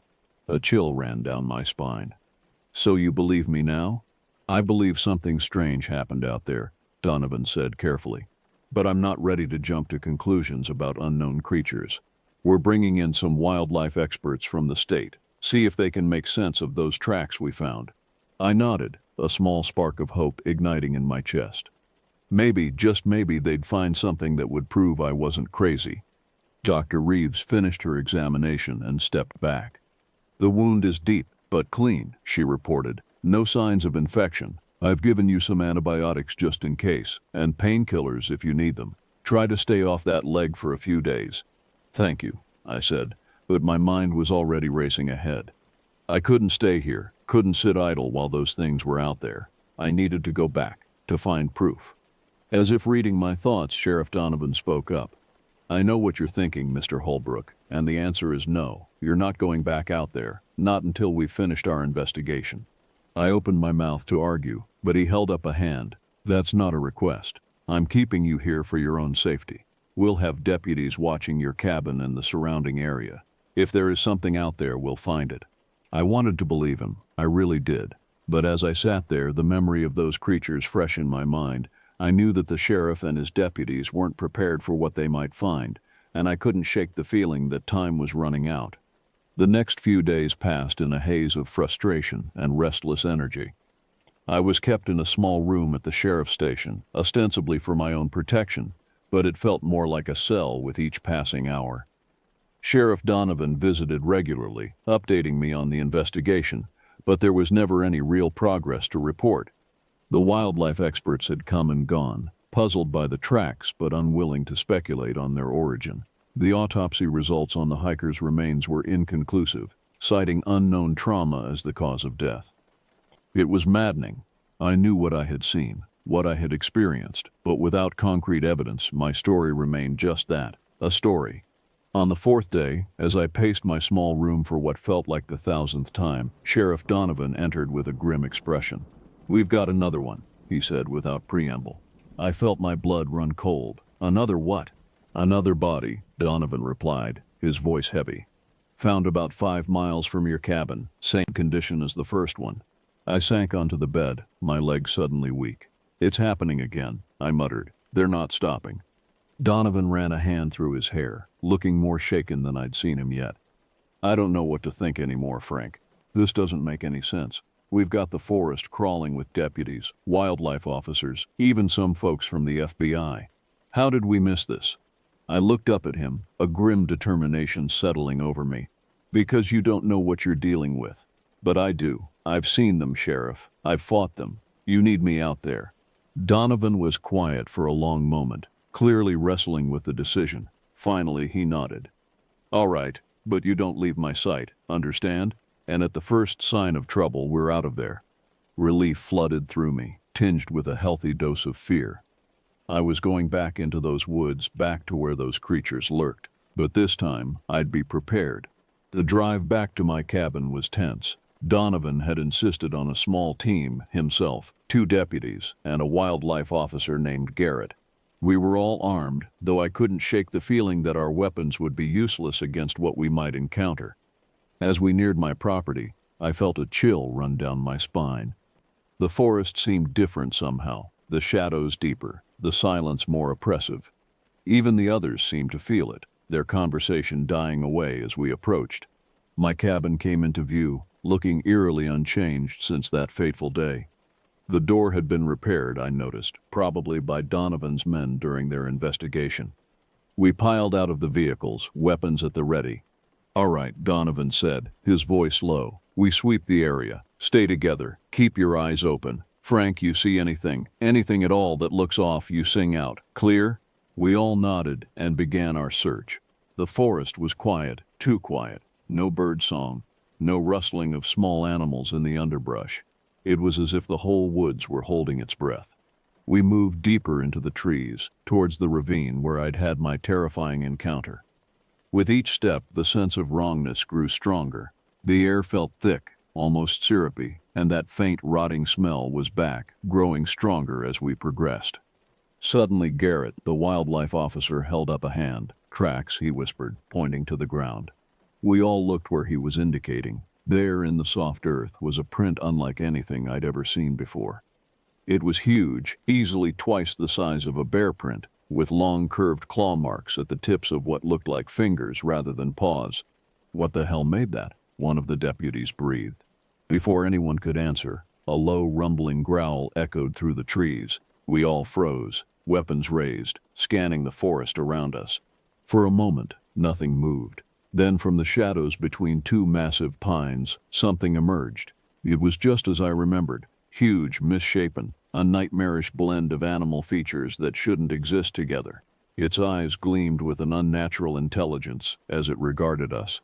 Oh my God, Donovan whispered beside me. You were right. You were right about everything. The creature took a step forward, its movements fluid despite its bulk. Behind it, I could see more shapes moving in the shadows. We were surrounded. Run, I said, my voice barely a whisper. Then louder, run. We turned and fled, crashing through the underbrush. Behind us, I could hear the creatures giving chase, their growls growing louder, closer. My heart pounded in my ears as we ran, branches whipping at our faces, roots threatening to trip us with every step. I led the way, my fear giving me speed despite my still healing leg. I knew these woods, knew where we might have a chance. There was an old fire tower not far from here. If we could reach it, climb up, maybe we'd have a chance. This way, I shouted, veering to the left. The others followed, gasping for breath. I could see the tower now, its metal frame rising above the trees. We were going to make it. We had to make it. And then I heard a scream behind me. I turned to see one of the deputies go down, a creature on top of him. Donovan skidded to a halt, raising his weapon. No, I yelled. We can't help him. We have to keep moving. For a moment I thought Donovan would ignore me, would try to save his man. But then another creature burst from the trees, and he turned, following me and Garrett towards the tower. We reached the base of the structure, and I all but threw myself at the ladder. Climb, I shouted. Climb now. We scrambled up the metal rungs, the growls and snarls of the creatures growing louder below us. I chanced to look down and immediately wished I hadn't. The clearing around the tower was filled with the things, more than I'd ever seen before. They paced around the base, looking up at us with those terrifyingly intelligent eyes. We reached the top of the tower, slamming the trapdoor shut behind us. For a moment we just stood there, gasping for breath, the reality of what had just happened sinking in. What are those things? Garrett managed between breaths. I shook my head. I don't know. I don't think anyone knows. But they're here, they're real, and they're not going away. Donovan moved to the edge of the platform, looking down at the creatures below. We're safe up here, right? They can't climb? As if in answer to his question, one of the creatures approached the base of the tower. It looked up at us, and then, to my horror, began to climb. Its claws dug into the metal struts, pulling itself up with terrifying speed. Oh God, Garrett moaned, we're trapped. I looked around desperately, searching for anything we could use as a weapon. My eyes fell on an old emergency flare gun tucked away in a rusty box. Fire, I said, grabbing the flare gun. They don't like fire. I aimed down through the metal grating and fired. The flare shot out in a blaze of red light, striking the climbing creature. It let out a horrifying shriek and fell, its body smoldering. The other creatures backed away, their growls turning to whimpers of fear. But I knew it was only temporary. We had bought ourselves some time, but we were still trapped, surrounded by things that defied explanation, things that wanted us dead. As the flare's light faded, plunging us back into the gathering darkness, I couldn't help but wonder, was this how it ended? Trapped in a fire tower, waiting for death to climb up and claim us? Or was this just the beginning of something even worse? The night stretched on, a symphony of inhuman growls and the creaking of metal as the creatures tested the tower's strength. We took turns watching, flare gun at the ready, but they seemed content to wait us out. They knew we had nowhere to go. As the first light of dawn began to creep over the horizon, I allowed myself a small glimmer of hope. We had survived the night, but as I looked out over the forest, that hope quickly faded. The creatures were still there, dozens of them surrounding the tower, and in the growing light, I could see something that turned my blood to ice. They were changing. As the sun rose, casting long shadows through the trees, I watched in horrified fascination as the creatures below began to shift and morph. Their bodies seemed to ripple and flow, like clay being molded by unseen hands. Bones cracked and reformed, fur receded and grew in new patterns, and their overall shapes became more human. What the hell, Donovan breathed, joining me at the railing. What's happening to them? I shook my head, unable to form words. The transformation was grotesque, yet mesmerizing. Within minutes, where there had been monstrous, animal-like creatures, there now stood beings that could almost pass for human. Almost, but not quite. Their proportions were still off, limbs too long, faces not quite right, and their eyes still held that predatory gleam. Garrett let out a low whistle. They're adapting, he said, his voice filled with a mixture of awe and terror, evolving right before our eyes. The implications were staggering. These weren't just animals, weren't just some undiscovered species. They were something else entirely, something that could change its very nature to suit its needs. One of the transformed creatures stepped forward, its movements still fluid but now eerily human-like. It looked up at us, and to my shock, it spoke. "Come down," it said, its voice a rasping growl that was barely recognizable as speech. "Talk." Donovan, Garrett, and I exchanged stunned looks. Did that thing just... I nodded slowly. It did. It wants us to come down and talk. Well, that's not happening, Garrett said firmly. We're safe up here. Eventually someone will come looking for us. But even as he said it, I could see the doubt in his eyes. We all knew the reality of our situation. We were miles from anywhere, in a part of the forest that was rarely visited. The chances of a random rescue were slim to none. The creature below spoke again. Choose, come down or starve. It was right, of course. We had no food, no water. We couldn't stay in the tower forever. But the thought of facing those things, of putting ourselves at their mercy. What do we do? Donovan asked, looking to me. It was strange to see the sheriff, a man used to being in charge, deferring to me. But then I was the one with the most experience with these creatures. Little as that was, I took a deep breath, considering our options. None of them were good. I said slowly, I think I need to go down there. Are you insane? Garrett hissed. They'll tear you apart. I shook my head. I don't think so. If they wanted us dead, they could have torn this tower down by now. They want something else, and we need information. Donovan gripped my arm. Frank, you can't. It's too dangerous. We don't have a choice, I replied. We need to know what we're dealing with, and someone needs to survive to warn others. The gravity of the situation settled over us. We all knew I was right, but that didn't make it any easier. All right, Donovan said finally, but we'll cover you from up here. First sign of trouble, we start shooting. I nodded, grateful for the backup, even though I suspected it would make little difference if things went south. I took the flare gun, tucking it into my waistband, and began the climb down. My heart pounded as I descended, every instinct screaming at me to turn back, to climb back up to relative safety, but I forced myself to continue, rung by rung, until my feet touched the ground. The creatures, or beings, or whatever they were, formed a loose circle around me. Up close, their human-like appearance was even more unsettling. They were like funhouse mirror reflections of people, everything just slightly off.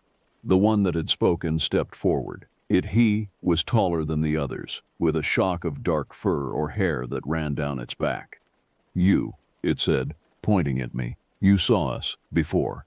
I nodded, trying to keep my voice steady. Yes, in the ravine. You killed my dog. The creature tilted its head, an oddly human gesture. Dog, yours, Pack. We understand Pack. What are you? I asked, unable to keep the question in any longer. Where did you come from? The creature was silent for a long moment, its strange eyes boring into me. Then it spoke again, its words halting, as if it was still getting used to forming them. We were, then we were not, now we are again. I frowned, trying to make sense of its cryptic statement. I don't understand. Were you created by humans?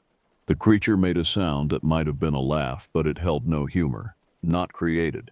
Awakened. Slept long. Very long. Humans woke us. A chill ran down my spine. These things, whatever they were, had been here all along, dormant, waiting. But what had awakened them? And why now? As if reading my thoughts, the creature continued. Humans dig, drill, poison earth, woke us. It was starting to make a horrifying kind of sense. The increase in mining and drilling operations in the area over the past few years, the reports of contaminated groundwater, we had done this, we had unleashed these things. What do you want? I asked, dreading the answer. The creature's lips pulled back in what might have been a smile, revealing teeth that were still far too sharp to be human. To live, to grow, to take back what was ours. The implications of its words hit me like a physical blow. These creatures weren't just defending their territory, they were planning to expand, to reclaim what they saw as rightfully theirs, and given their ability to adapt, to evolve rapidly, I didn't see how we could stop them. The people you killed, I said, fighting to keep my voice steady. The hikers. Why? Food, the creature replied simply. And practice, learning your shapes, your ways. I felt sick. They had been studying us, using the unfortunate hikers as test subjects to perfect their transformations. And now, it seemed, they were ready to move beyond simple imitation. What happens now, I asked, though I feared I already knew the answer. The creature's gaze moved past me, to the tower where Donovan and Garrett waited. Now, it said, you join us, or you die. I took an involuntary step back. Join you? What does that mean? But even as I asked, I saw the change beginning again. The creature's forms began to shift and flow, but this time they weren't becoming more human. They were transforming into something else entirely, something I couldn't even begin to describe. I turned and ran for the tower, screaming for Donovan and Garrett to shoot, to do something, anything. But it was too late. The last thing I saw before the world went dark was a mass of writhing shapes descending upon me. When I awoke, everything had changed. I was different. The world was different. And I knew with a certainty that terrified me to my core that nothing would ever be the same again. The creatures, my new pack, my new family, gathered around me. I could feel their thoughts, their hunger, their ancient rage at being disturbed. And I could feel something else, something that made my new strange heart race with excitement and fear. I could feel us spreading, growing, evolving. And I knew that this was only the beginning. In the distance, I could hear the sounds of civilization, cars on a highway, the faint noise of a logging operation. The human world, oblivious to the threat that now lurked in these woods, oblivious to what was coming. As we moved through the forest, our bodies shifting and changing with each step, adapting to our surroundings, I spared one last thought for the man I had been, for Frank Holbrook, for the life I had left behind. And then, with a growl that was part mourning, part anticipation, I let that final piece of humanity go. The hunt was beginning, and the world would never be ready for what was about to emerge from the depths of the Flathead National Forest. As the days wore on, the internal struggle within our collective consciousness intensified. Those of us who had managed to retain some semblance of our humanity began to find each other, forming a sort of resistance within the hive mind. It was a delicate balance. We had to maintain the illusion of conformity while secretly working against the collective's goals. I found myself drawn to others like me, those who remembered their past lives and mourned what they had lost. There was Maria, a former park ranger who had been one of the first to disappear. John, a geologist who had been investigating the strange occurrences in the area, and Sarah, a journalist who had gotten too close to the truth. Together, we began to plan. Our first goal was to try and warn the outside world, to stem the tide of pilgrims coming to the forest seeking transformation. But it was a dangerous game. Any overt action risked detection by the collective, and we had all seen what happened to those who openly rebelled. Our opportunity came when a documentary crew arrived in the area, drawn by the stories of miraculous transformations and disappearances. The collective saw this as a chance to spread our influence further, to use the media to attract more willing victims. But we saw it as a chance to get the truth out. I volunteered to be interviewed, to be the face of our movement. The collective agreed, seeing me as one of the more convincing human facades. Little did they know that every word I spoke would be carefully crafted to contain hidden warnings, subtle hints at the horror that lay beneath the surface. The day of the interview dawned clear and cold. I sat across from the interviewer, a young woman named Rebecca, in a clearing that had been carefully staged to look natural and inviting. As the camera rolled, I began to speak, choosing my words with utmost care. "What we offer here is transformation," I said, my voice carrying a hint of the inhuman timbre that was so hard to disguise. "A chance to evolve beyond the limitations of the human form. But it's not a decision to be made lightly. The process is irreversible, and not everyone survives." I saw Rebecca's eyes widen slightly at that last part. Good, she was paying attention. "Those who come here seeking change must be prepared to leave everything behind," I continued. "Their old lives, their families, their very identities. It's a rebirth in the truest sense of the word." As I spoke, I wove in subtle warnings. I spoke of the hunger that came with transformation, the way it changed not just the body but the mind. I hinted at the loss of free will, the subsumation of individual consciousness into the collective. "We are becoming something greater than human," I said, staring directly into the camera. "But the cost is higher than many realize." I could feel the collective stirring in the back of my mind, a faint sense of unease at my words. But I pressed on, walking the fine line between compliance and rebellion. After the interview, as the crew packed up their equipment, I managed a moment alone with Rebecca. "Be careful," I whispered, my voice barely audible. "Don't trust what you see here, and whatever you do, don't stay after dark." She looked at me, confusion and a hint of fear in her eyes, but before she could respond, other members of our group approached, their faces fixed in friendly smiles that didn't quite reach their eyes. That night, as the documentary crew slept in their camp on the edge of the forest, we made our move. Maria, John, Sarah, and I snuck into their camp, risking everything to leave them a warning. On a piece of paper, we scrawled a desperate message. "Get out now. What you've seen is a lie. They are not what they seem." We barely made it back to our own encampment before dawn, our hearts racing with the fear of discovery. But we had done it. We had taken the first step in our resistance. The next morning, the documentary crew was gone. They had packed up in the night and fled, leaving behind only a hastily scribbled note thanking us for our time, but citing a family emergency that required them to leave immediately. The collective was furious. Suspicion ran rampant, each member scrutinizing the others for signs of betrayal. But in the chaos, our small group of resistors found hope. We had made a difference. We had saved lives. But our victory was short-lived. As the collective's anger grew, So did its determination to root out any dissent. The hunt for traitors began in earnest, and we knew it was only a matter of time before we were discovered. We needed a new plan, something bold enough to disrupt the collective's goals but subtle enough to avoid detection. And as we huddled together in the deepening twilight, an idea began to form. If we couldn't warn people away, perhaps we could sabotage the transformation process itself.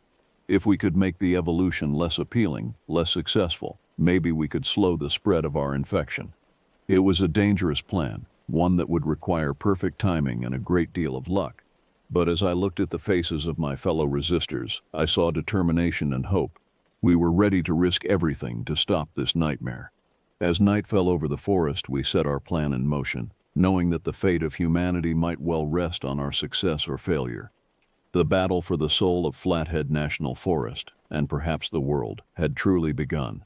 Our plan was as simple as it was dangerous. We would tamper with the transformation process, introducing an element of unpredictability that would make the evolution less appealing to potential converts. It was a delicate balance. We needed to create enough failures to discourage newcomers, but not so many that the collective would immediately suspect sabotage. We decided to focus on the initial stages of transformation, the point where new recruits were first exposed to the organism that triggered the change. Maria, with her background in biology, suggested we could potentially alter the organism's DNA, creating a strain that would produce unpredictable and often undesirable mutations. The challenge was gaining access to the transformation site without arousing suspicion. The collective guarded this area zealously, knowing it was crucial to their plans for expansion. But we had an advantage. As trusted members of the group, we were often called upon to guide new recruits through the process. We spent weeks preparing, gathering the materials we needed and perfecting our technique. John's geology expertise proved invaluable as we worked to create a synthetic compound that would interfere with the organism's genetic structure. Sarah used her investigative skills to map out the security protocols around the transformation site, looking for weaknesses we could exploit. Finally, on a moonless night in late autumn, we made our move. I volunteered to be the one to introduce our altered organism into the transformation pool.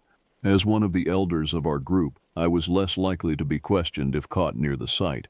Heart pounding, I made my way through the dark forest, every snapping twig and rustling leaf sending a jolt of panic through me. The transformation site was located in a deep, natural cave system, its entrance hidden behind a waterfall. As I approached, I could hear the low hum of energy that always emanated from the cave, a sound that had once filled me with awe, but now only inspired dread.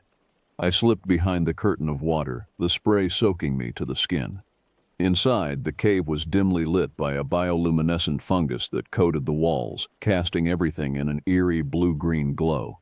I moved deeper into the cave system, my feet finding the familiar path to the central chamber. The transformation pool lay at the heart of the cave, a perfectly circular body of water that glowed with an inner light. The surface rippled gently, though there was no breeze to disturb it. This was where it all began, where humans were broken down and remade into something other. I approached the edge of the pool, my hand shaking as I reached into my pocket for the vial containing our altered organism. Just as I was about to uncap it, a voice spoke from the shadows. I wondered how long it would take you to make your move. I froze, my heart seeming to stop in my chest. From the darkness emerged a figure I recognized. It was the leader of our group, the one who had first spoken to me that day at the fire tower, but he had changed since then, his form now a nightmarish blend of human and something decidedly not. "Did you really think we wouldn't notice?" he asked, his voice a low growl that echoed off the cave walls. "That we wouldn't feel your resistance, your humanity?" I stood my ground, though every instinct screamed at me to run. "You can't keep doing this," I said, surprised at how steady my voice sounded. "You're destroying people's lives, their very identities." The leader tilted his head, an eerily human gesture on his inhuman face. "We're saving them," he said, "elevating them.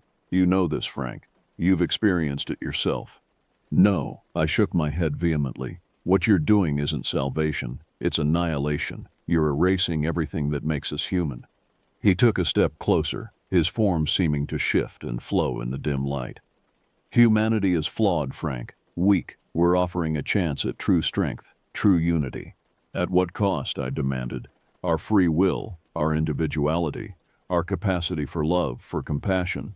For a moment I thought I saw a flicker of something, doubt, regret, in his inhuman eyes, but it was gone as quickly as it had appeared.